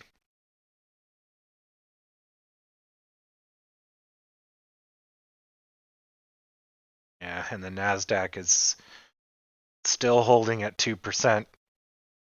Well, 2% and declining. Yeah, it's definitely dark days for the market. Just not us. Na na na na, hey, hey, hey. Awesome, awesome. Let's see the market winners and losers here. Whoa, eyes went up 30%. Oh, well done, eyes. Woo wee. Coming out of nowhere. Wow. So 11 o'clock, they just stepped on the gas. So they started with how much? They started with 15%, and then they decided to go for round 2 at 11 o'clock. Yeah. That's a solid bull run. So, profit taking, then they're just ramping it up, and then boom, off they go. And that's kind of what's going to happen with us. So if people short sell, right? If you look at this chart as like, say, a daily chart, so you're getting pushed down over the course of a long period of time, then you have a day of good, a day of good, a day of good, which is like where we are right now. Eventually, the gas pedal kicks in, so it just day of good, then a day of extreme good. And that's kind of what I'm banking for. A 15% or a 30% day coming up. Now here, you can see it broke the shoulder and it rolled and then it turned around.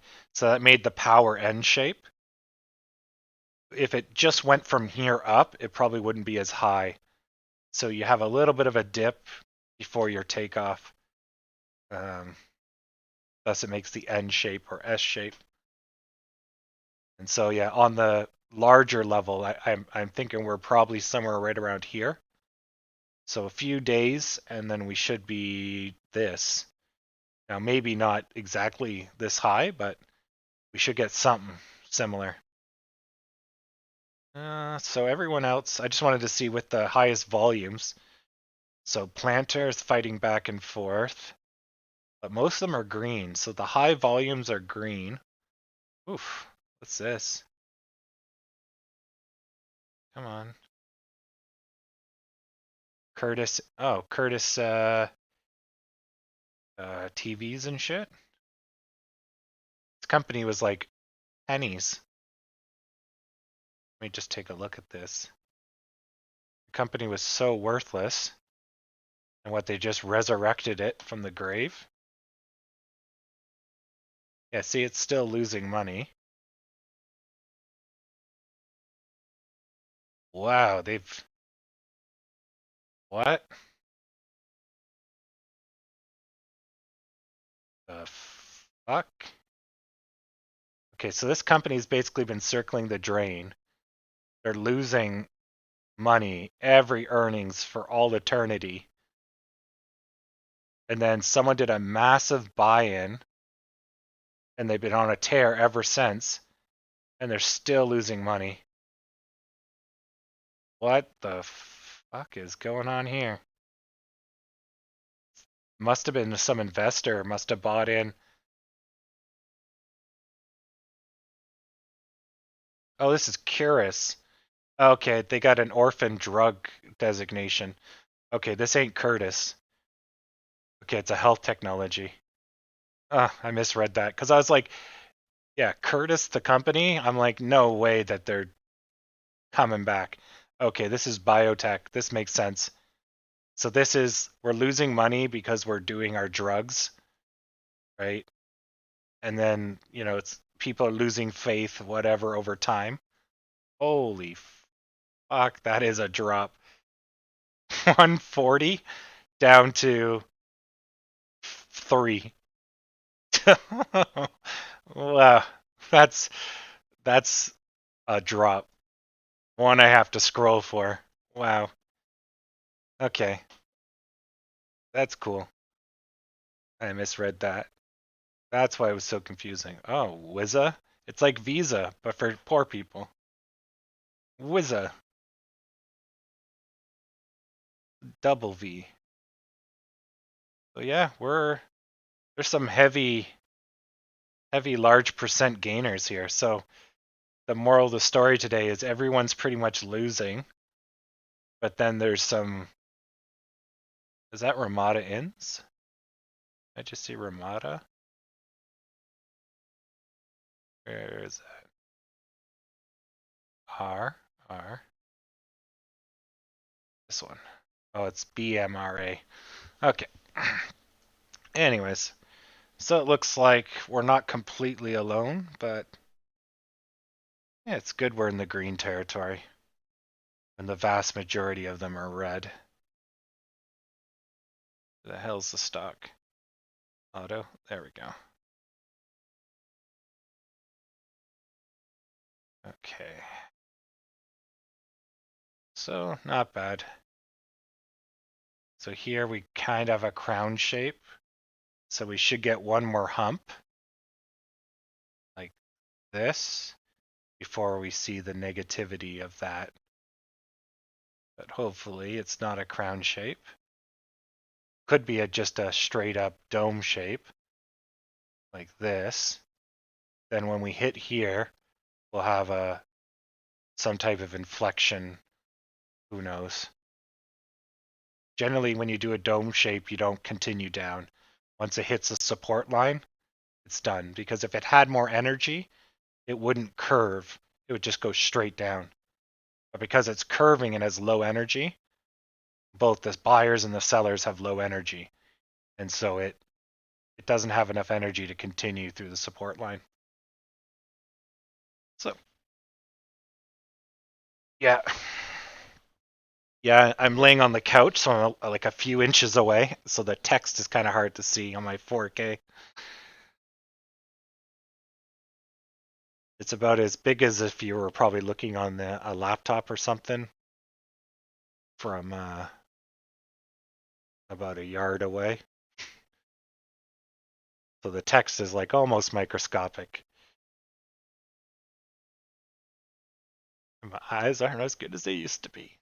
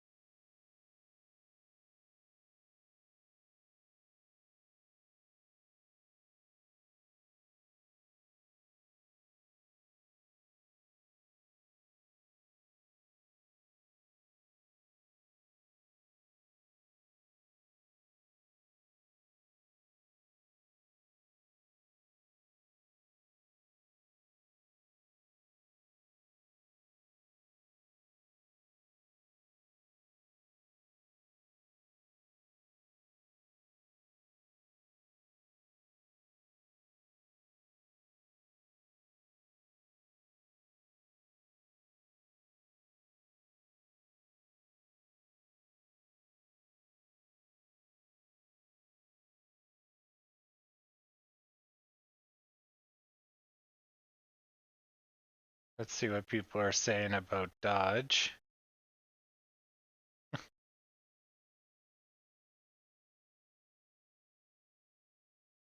Delete this chat.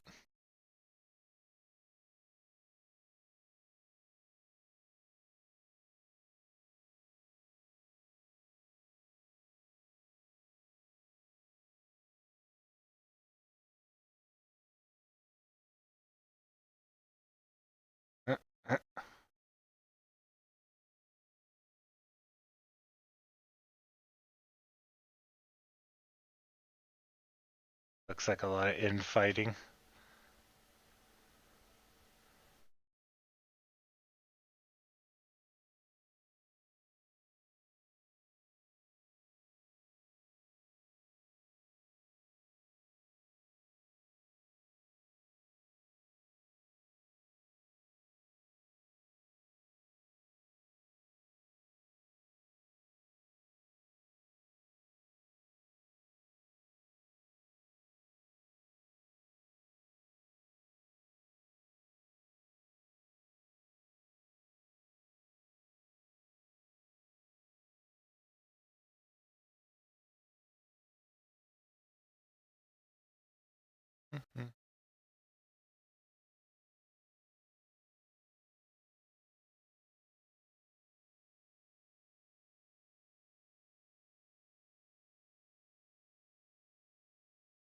Right. Yeah, just a lazy afternoon on the old stock ranch.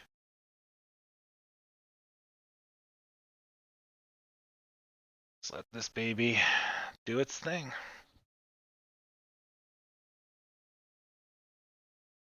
Ugh.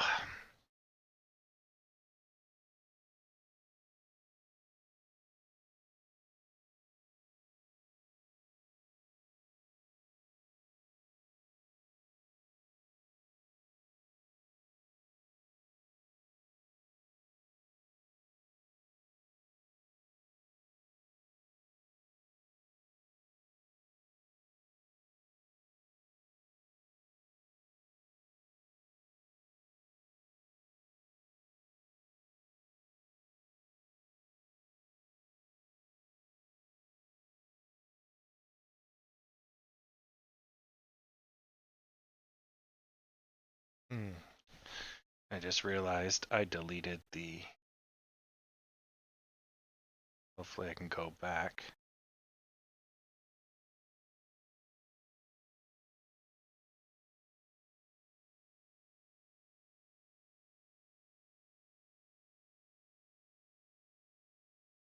Crap. May not be able to go back far enough.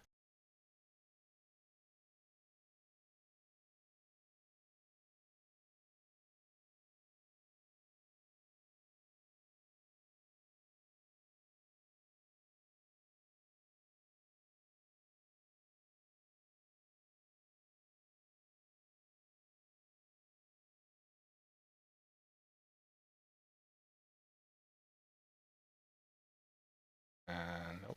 Gotta go back even further. There we go.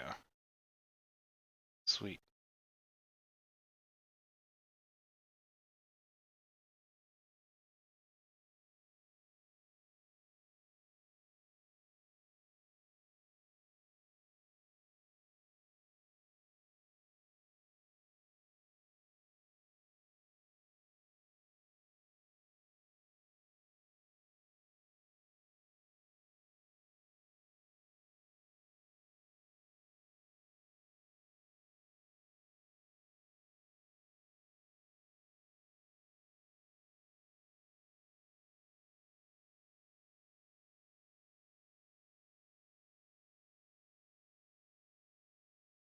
Yeah, it's looking good. Let's see if it pans out though. Okay, set it to the 1 minute. Or actually, so that was daily, right? Yeah, so it's going to take us to get back to 12, not 14. Yeah, it's going to take us how many more days? 1, 2, 3, potentially 4 more days. So this is on par for what we're expecting.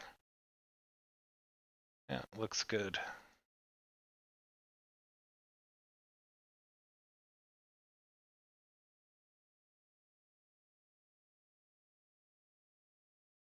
Oh, we're surging.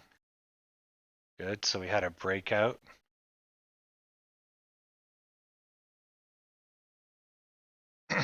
What do you mean 1055? That would have been this peak.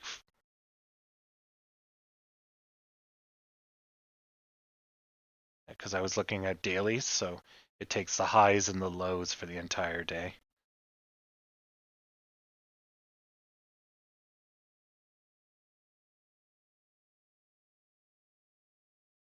Oh, Model 3 out of nowhere.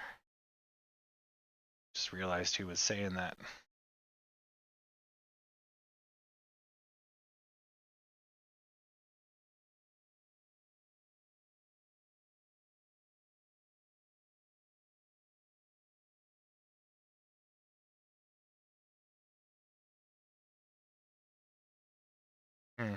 Howard's not being harsh. It's just too many people come in here all hyped up on happy juice. And it's like, well, if you want to be a bag holder, go for it. Or, you know, wisen up, basically.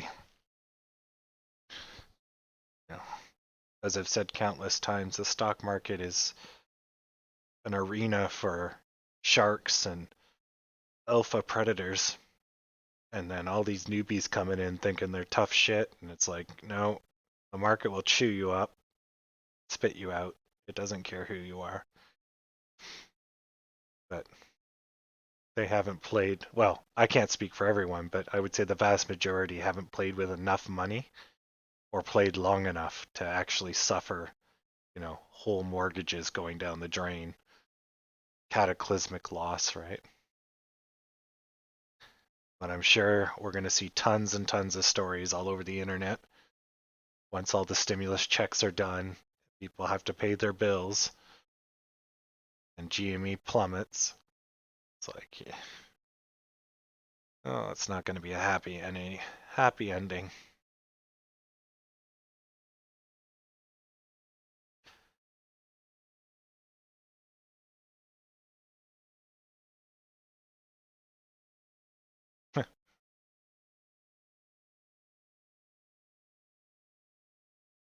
Yeah, exactly. Yeah. So it's all good. Anybody that's been trading for a while has the foresight to know, you know, the White Walkers are coming, winter is coming, and the newbies might think everything's great, but it's like, no, calm before the storm. So it might seem a little grim, and it definitely puts a wet blanket on the party, but you have to be aware of it, or you're going to lose all your money.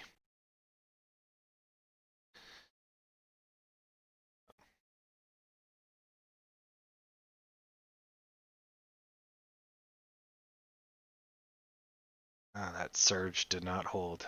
So we're still on track for today, so that's good. So we should, I guess, keep climbing all week based on technicals. To me, that seems a little too optimistic considering how bad the market is. But if we're managing to eke out 2% when the market is sucking, perhaps there'll be a day this week when it doesn't suck, and then that's when we're going to get our lift off. So, all in all, pretty good time to buy AMC.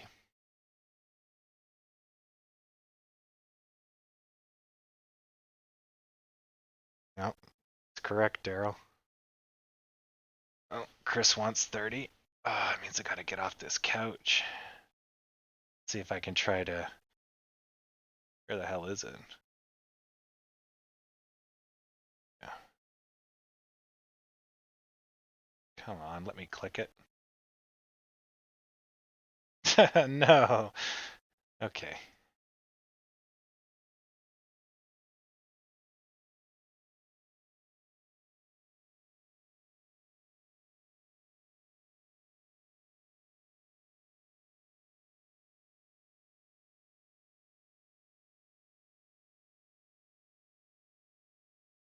Okay.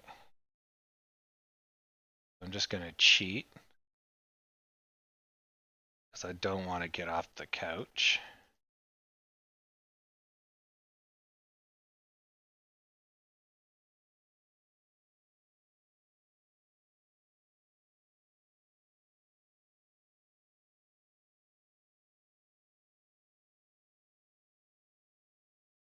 There we go. Perfect. Ugh.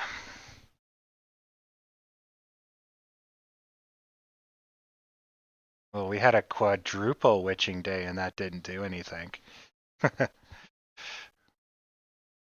Hmm. Definitely.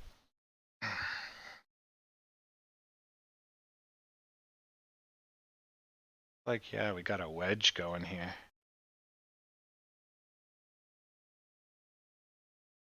But we have a few more data points. Might be overdue for a breakdown. This keeps up. Breakout point would be either here or here.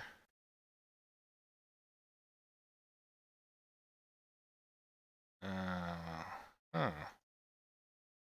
So we tried for a breakdown, broke up. Interesting.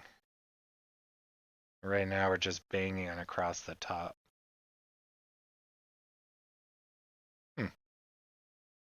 Not normally, we don't normally have an upwards inflection like this.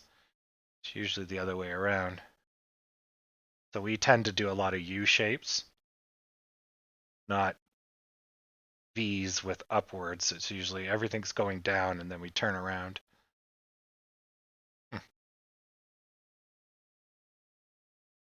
Neat. But at least we should be going for a boost then once we get over this line, which is where we are right now.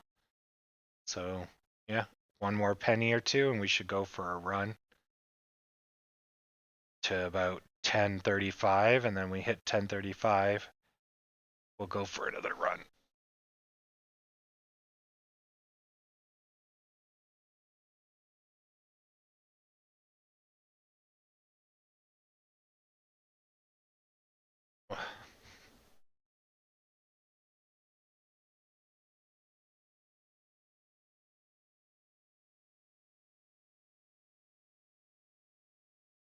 Well, it's just resisting arrest.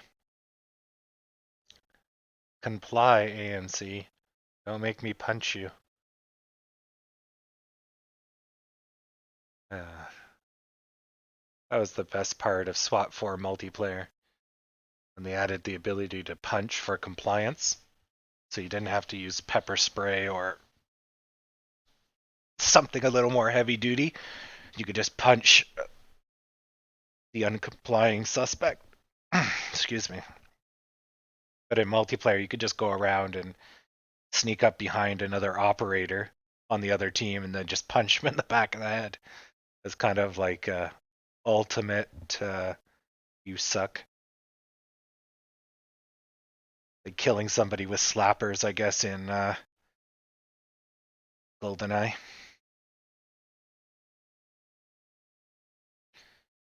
Good times.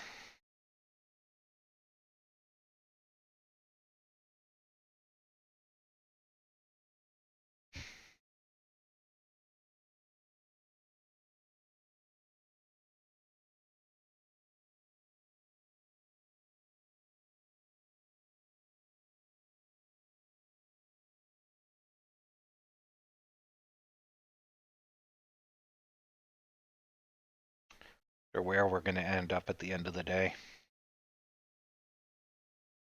If you get this breakout, probably will be somewhere around 40. if we don't get this breakout, then Tom War might be right.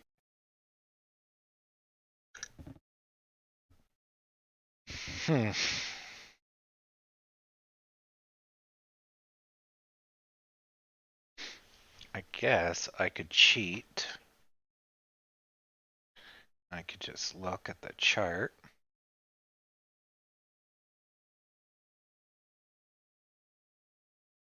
Get this out of my way. And let's just reduce the noise down to dailies. So just because I don't have this crap on my screen all the time doesn't mean that it's not in my head all the time. For those that are new, I draw one of these in my head almost all the time. Whenever I look at something, I'm always looking at these lines, 5, 40, or 30, and then the 20 or the 10. And just, yeah, or 3, 6, 9, something of the sort. Or sorry, 3, 6, no, wait. It's 3, 5, 6, 10. Yeah, that's it.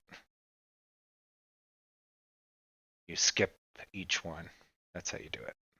Go. Yeah. Yeah, humans work on 3s. For sure. Okay. So, where do we end up today? Look at this. It's a 1 day, 2 day, 3 day drop. Broke support, collapses, find strength, rolls, recovery, not sure. It's going to be 3 days of strength. Yeah. Yeah, I think we're going up further today.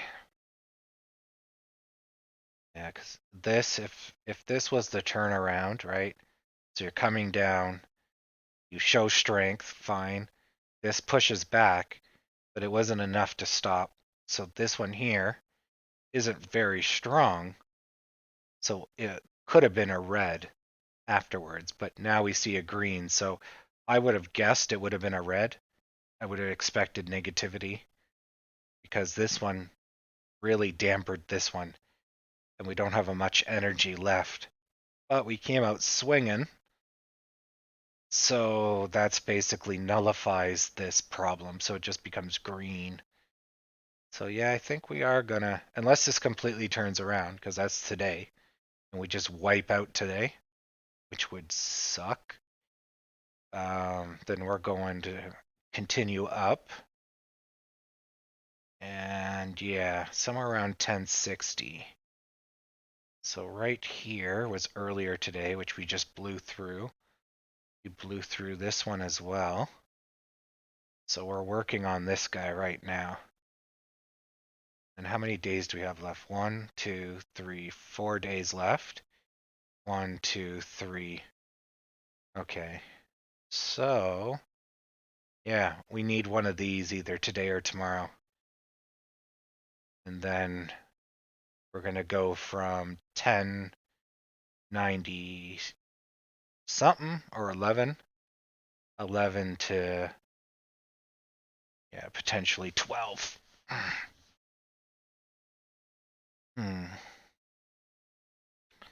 That would make today would be 1018 to 11.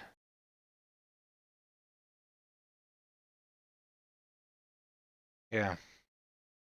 So, yeah, maybe we'll get to 11 today. Because usually they're fairly symmetrical. And since we blew through these guys pretty quick, so this one is pretty close. Then we gapped up, brought ourselves back down, but we were still above this guy. And then we did a tiny guy, and the combination of the gap and the tiny guy and the limited red got us over this guy. And then he's a joke. And yeah, So either today or tomorrow. So this might be 2 pieces or all in today. So what does that mean for us? Yeah, maybe we'll get to 11 or at least 1056 at least. Yeah, 11 might be too hard. Let's see if we can do 1056. Yep. Oh, look at that. There's the N shape. And there's the breakout. And then there's a second possible breakout. It's like AMC is finally doing its thing. See, technical analysis, it works. That line is spot on. You can see it resisting. But once it got through, kaboom! Right? No other place during the day, except for here, did we have a major gap up. But lo and behold, we have one here. That's not magic, because it broke its technical. Although the technical might be magic. But the results aren't. So hopefully it's going to go up a little higher and get away from this line. And then it should be open country till 1058. Let's go, AMC. Let's go.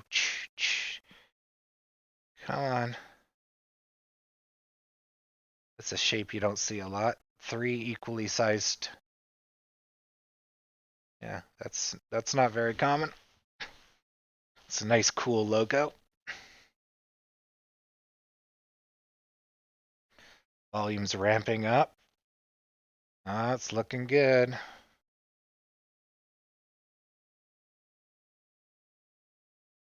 Yeah.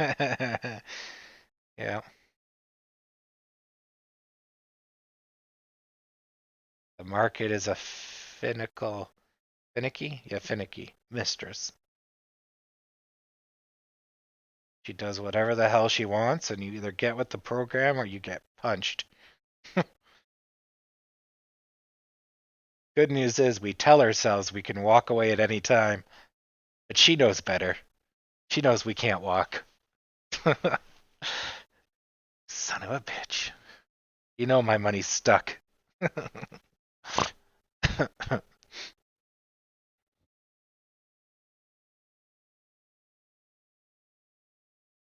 Yeah.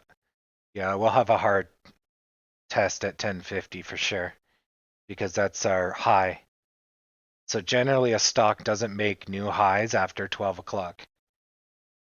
So it's going to be really, really, really hard for us to get over 51 today. Or whatever that high was, 55. Yeah, where Jared knows what's up.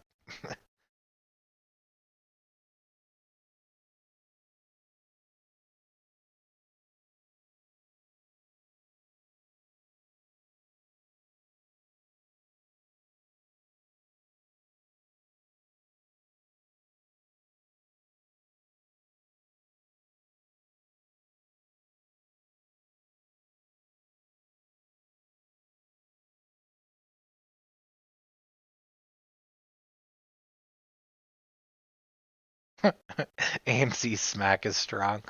Nice.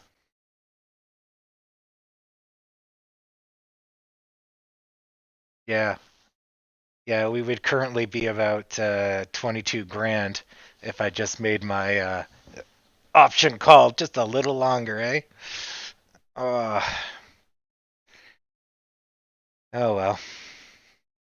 I should have known better.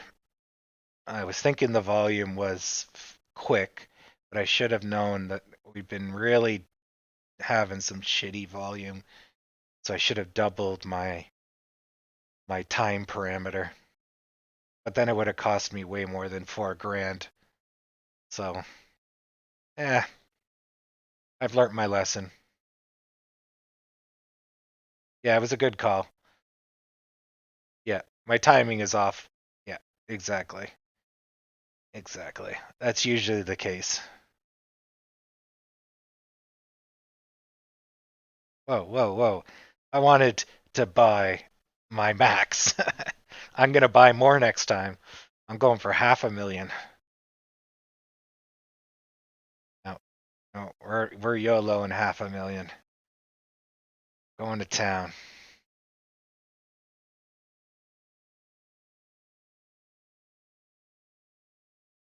No, so much for that volume. It was good while it lasted. AMC stock. Today, rip. To today, rip.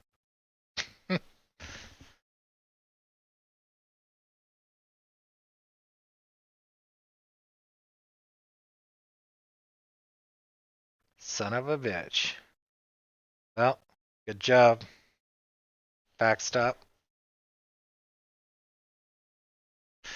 Yeah, I should have said it a little longer. Yeah, but we haven't stopped yet, right? You got till Friday. So.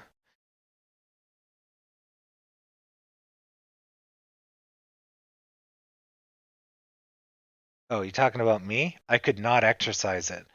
I don't have $250,000 to exercise. No, it was purely a premium play.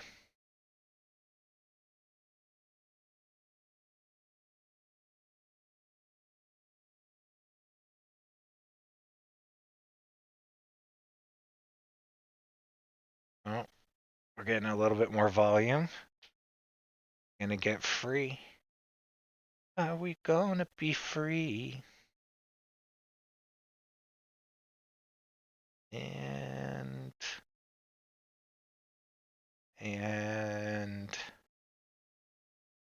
Bueller.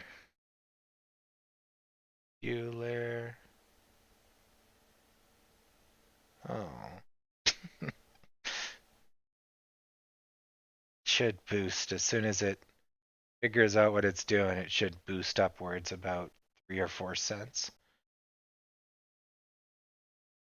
Holy crap! Like my computer froze. Yeah, there's a huge paywall right now.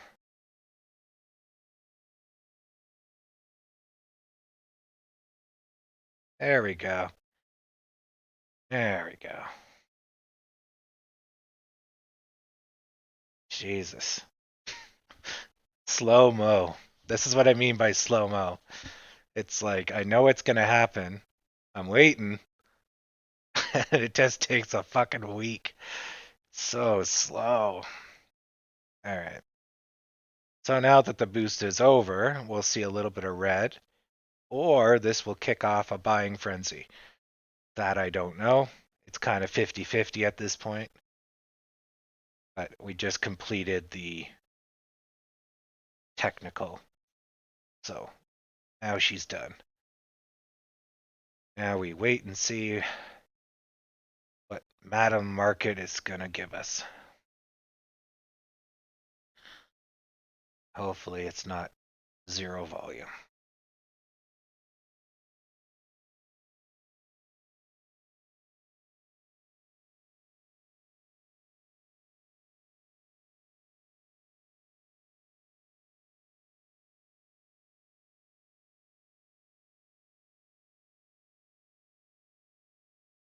He's factoring in the commission, etc.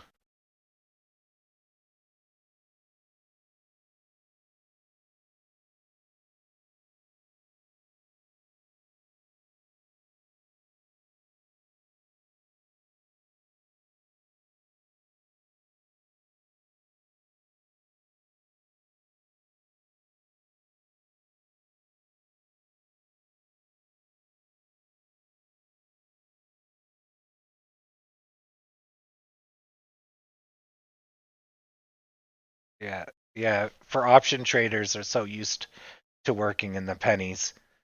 When you give them a big number, it confuses them.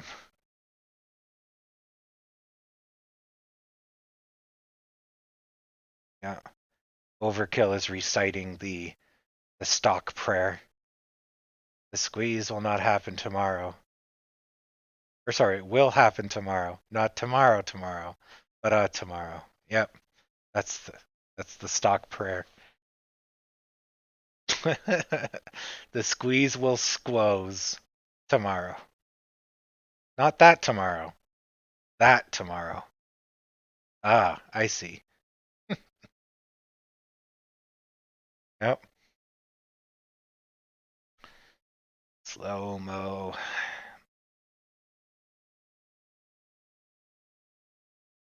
Good news is no red, so the next motion it should make is a green. Then the green gobbles up the red. That boosts it up a little, like a tiny amount, maybe a penny.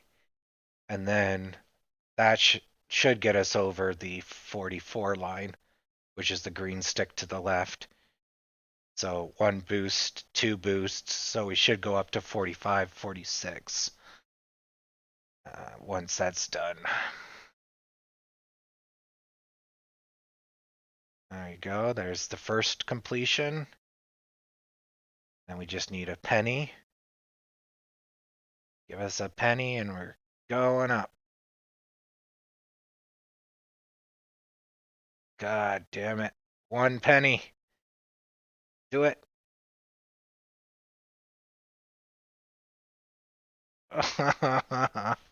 This is so painful. So close to like just taking off and it just stops.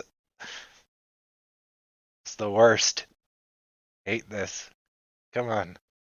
Ah, damn it. Now it needs two pennies.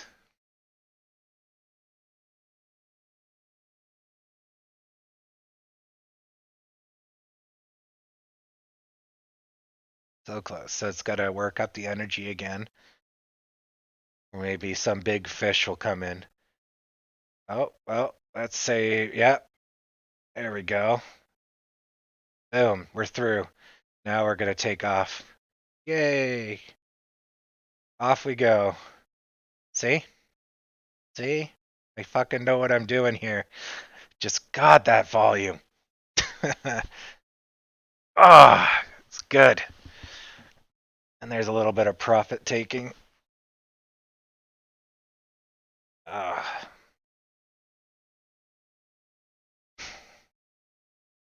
And hopefully that just gets small, and then we just keep on our merry way.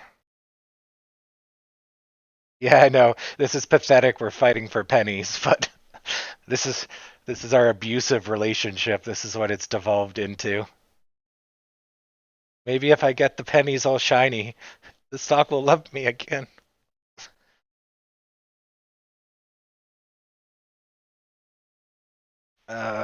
Let's see what's.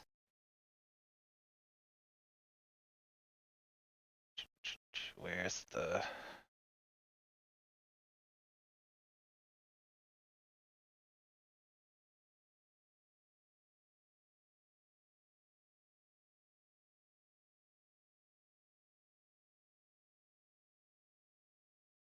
Okay.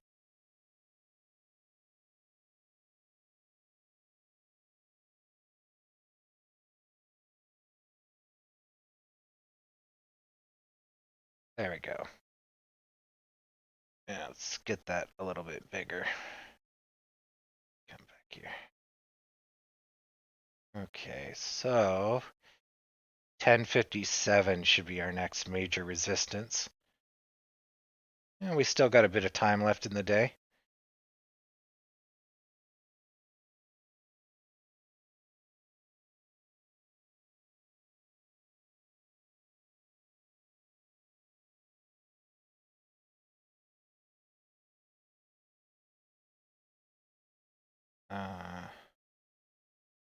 No, you can, if you want May, you can have 1055.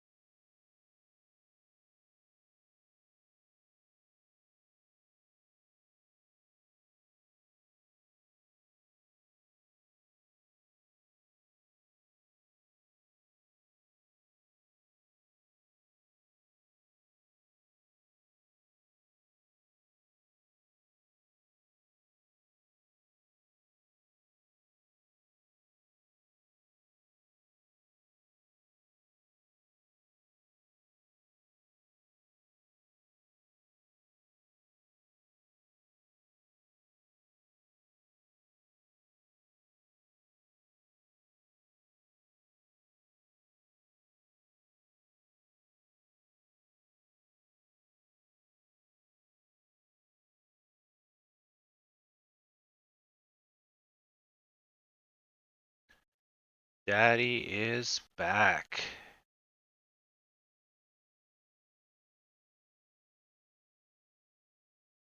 Okay, that is wonderful.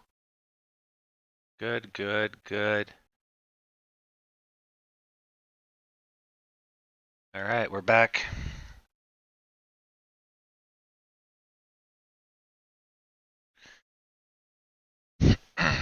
Yeah, wow, that was quite the adventure. Hedge funds try to shut me down, I tell ya. Fucking hedge funds. Now you talk too much crap about AMC, and they're all like, don't let them know it's a good buy. Just trying to keep the working man down. All right, so we come back to a little bit of a bloodbath. So I was just calling out this surge that was about to happen when I realized I was disconnected. I'll give it a second for people to get back here.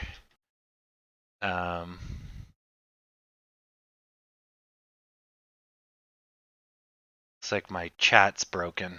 Okay, I'll just use the pop-out chat. There we go. Pop-out chat's working good. Okay, and I appreciate you guys all trying to save me. Yeah, something happened to my internet. It got cut by the hedgies or something. So I just turned it off and on again a bunch of times, and here we go. We're back. Exactly. If that ever happens in the future, Discord's the fallback, because I can do that on my cell phone. So anyways, while we were gone, we had a surge, which came from the breakout here. We tested this line, or where the top of this is, so 1060 whatever. So it's either 1058, 1060, somewhere around there there's a line, and now we bounced off of it. Then we came back too quick, and we didn't stop at our support line at 1045, and we just blew through it. Oh, actually, I see this now. So actually, we went down really fast, came back, couldn't hold, and rolled. Now I wonder, is it because, oh boy, yeah, while we were gone, the rest of the market decided to fucking commit suicide with a shotgun. Gone, dead, dead. Yeah, they've, the last time I checked on them, they were doing bad. Now they're doing bad. The S&P's not that bad. Yeah. Yeah, that's probably what's doing us in. So that started at 1313.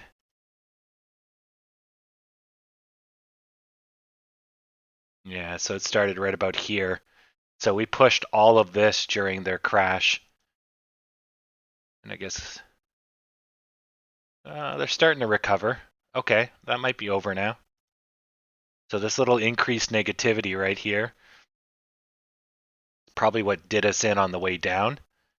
So basically we bounced off the line, but instead of just a bounce and go up, because everything was weighing on us, we bounced and then we fell kind of deal. We got pulled down. But if these guys are turning around, we should see the end of this. Yeah.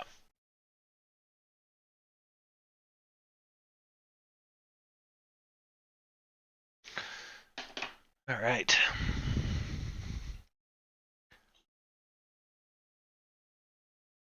Yep. Welcome back. Those damn hedgies. Cutting my internet with their trained squirrels. I see them watching me. Those squirrels are watching me.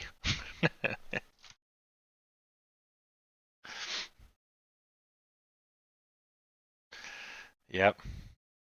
As proven by my survival skills in the long dark. Yeah. Can't stop me. The only thing that's stopping me right now is my own self. My damn food allergy thingy. Oh, those pierogies the other day just killed me. After the stream, I was like, I don't feel so good. And then about 2 hours after the stream, massive panic attacks. And I'm like, why am I getting all this? Well, I drank 2 liters of chocolate milk and ate about a pound and a half of pierogies. And then I'm like, oh, that's what it is. But those were good pierogies. I do not regret it. Yeah. Well, it's good you guys are making money. Yep, yep. I know. It's. I got to remind. Well, I shouldn't remind myself, but I got to remember that I only feel good because I'm not eating as much as I used to. Yeah. Well, half a pound isn't a lot if you consider something's full of water. But you know, the chocolate milk is my only source of water, right? I didn't drink any water, so I drank over the course of a day 2 liters of milk, which is 2 liters of water, sort of.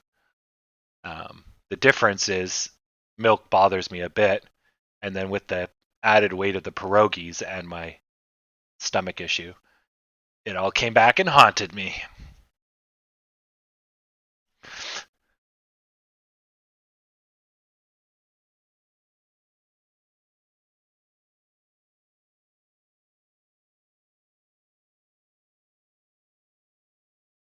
So good.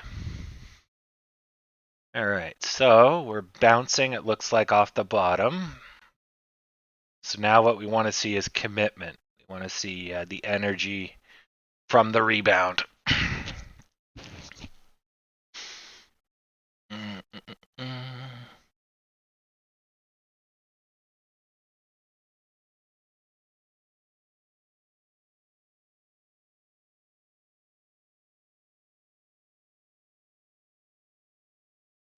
Good. So I'm just watching the watch list here. Actually going to have to sit up for the next few minutes, it seems.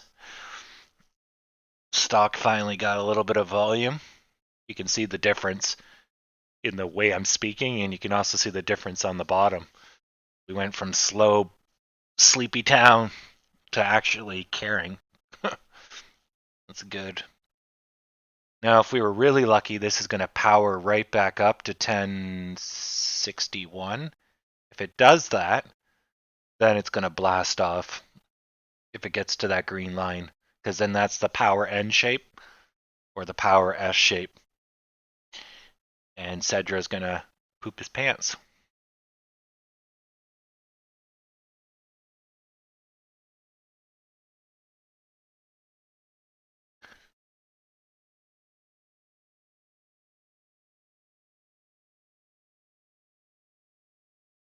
Oh, you just did a quick in and out? Okay, okay. Oh no, you're in at 1150. Oh, okay. Yeah. Okay.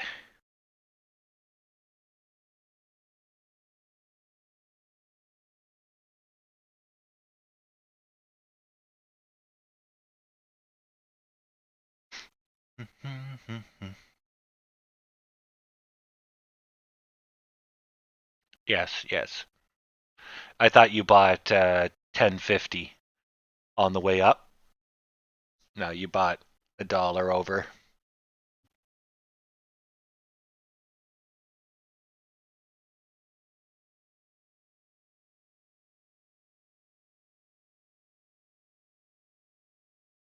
Mm-hmm.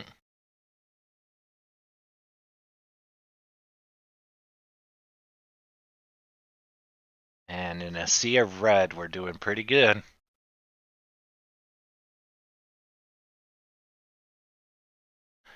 Yeah, I can do the math between 1050 and 1150.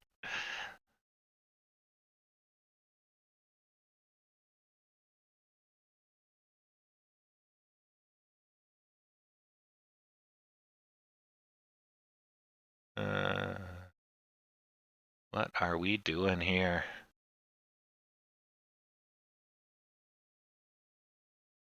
Looks like we're going to go up, but it's hard to tell. We're in a downwards kind of channel because of that red, but the two greens here make it look like We just need a little bump and we're going up, and we're going to go up fast. Oh yeah, that's why we're not moving. The volume reduced a little.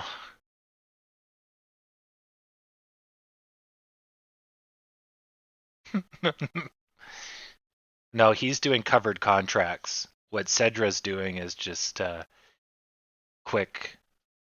I don't even know if he's doing a covered call, but he's moving the premium, right?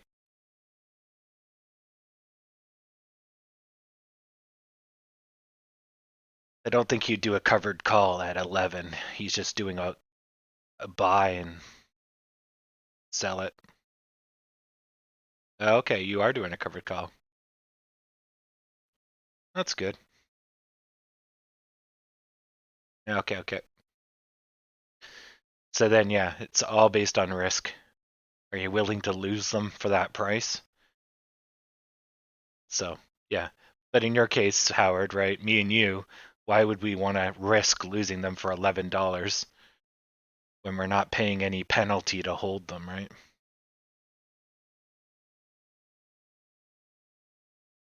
Yeah.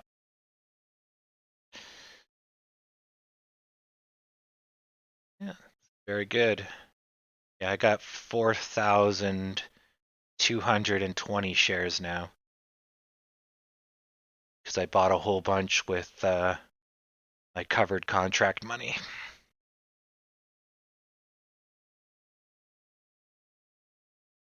All right. This might be the breakout. And then it's 30 minutes before last hour of betting.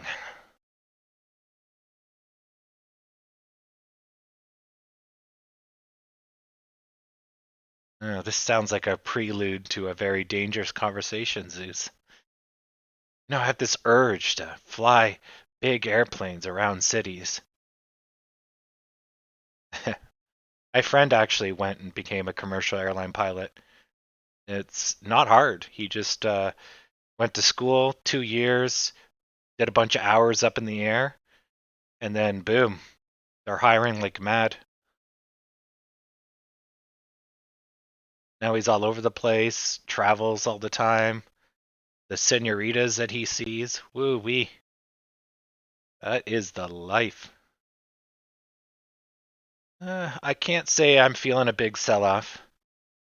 We're stuttering on our way up, which is not good, but we are on a support line, or just under it. I feel like we're just pent-up energy. I think we're going to pop in the up. All right, well, good, Mr. Zeus. Gonna enjoy the dream.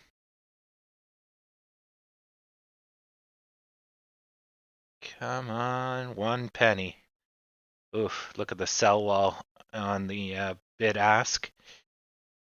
It went from 100 to 1,500. I guess we're gonna have to get up the Battlefield Simulator. 5,000 again. Okay, since Red's given us a bit of trouble.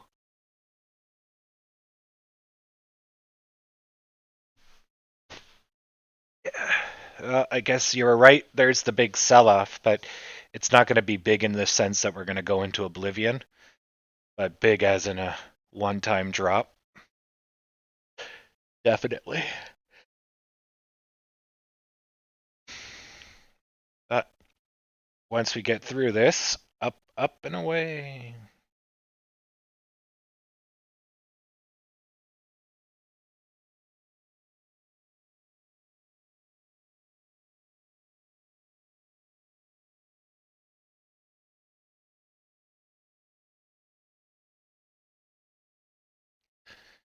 So for those that are new, what you're seeing on that paper trading thing in the right side of the screen is essentially a representation of the strength of both parties. And the number on the left takes away from the number on the right, or vice versa, depending on the direction. And when the bar is full, that side is going to win the fight in that second. This updates every second. So you want, like right now, it's 100 to 800. So as long as we get rapid reinforcements, so the number doesn't go to 0, we'll hold that number. But see there, it went 900 to 100, so if we're moving quick enough, we went to 0 in the second that it's updating. And then when you see big numbers like 1,000, 2,000, or whatever, and the other side has nothing, we'll rapidly climb because we're constantly knocking out their layers of defenses before they can reinforce or people can click sell.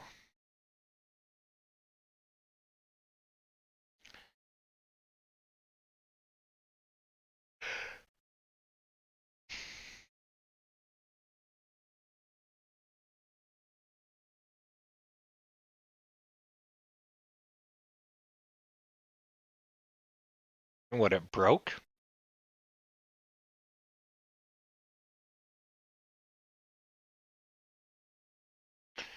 Did the hedgies get them too? Just not my internet?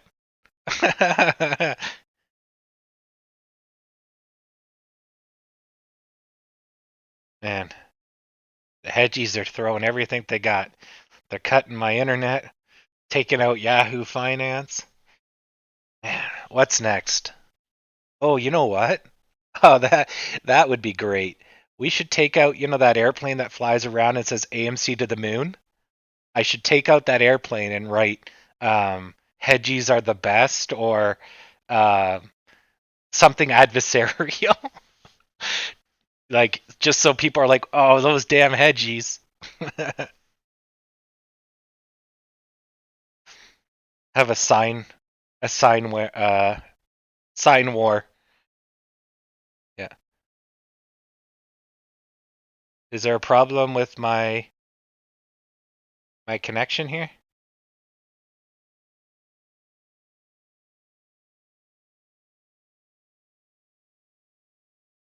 No, we're good. It's updating. You guys are seeing the updates. 47. Yeah, it looks like it's still working. Good. Thanks. Yeah. I was like, shit. Sometimes my screen freezes.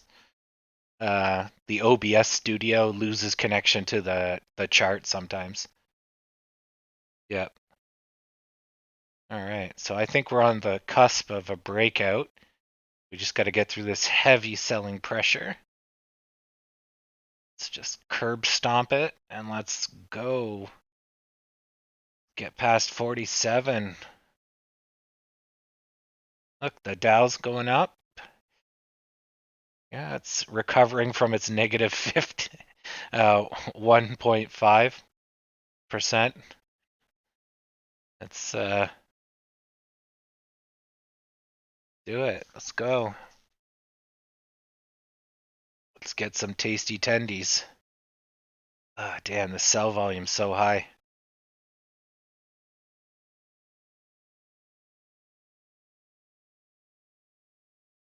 Wouldn't we want 5% today? Come on, we can do it. Whoa, 4.5?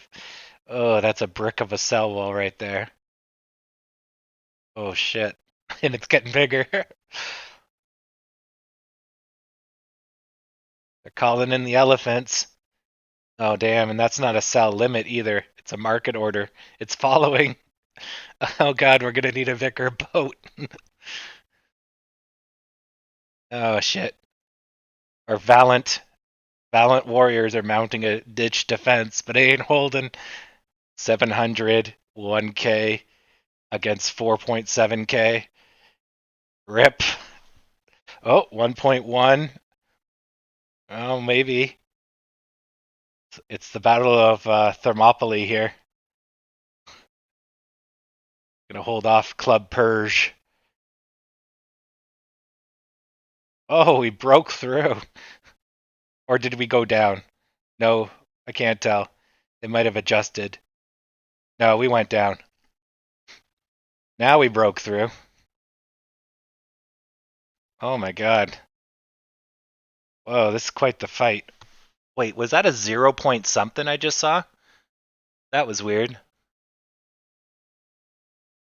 What the fuck's going on? Wow, look at that numbers. Oh, and my paper trading's now in the profit again. Making the dollars.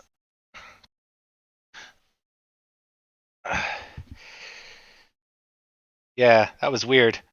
It looks like the paper trading Dom is having a stroke too. Fuck, we gotta get rid of these sellers so we can go up. Come on, fuck off, sellers. If they could just get under 1,000, we'd be good to go. Like, most of the day we were around 100, 200. Now we're throwing rockets at each other. It's 1,000 back and forth here and there.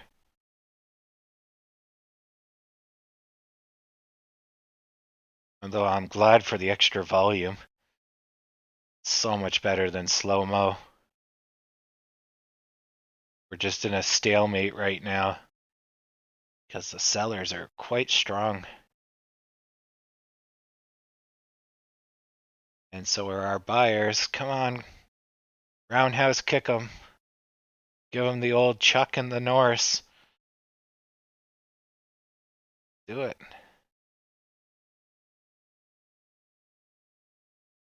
So close. Jeez, that is one strong wall. It's not even budging. So our side is constantly pouring in reinforcements because this is happening on the milliseconds. So the fact we're seeing 800 and 900 and 700 means that's what's left over as all the sales are going really quickly in the background. But you see their 1K isn't even budging. So that means they're getting reinforcements and we just crushed them. Good. Because yeah, in the background, the trades are in the milliseconds and we're just taking 1 second snapshots basically. So like right now, they're getting lightly reinforced, but we have a huge buy wall, so we're going to crush them. Second they let off the red pedal, they're done. We'll overrun them. Come on, red. Give up. Step out of the market. Let that 2K wash over you. Oh, fuck. Oh, they're coming back with a vengeance. Oh.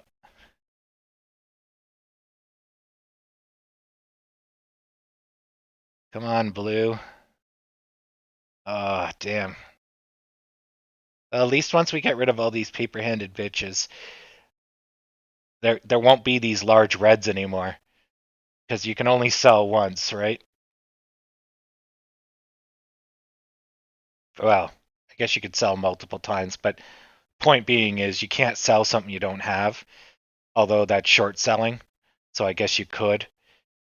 But let's presume the most of the people playing are retail traders, so they don't know how to short sell, or they don't do it. It's not terribly hard. Come on, up, up, up, and let's go. Crushed. All right, let's crush this and let's keep going. We'll get a technical breakout. All right. And there we go. Let the good times roll. Crushed. Crushed. Crushed. Extra crushed.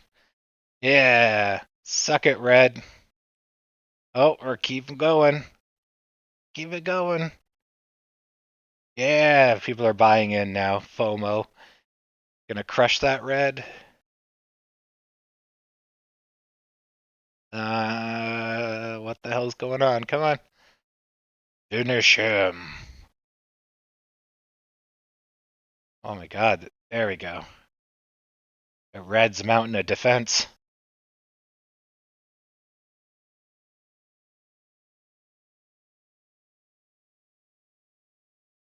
No, no. We might get through them. Yeah, yep. Second wind. Here we go. Oh, Reds. Oh, no. Reds trying to dump on us, but they just got wiped out. Okay, as soon as we're through this little bit, we're going to fly up.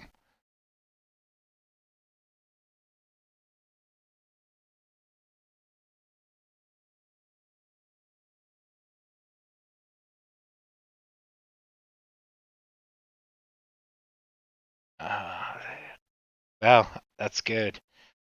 I saw the red at 1.3, but we had 2 point whatever. Oh, we're still going up. Gonna hit the green lines. This is looking good. The volume's good. Got strong buyers. The sellers are mounting a basic defense, but we're crushing them. Yep, here we go, round 2. My bank account's full of money right now. It's great.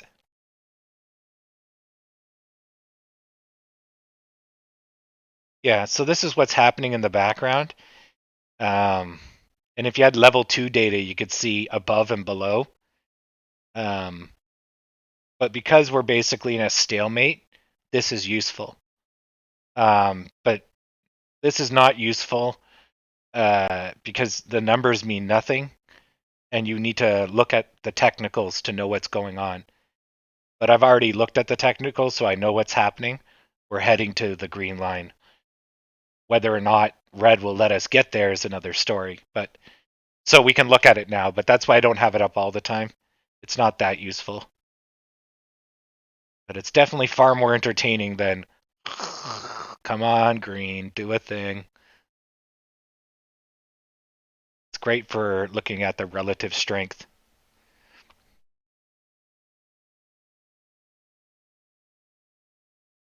And right about now, when you see a red, about 20% of that red on average is short selling.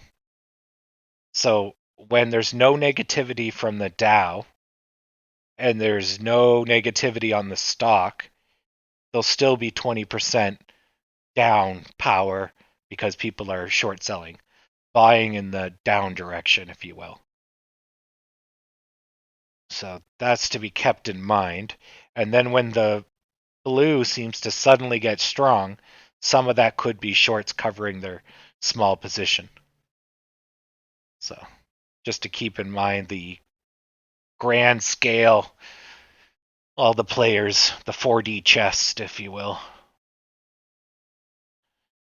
All right, so we are flirting with the crossover line, giving us their business, and we're about to kick over the crossover line. 58, here we come. Don't let red push us back, son of a bitch. Come on, kick him back. Yeah, kick him to the curb. Let's do this. We'll get over the line. And then we're going to 58. And then from 58 to the moon. I don't know what the next stop. I think the next stop is 70 something. 1078, I think. And then it's 1096, if I remember my numbers. I know it's not 11. It's just before 11.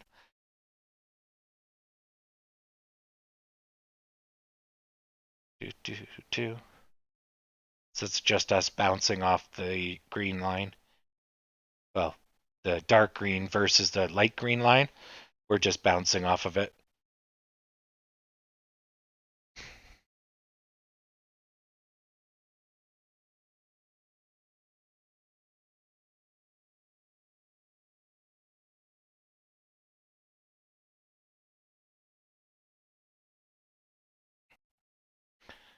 All right, let's see if we can get up, up, and away. So 55, I think, is our high for today. No, it's 62. 63. So it's generally hard to make new highs in the afternoon, let alone 3 o'clock. But this is a good indication that we have pent up energy. And now that the Dow is kind of stabilizing, it's all coming out. So that's good. So that's setting us up for an explosive day tomorrow, or one hell of a giant retraction if all of today was just too much, or if the Dow goes and goes nuclear tomorrow, that might murder us. But if the Dow can kind of stay dead to neutral, then I think tomorrow is going to be great. And if the Dow comes out swinging, so if it overcorrects tomorrow, then we'll be laughing. And that lines into the bigger, the medium term for those that have been following along today. I've heard of the super trend indicator. I don't think I've ever used it properly or researched it enough. At one point, I did know almost all the indicators. I went through and I just looked them all up and learned kind of how to use them, but that's like 6 years ago. So I found mostly none of them were useful, really. Or they always needed calibration, and then they would fall out of calibration. So it's like, you have to do this stuff in your head, or learn how to program a robot or something.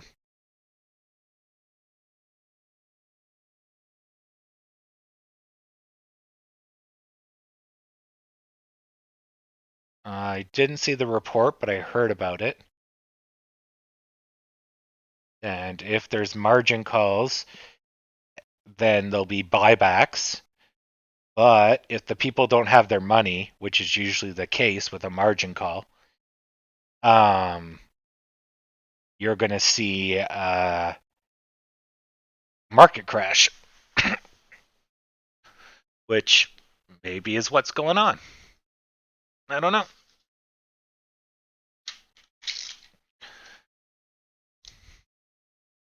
Yeah, with the EMAs, I can just look at the chart and see them, just like I can see the Fibonacci retraction.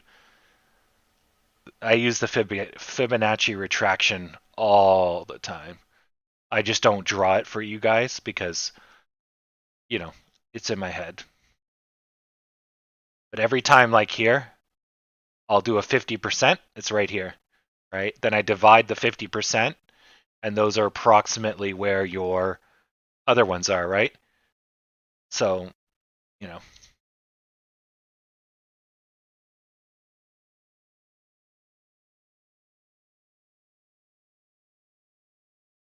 Well, welcome back, Menkels.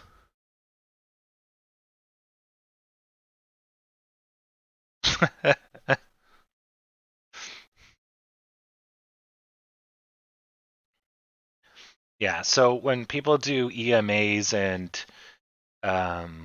moving averages, MAs, so basically, they're talking about basically the past is now catching up with the now, or the now is running into the past.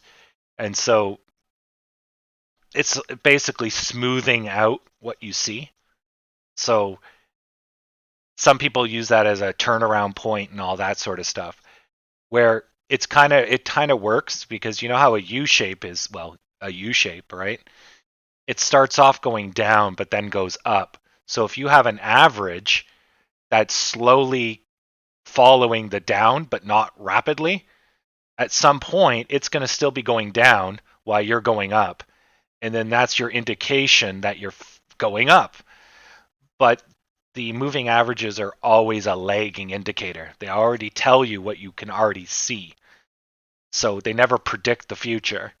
And that's the problem with them. So it's like, huzzah, we're going up. I knew that 3 minutes ago, right? But it helps. It helps confirm. But as you get better, I don't. I don't see a use for MAs other than analyzing a stock that you don't know anything about. MAs are useful then. But once you know the stock's personality, you spend some time with it. Yeah, exactly. Yeah, yeah. What am I supposed to admit, Odin? or ODED, that the market will go down and AMC will go up. Yeah. I said that's never going to happen. That doesn't sound right. Generally, AMC follows the market. Yeah. But it's not always, not every single day of its entire life. No stock ever matches the market 1-to-1. Because there'll be days where the market is dying and we're having a breakout for technical reasons, right? It's doesn't make sense to say otherwise.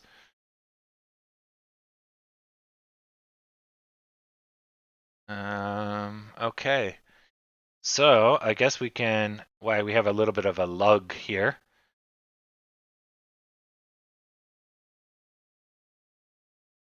Oh, yeah. But this isn't the mother of all squeeze. If you're talking about a squeeze, yeah, we're not even in a squeeze.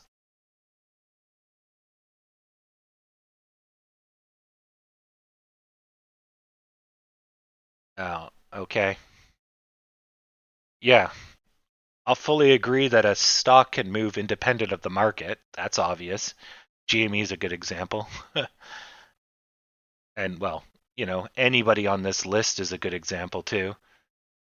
Let's see. This one went up 64%. This one went up 37%, right? Like, obviously, these people aren't following the market that only moves 2% a day, either direction. So, exactly. Yeah, no squeeze yet. So anyways, for the end of day bets, since I'm sitting up, who wants some pricing? What would you like? So we're taking bets for the end of the day. Where do you think the price will land?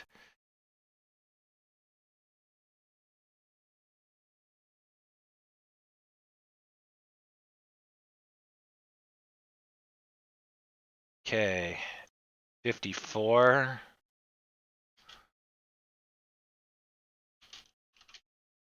Okay. Zeus is going to go to 60. Where's Zeus? He's not even on this, is he? No. Okay. So next is Chris at 50. Okay. Howard's going to go 57. So let's get these in order. Okay, Zeus is 60. 60. And 40 is Liam.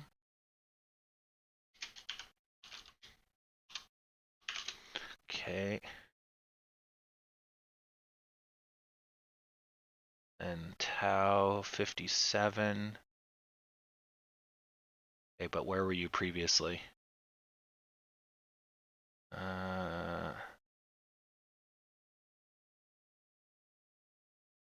Tom War. Why is there two Tom Wars? Which one was you? Howard?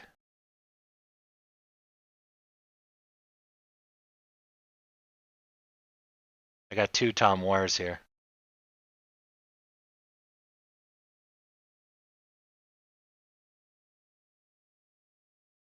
What was your old number? Yeah, that was you. Yeah, okay. All right, so we'll clear that one out. Yeah. Okay, hold on. Shit. 40. Put me down to 60. Okay, 60 done.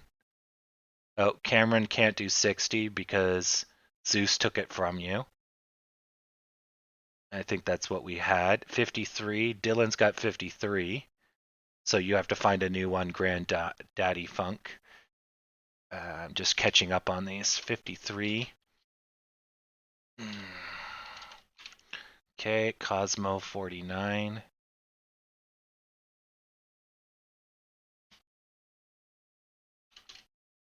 Oh no, wait, 49's down here.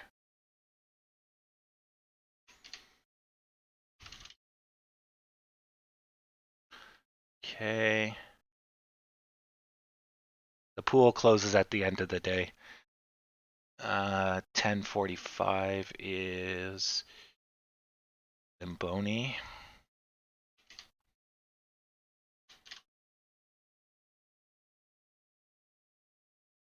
Okay, Cameron's going to do 61 then.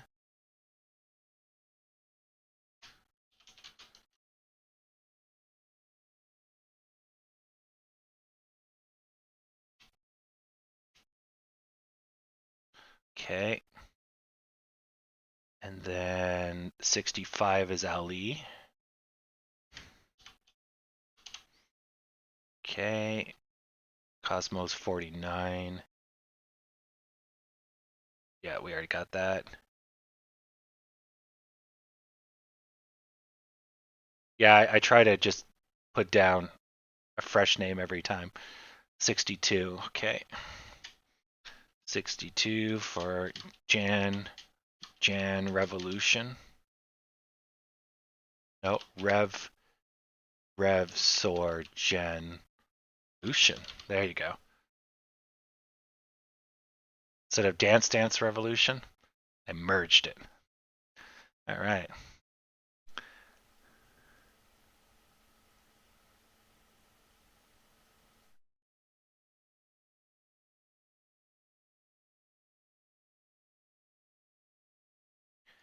Yeah, we obviously don't really go right to the end, but because the end can have such an upset, even if you bet late, if the number's already taken, you're toast, right?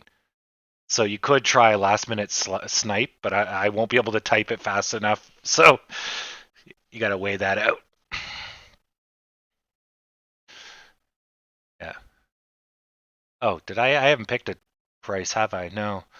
Shit. So where do I think we're gonna go? How much time do we got? An hour? Ooh, this is a hard one. I don't know where we're gonna be. I'd like to think we're gonna be batting 11, or 1060 is gonna be our final. Yeah, this is a hard one. Because 1060 is gonna be a pain in the ass to get through, and it's near the end of the day. But we're also riding high, and everyone else is going down. So if we're gonna break through, this seems like the time. And if we do that, we're going to 11. You know what? I don't want to bet for 11. I guess I'm going to bet for 11. But then, it's so hard. 1060's taken too, eh?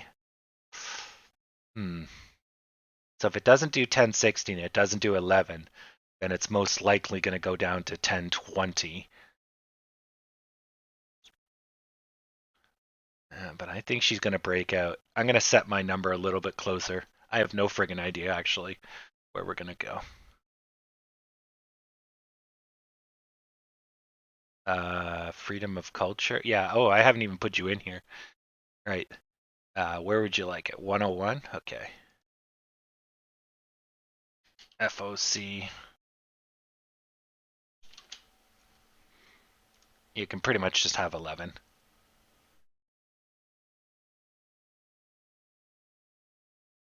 Unless you want 101, because there's no one in between. It's closest too. So, 69. Nice. Oh, 1051. Oh, I see. Do you want me to get rid of you on 1051?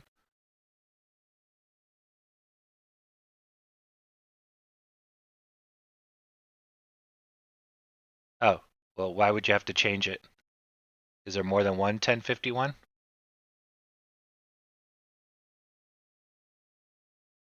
No.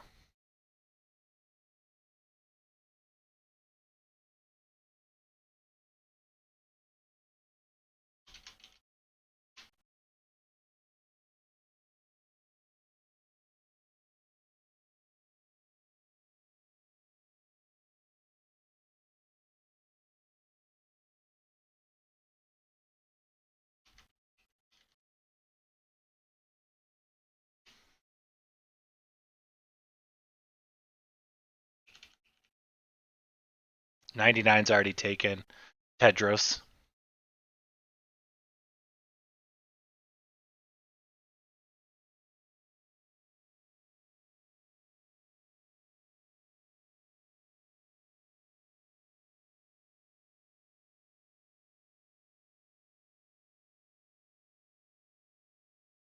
There we go. Now it's all fixed up. 02. Okay.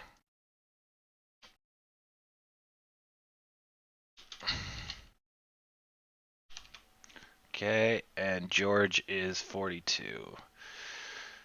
Okay.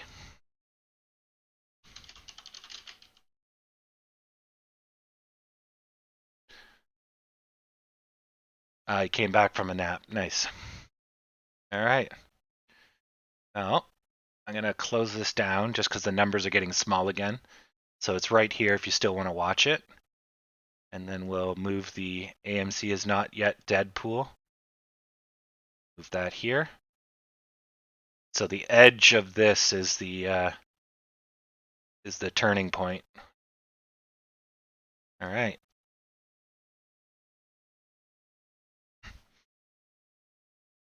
Oh yes, forgot about you, David. Right, thank you.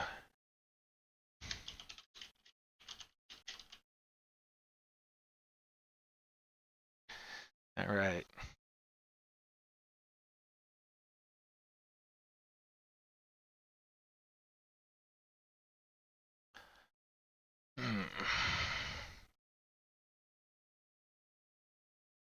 Difficult to say where we're going to end up. Yeah.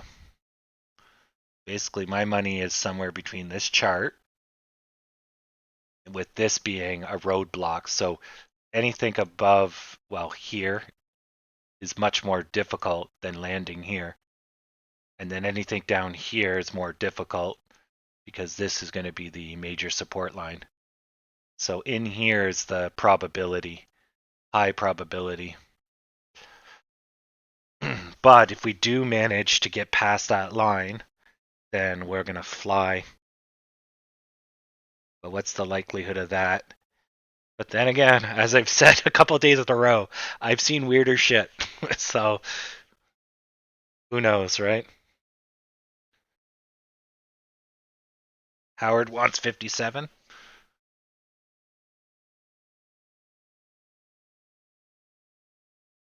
Did I not put him in there? Oh, guess not.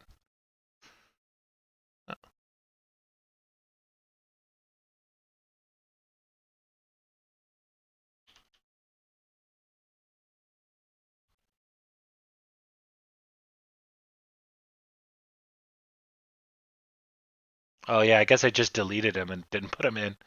My bad. Not a perfect system.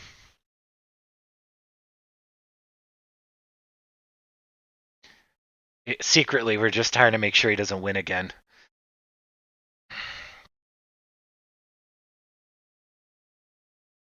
All right. Show us the money. Got 45 minutes on the clock. Sorry, 55 minutes on the clock. So we got 55 little squares until the fate of this stock is sealed. I just got relaxed on the couch. Son of a bitch.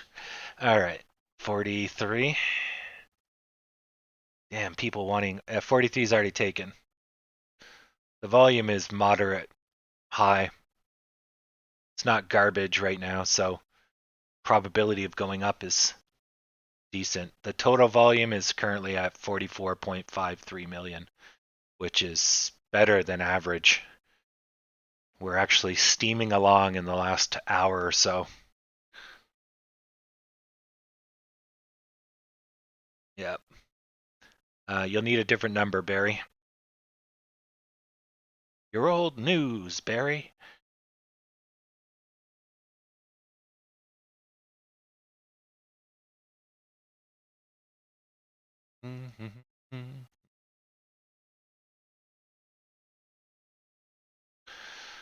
Well, stock has gone basically sideways for the last, the numbers are getting big again.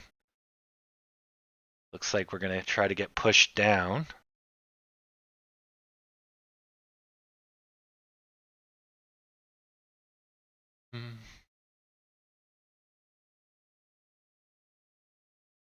There we go. So we don't have damn lines going through our thing.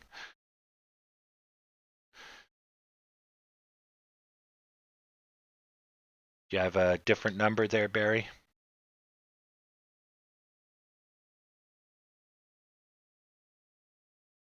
$44. $44 is yours.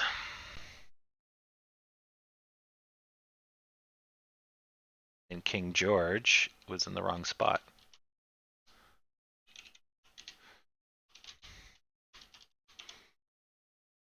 Okay, 39, 222, 1, 2, 3, 4, 5, 7, 8. Perfect. All right. Yeah, I'm going to have to write an application that does this. So there'll be a website that only unlocks at a certain time.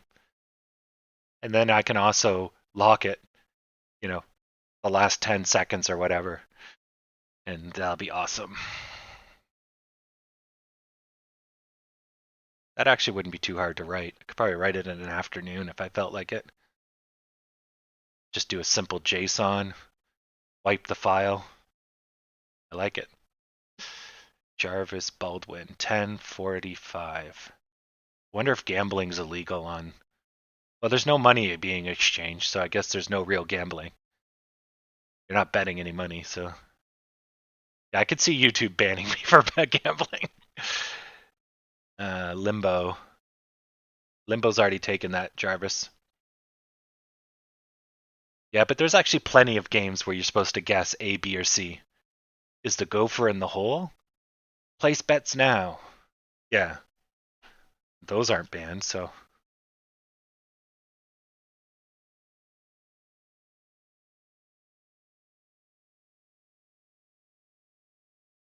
Woo-wee. So Excedra just posted on the Discord about 10, 11 minutes ago the sector map, and it's blood red except for banking and pharmaceuticals and oil and gas, which are defensive stocks. Everything else is red. Yay. We're holding the line. 45, 43. 45 you can have. 43 is taken. Sorry, 43, 45 is taken. 43 is taken. Jesus. Sorry. You have to pick a number that's not on here. Yeah. Yeah.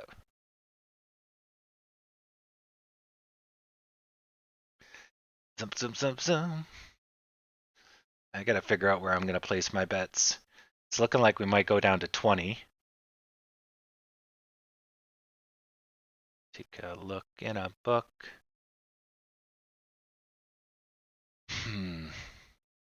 It might curve out just at the last minute. This one's looking a little grimmer. So because this mountain's so tall, even if we do curve out, we're never going to exceed this mountain by the end of the day. And so, flip. Yeah. Actually, this one's looking bigger now that I readjusted the zoom. So I guess this one doesn't look so bad because the rebound is high. Whereas this one here, it's less of a rebound and more of just a thump. So I guess it just has less energy in my head. Where this one looks like it could swing up again. Yeah. Where this one doesn't. That's weird how my head's telling me. This one says, yeah, it could rebound. And this one, which is pretty much the same thing, says it can't. And this too is also a bad sign. Weird. And this one's looking horrible. So this one's all bloated. And so even if I shrink it down, it's most likely going to go fizzle and poop. It's just trying to stop itself from oblivion.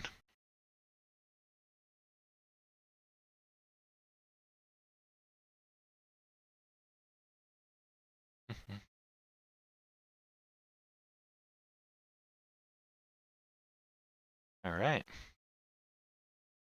Sweet. 56. You can have 56. 56 for S who?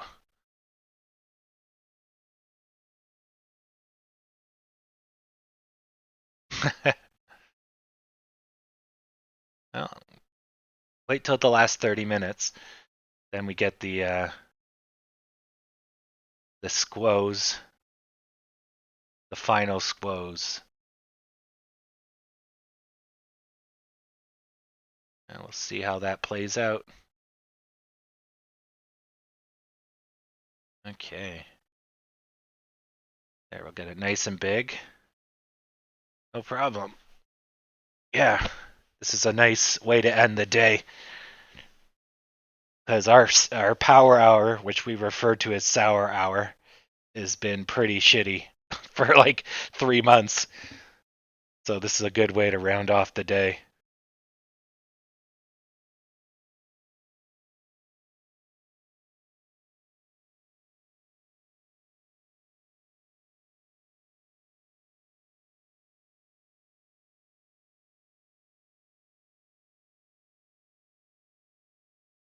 Yeah, I still have no idea where it's going to go. Starting to think we might go down to 20, and then we'll get a curve up at the last minute, which would plant us pretty much where we are now, 10:30.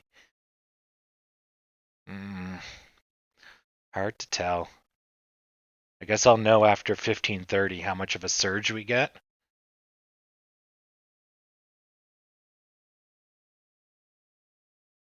A good entry point to buy? Probably any time. I don't know if tomorrow we're going to gap down overnight. I would think we're going to gap up overnight. But if you don't want to take the risk, then just buy at 10:30 tomorrow. If you don't mind the risk of potentially going down 3% overnight, then I would buy in now and carry it overnight. But seeing how the markets are going red, we're playing with fire. We're on our upswing, but the markets are taking an arrow to the knee. So eventually that's going to catch up with us. But hopefully we'll be at 14 or 12 before that happens. 14 might be asking too much, but hopefully we'll get to 12 before that happens. At 4 days, and we should complete this technical. The market can just stay alive for 4 days. We got this.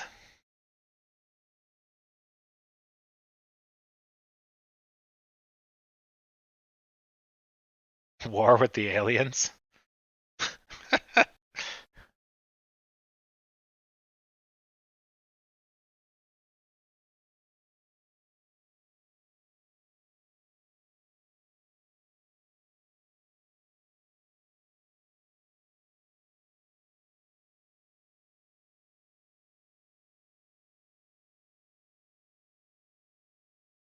Oh man, I don't even know what warm feels like anymore.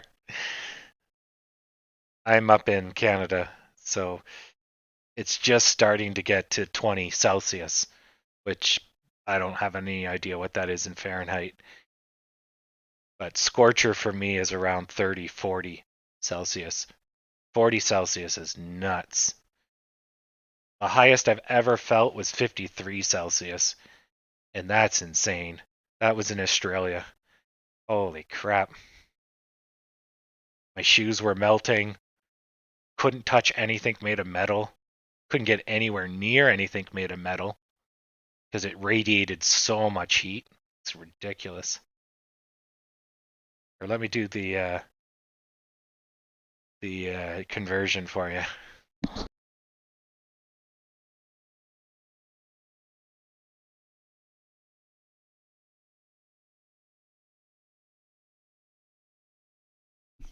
So it's somewhere around 136, slightly less. So that was Australia. 136 Fahrenheit. Like, oof. That was hell on earth. I don't want to ever go through that again. You're running from shade to shade. Your shoes are melting. You're running out of time because you're sinking into the pavement. Oh my god, that's bad.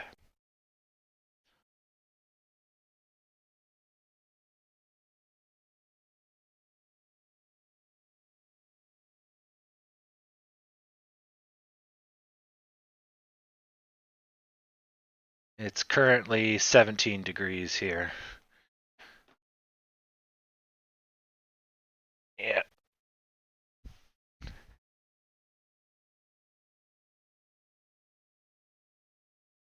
You're hungry, but you need to get in a car?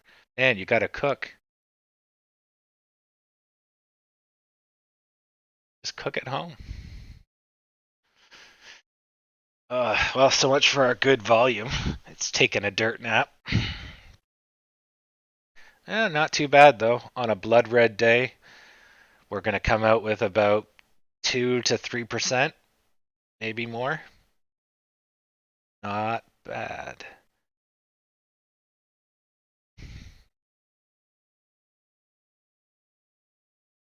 I've been craving a sub for a while. I think once stomach settles down, I'll get a sub as well. Just something about those vegetables. Yeah. Or maybe I'll just make a gigantic sub and then make myself sick again. Really not hard to make a sub.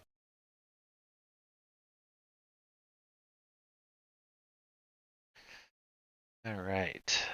10 minutes and we'll see if this baby has any life.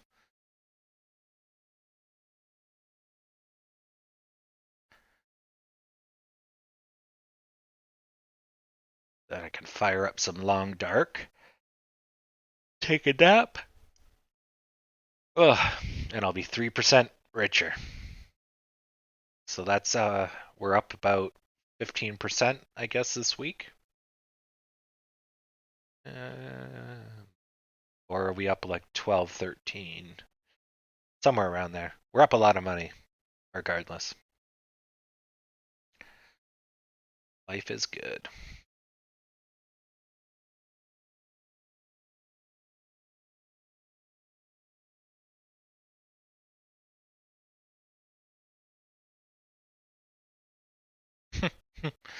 Yep. I definitely love fear mongering.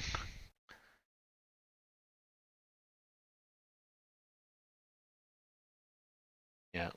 Because of course, when you say S&P has gone down, that affects like millions of people, right? So that's the headline you want to blare.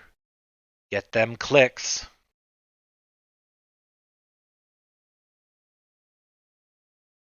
I'll take a whole bunch of fan service photos and wear a shirt that says AMC shareholder.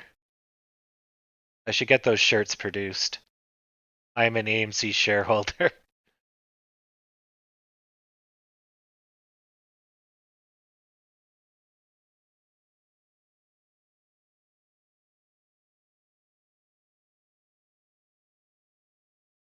There we go. Good. I'll make it happen. I can set up a cafe press for US customers and it just does direct ship. Okay. Easy peasy.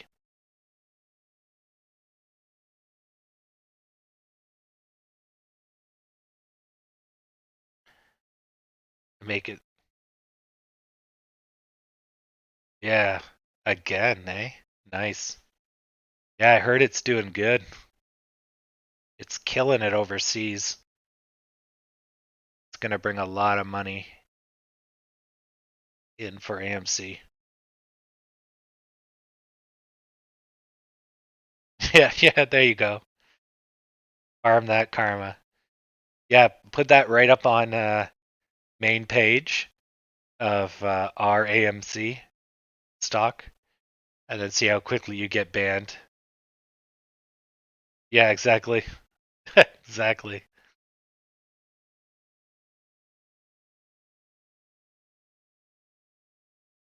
I'm surprised there's not more posts of people just saying, "Yo, fam, I'm at an AMC."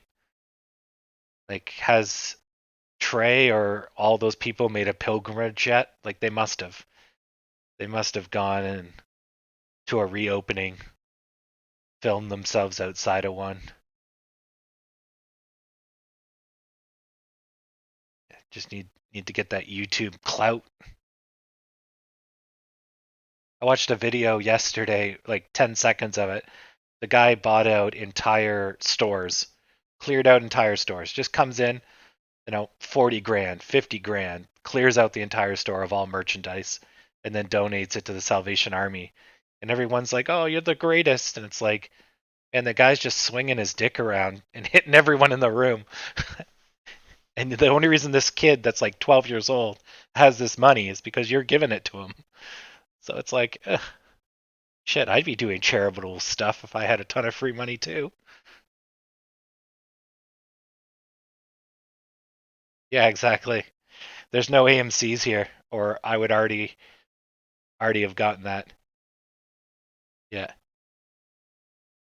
I would take a photo of me trading AMC stocks outside or inside an AMC, and it'll be AMCception. But I'm a shareholder in the building trading stocks using their Wi-Fi. Small nuclear GIF. Yeah.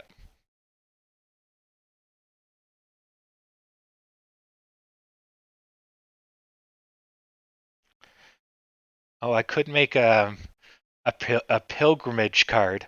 Have you tasted the holy soda water? Feasted upon the minstrels and the myrrh corn? You have to punch out the total ANC experience. Watched a shitty movie, watched a guilty pleasure, watched a blockbuster in 4D, threw up on the seat, got the handy from Zach, cut hole in popcorn. Yeah.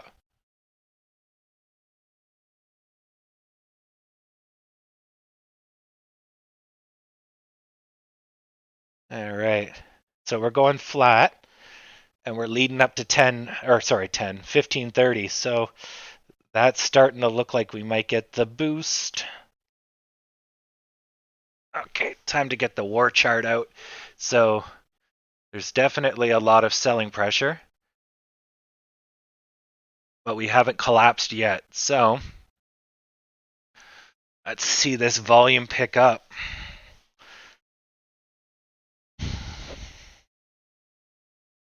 Reaching for that 404.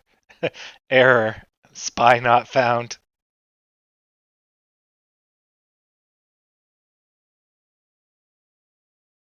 Mm-hmm.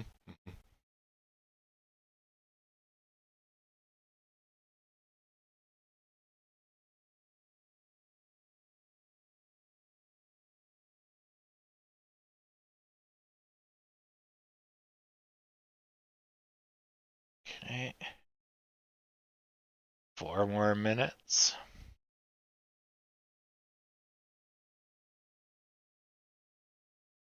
Yeah, it's not looking good. The Dow's about to hit 2%. So it's all those people holding out for the last minute saving grace are getting murdered.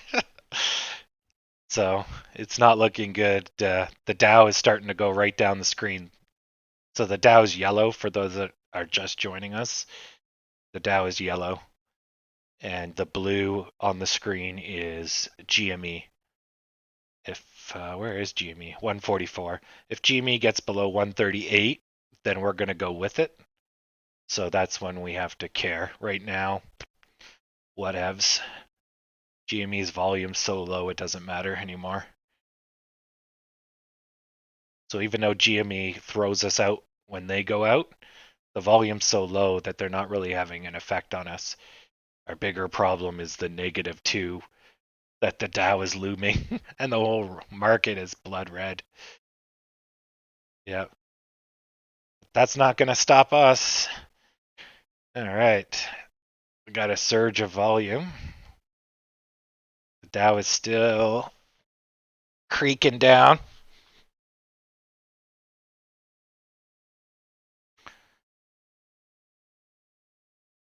A hedgy sell-off. It's an inverted ladder attack. They're trying to drive the price up. Oh, I knew it. It's an inverse ladder attack. See, they lure you into a false sense of winning, and then they turn the tides on you. Haha, they got me.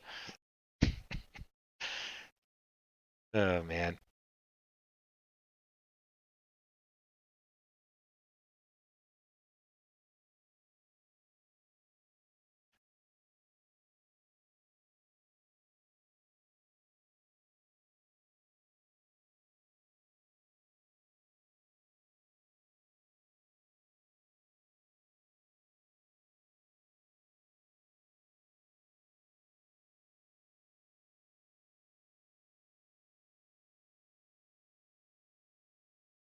Okay, so 2 minutes, 1 minute, 1 minute and 30 seconds.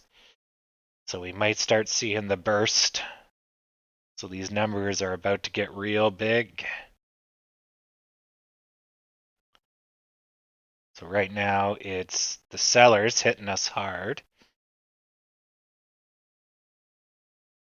So they're preemptively selling, which is kind of weird. Normally you would sell right at 1530, not before. So you could fetch a higher price. Silly noobs. Oops. Wow, they're just piling it on. We're at 6 now. Okay, that was high. Now it's 4.6K. So these numbers are relative. The actual numbers are much, much, much, much higher. Usually. Sometimes the numbers are close, but generally the numbers are much higher. They're relatively correct. Okay, so we're picking up.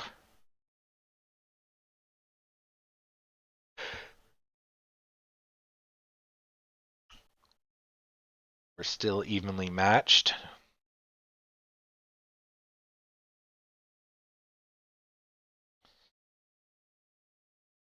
Yeah. So right there, blue was bigger than red, but red got reinforcements in this in between, and then just crushed us. Yeah. That's why sometimes you go down or up, even though the numbers are not shrinking.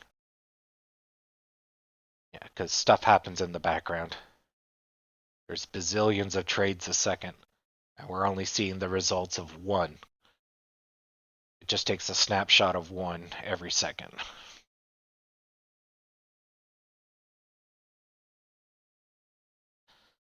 We are starting to speed up. I'm gonna have to pick a number soon. Shit. Fuck. It hasn't gone anywhere. I wanted it to clarify my position, and all it's done is declined 3 cents in like half an hour. Damn it. All right. I'm gonna put myself down for closest to this line, I guess. Even though it looks like it's gonna crash. 1061 is taken by Cameron. I'll take 59 then. All right. I'll be 59. I'm gonna be Tom and Howard. Damn it, you guys.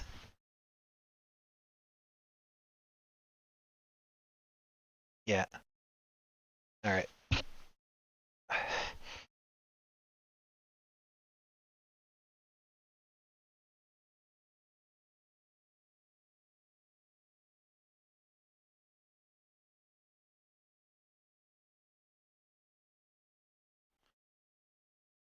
Alright, we're duking it out.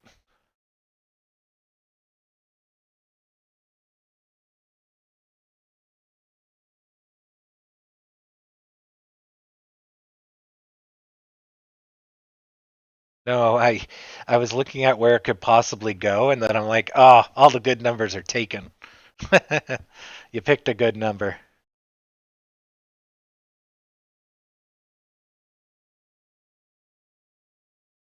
Yeah. If it doesn't surge up soon, though, then we're gonna just hug the bottom till close.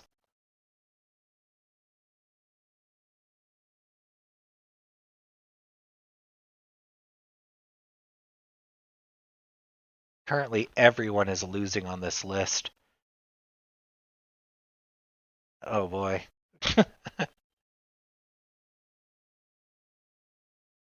We might have to adjust this list if it goes underneath that black line.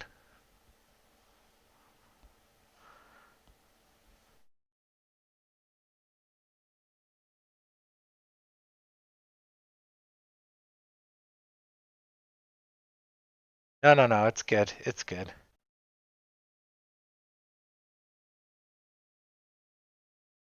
It's all good.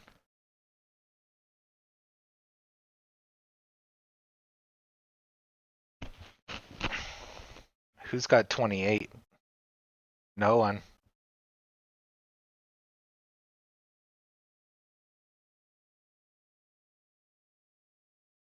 Oh, we could put Howard back to 28 if you want to go. I don't know where it's going to go, honestly. It doesn't know where it's going to go either. It's just sitting here trying to figure, like, we got okay volume, but it's not got a clue where it's going to go. So it could be trying to crash, but this line's keeping it up, or it could be trying to escape, but then the Dow's keeping it down. So I don't really friggin' know which one's winning at the moment. I do know, though, if both of these go up, which they're doing, this should get us free.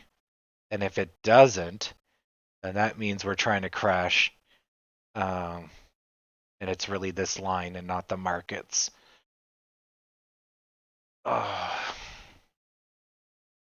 But we are seeing positive push here. But the sellers are one. The sellers are definitely dumping on us, though. But is that because the markets are dying, or is that because they don't think this price is a good price? It's hard to tell. The volume is quite good, though. Jeez, and we're not going anywhere. This volume is 9,000 and 6,000, and we didn't even move. Yeah, that's quite the struggle. Doesn't look like much. But we're fighting over a friggin' penny again. So now it's going down. We're going to get a boost to the negativity, which we're not seeing yet. Okay, what the hell? Going up. Yeah, whatevs, I guess. Oh, there it is. 2K. It's small. It's definitely not. No, I was expecting bigger.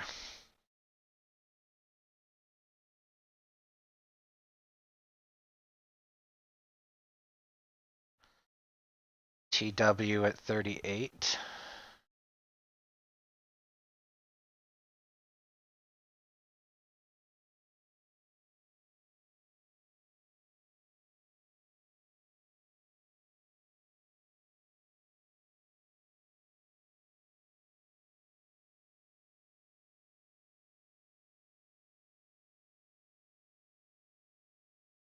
There, don't have to get off the couch.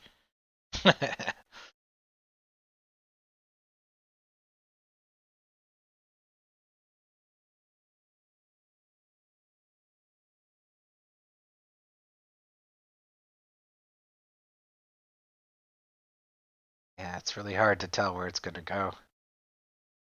The market is so erratic that, like, it's coming back to life, it's dying. Like, holy crap. This baby's just been hemorrhaging.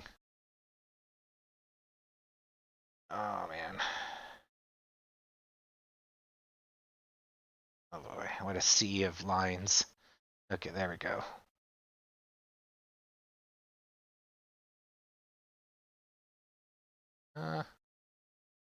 Got some strong buying power.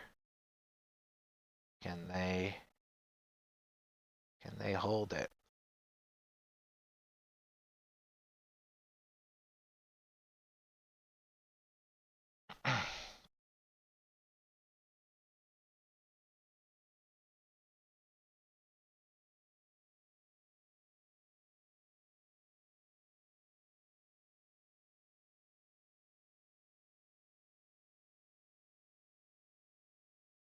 It looks like we might got a push. We'll have a technical breakout with 1 penny.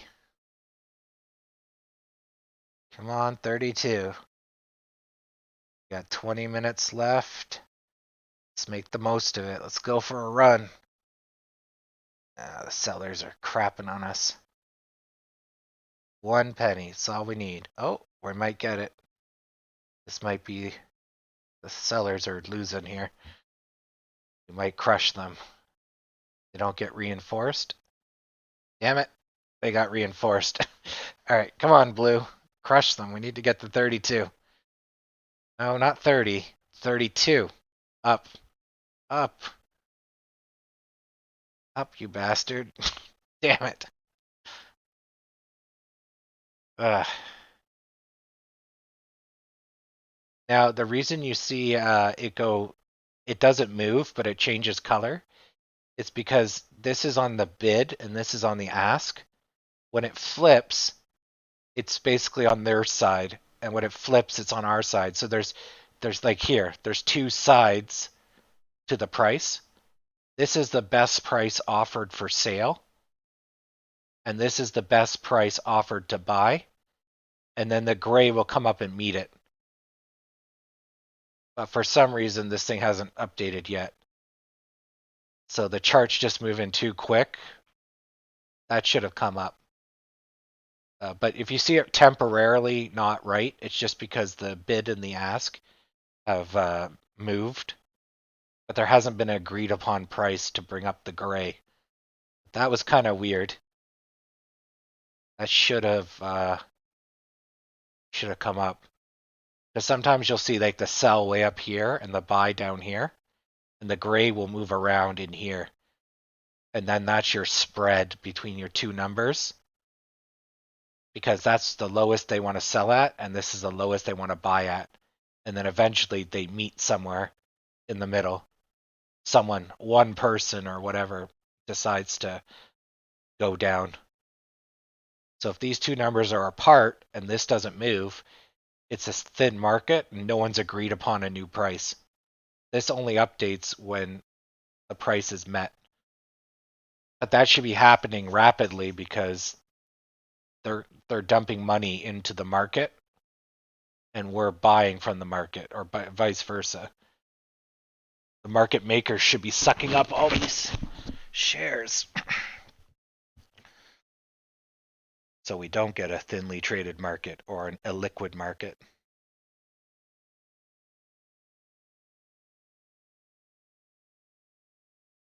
Or it's aliens.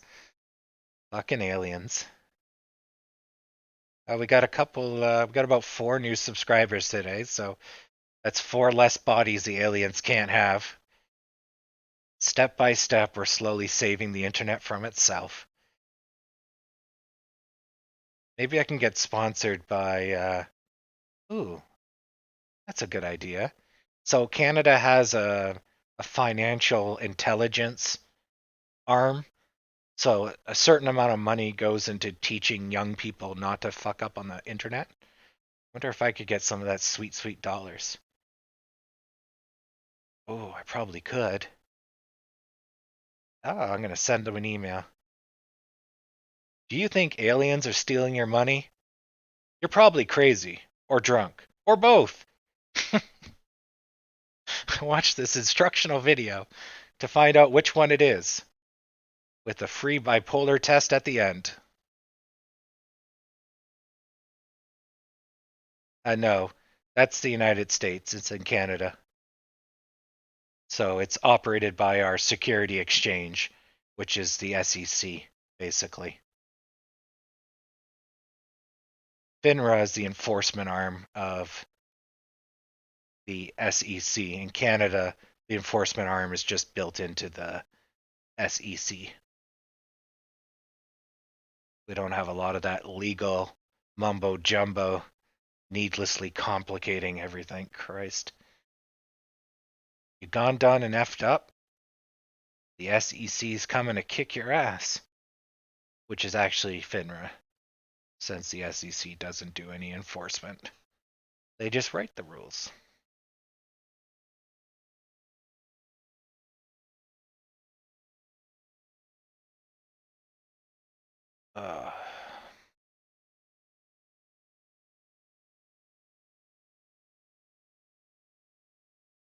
At least as far as I know. I think that's right. All right.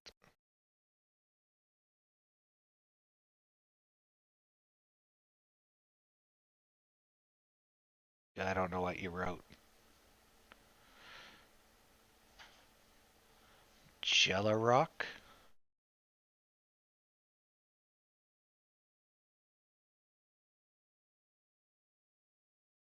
Oh yeah, the IOC. That's the Internet Authority, I think. Oh no, that's the French translation of Canadian Security Exchange. The CSE. That's it. Canadian Security Exchange.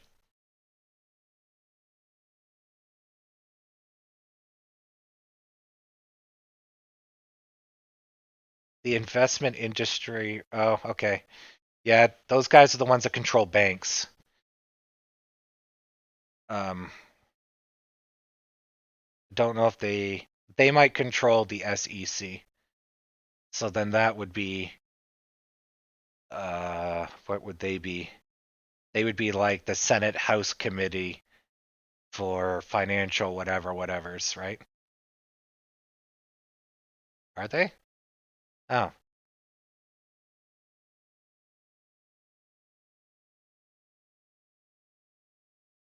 okay. Because I know the Canadian Security Exchange has an enforcement arm. So FINRA is the enforcement arm of the SEC. So yeah. Yeah. PFK, French fried chicken. When you're rushing for food, there's no time for Stalin. Kremlin fried chicken.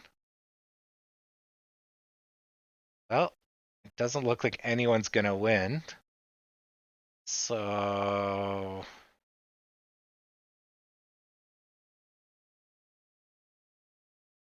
well, it looks like Chris is gonna get it.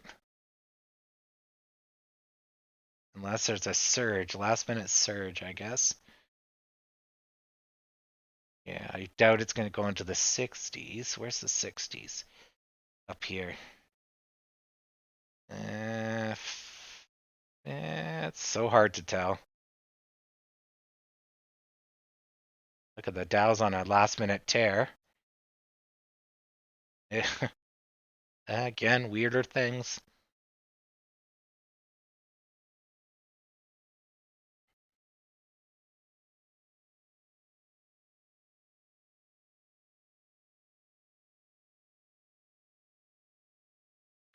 GME is also going up. Dow's creaking up. Yeah, you can watch these labels. I don't normally look at them, but if you watch the labels, you can see the relative motion easier than trying to look at the charts. But I'm generally staring right here, or I'm staring right here. It's usually where I'm looking on the screen. Kind of zone out to all the rest of the stuff.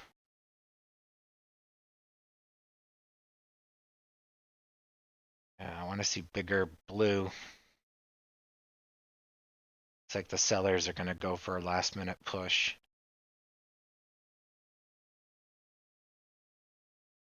Oh, it looks like Chris is going to win by a landslide.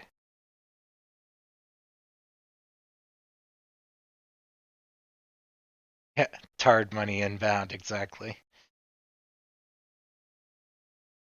Wow. It's great money. We'll take it. It's keeping us alive.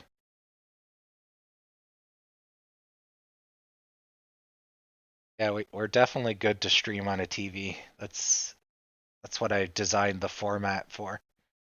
TV streaming.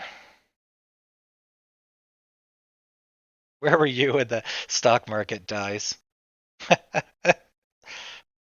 Oh, we're going over the top. Well, it was good, lads. All right, see you, Tom. If you make it back from the fields.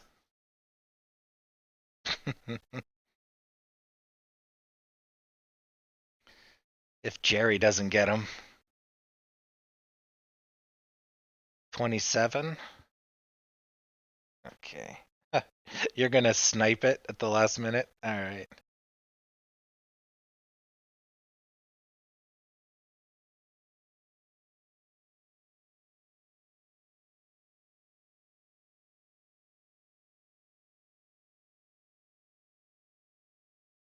Rip, Tom.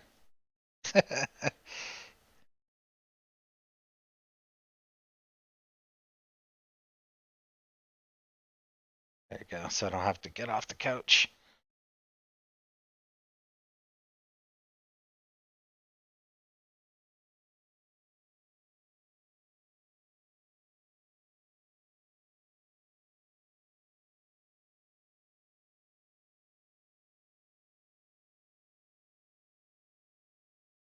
I'd be curious to see Disney's earnings just to see if being cooped up in the house has helped streaming or not.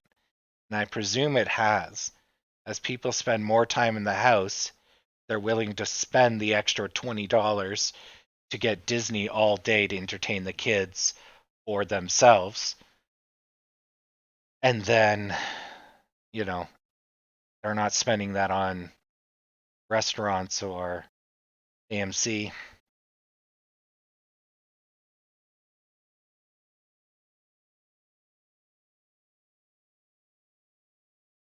Holy crap, those cell numbers are big. We're pushing pretty hard, but we're seeing 5,000s, 4,000, 3,000s.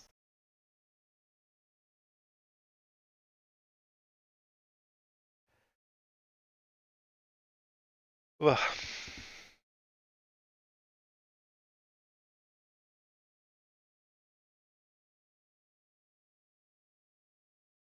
Yeah, streaming should probably bring in more money to Disney than Disneyland because streaming costs nothing to operate, whereas Disneyland requires immense amount of money to operate.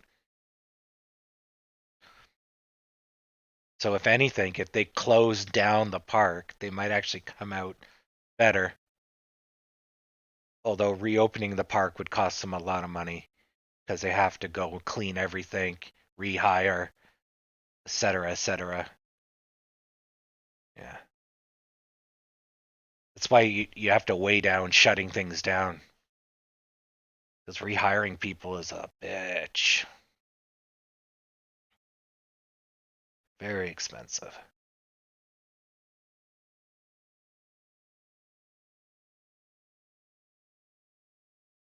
Oh, come on, last minute push. Sellers are just shitting all over us, but maybe we can eke out a few pennies.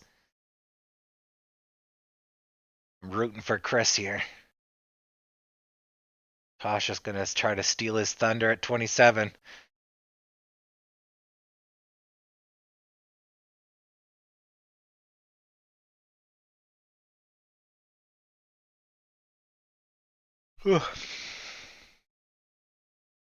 Yeah, exactly. Yeah.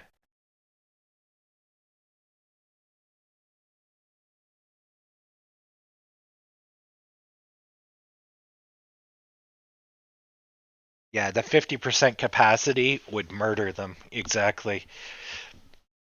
Because when they build the park, they go, okay, we have to be 60% full all the time to break even. And then that's just ticket sales. And then if the park is poorly managed, they have to be 60% open and get concession sales at a certain level to break even. And then if they got neither, they're down at 50. Even if they had 100% concessions, they're screwed, right? So they need 60% of 100% of the park. And now they're getting 50%, or sorry, 60% or less of 50% or less. And it's like, no. But what are you going to do? Just shutter the park? Like,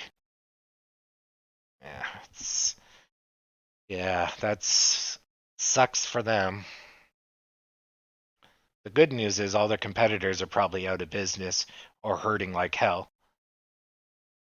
So, as long as you come out swinging, everyone else took a arrow to the knee. So,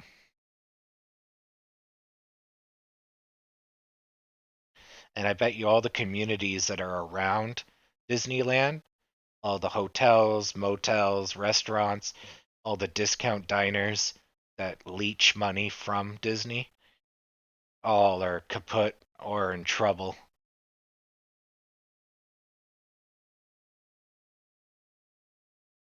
Yeah. This Disney would also be probably giving deep, deep discounts to ensure the park is 50% on the dot. And so it'd be murdering all the supporting things.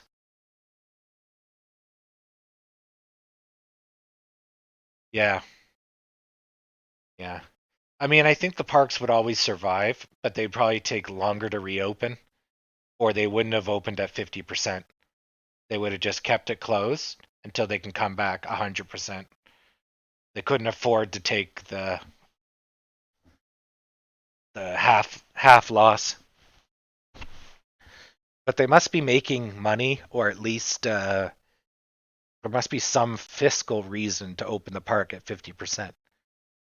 Like just to get it all the cobwebs out, or I don't know, right? Maybe they got to do repairs or build new parts. So they open up the park even if it's 50%, so they can have staff working on the park. But that's kind of weird. You should be able to work on a park even when it's closed to the public. But yeah, I don't know. I don't really know. Oh yeah, they still make money at 50%, but does it outweigh the capital outflows, right? So if they're turning a heavy revenue at 50%, then it's worth it. Yeah.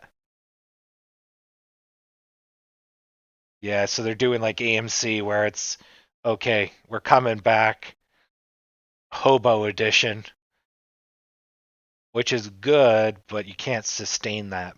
But hopefully you don't have to sustain that. That's good. Gets rid of some of the bloat. It's good. Shut off some of the bloat. Okay, so last minute surge. Oh, we got crushed though. So Disney has about a 400% profit margin. So okay, they're not hurting. Yeah.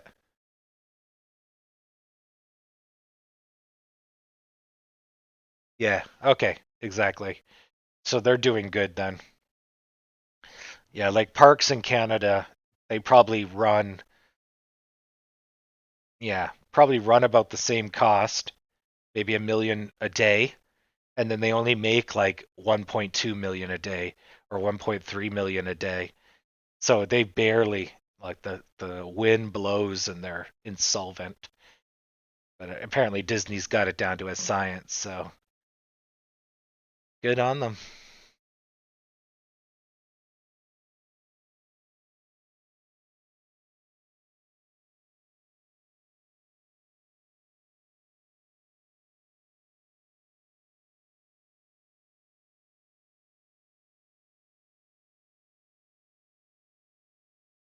Yeah.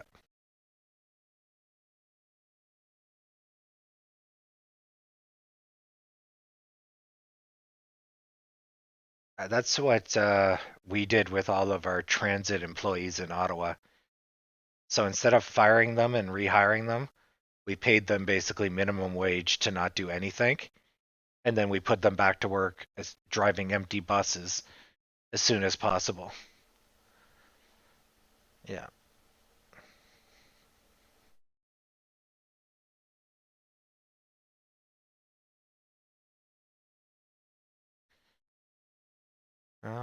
Looks like we're gonna go right to the bell sideways, really?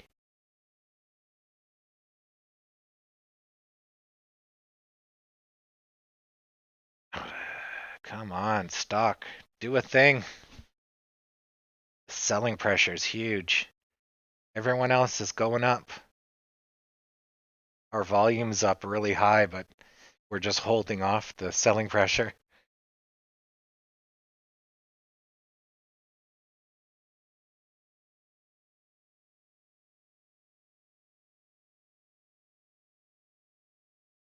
Okay. 1 minute and 30 seconds left. Pam is going for 33. Okay. Just so I don't have to get up.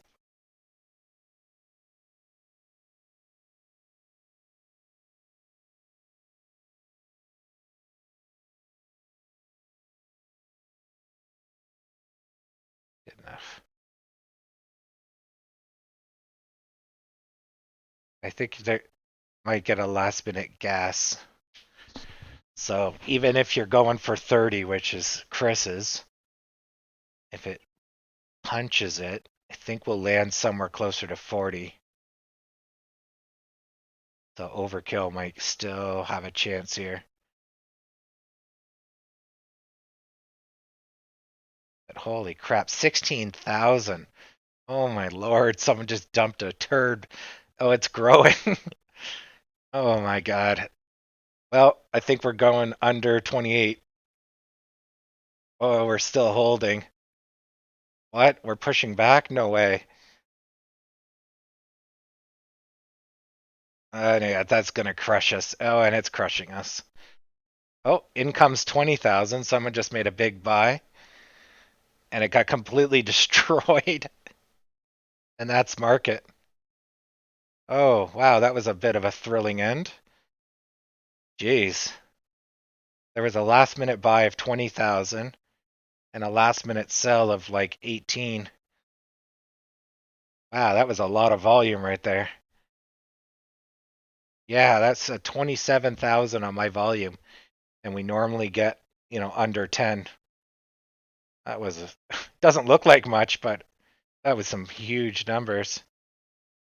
All right, so the winner is theoretical. No, the winner's Tosh on the dot. You bastard. Well done. Okay, so we're gonna go to look at Yahoo if it's not busted to get a second call. Let's get Yahoo here. Yahoo. Yahoo says the final number is 1028. 29, 28. Yeah, it's still Tosh. All right. Tosh, you're now reigning champ. Well, sort of. You got 1 point, so you're tied with everyone else. Oh, man, what a mess that was. All right. Well, that was pretty decent day, 2.19%. The ending was kind of shitty and then it got kind of intense, but not bad. So tomorrow, let's get rid of this. So tomorrow, if we go to the 1 month, so if everything goes to plan, tomorrow we should be seeing a gap up. So where did we end? So we just ended right on the 0.5 line. Oh, no, sorry, that's my wrong line. So we ended just on the 0.6 line, which is basically the 0.38 if you flip it around. Okay, so we should see either a tiny dip and then we go up, or we'll gap up. And if we start over 1060, we'll go flying. If we don't, we'll hit 1060, fight it out, and then hopefully we'll spend the whole day up in here. But judging with the negativity, see, we're in a really nice channel here, but we did put a nasty curve on ourselves. So yeah, we should gap up to at least 1050 or so, and then hopefully swing up, get through, dip, and then plow is hopefully what we're going to do tomorrow. And then that will help us complete the U shape. We level out for a day, break through this line, and then we finish with a surge sometime in the next 4 days or so. All right. Well, we're on track for that. So let's hope that's going to keep going. Yep. And for the rest of you, have a good day. Sorry about the disconnect, but you know, those hedge funds. And we'll be back with the no BS stock trading tomorrow. Tell your friends, send in your grandma, get us up so we can get up to tons of new viewers. All right. See you all in the Discord.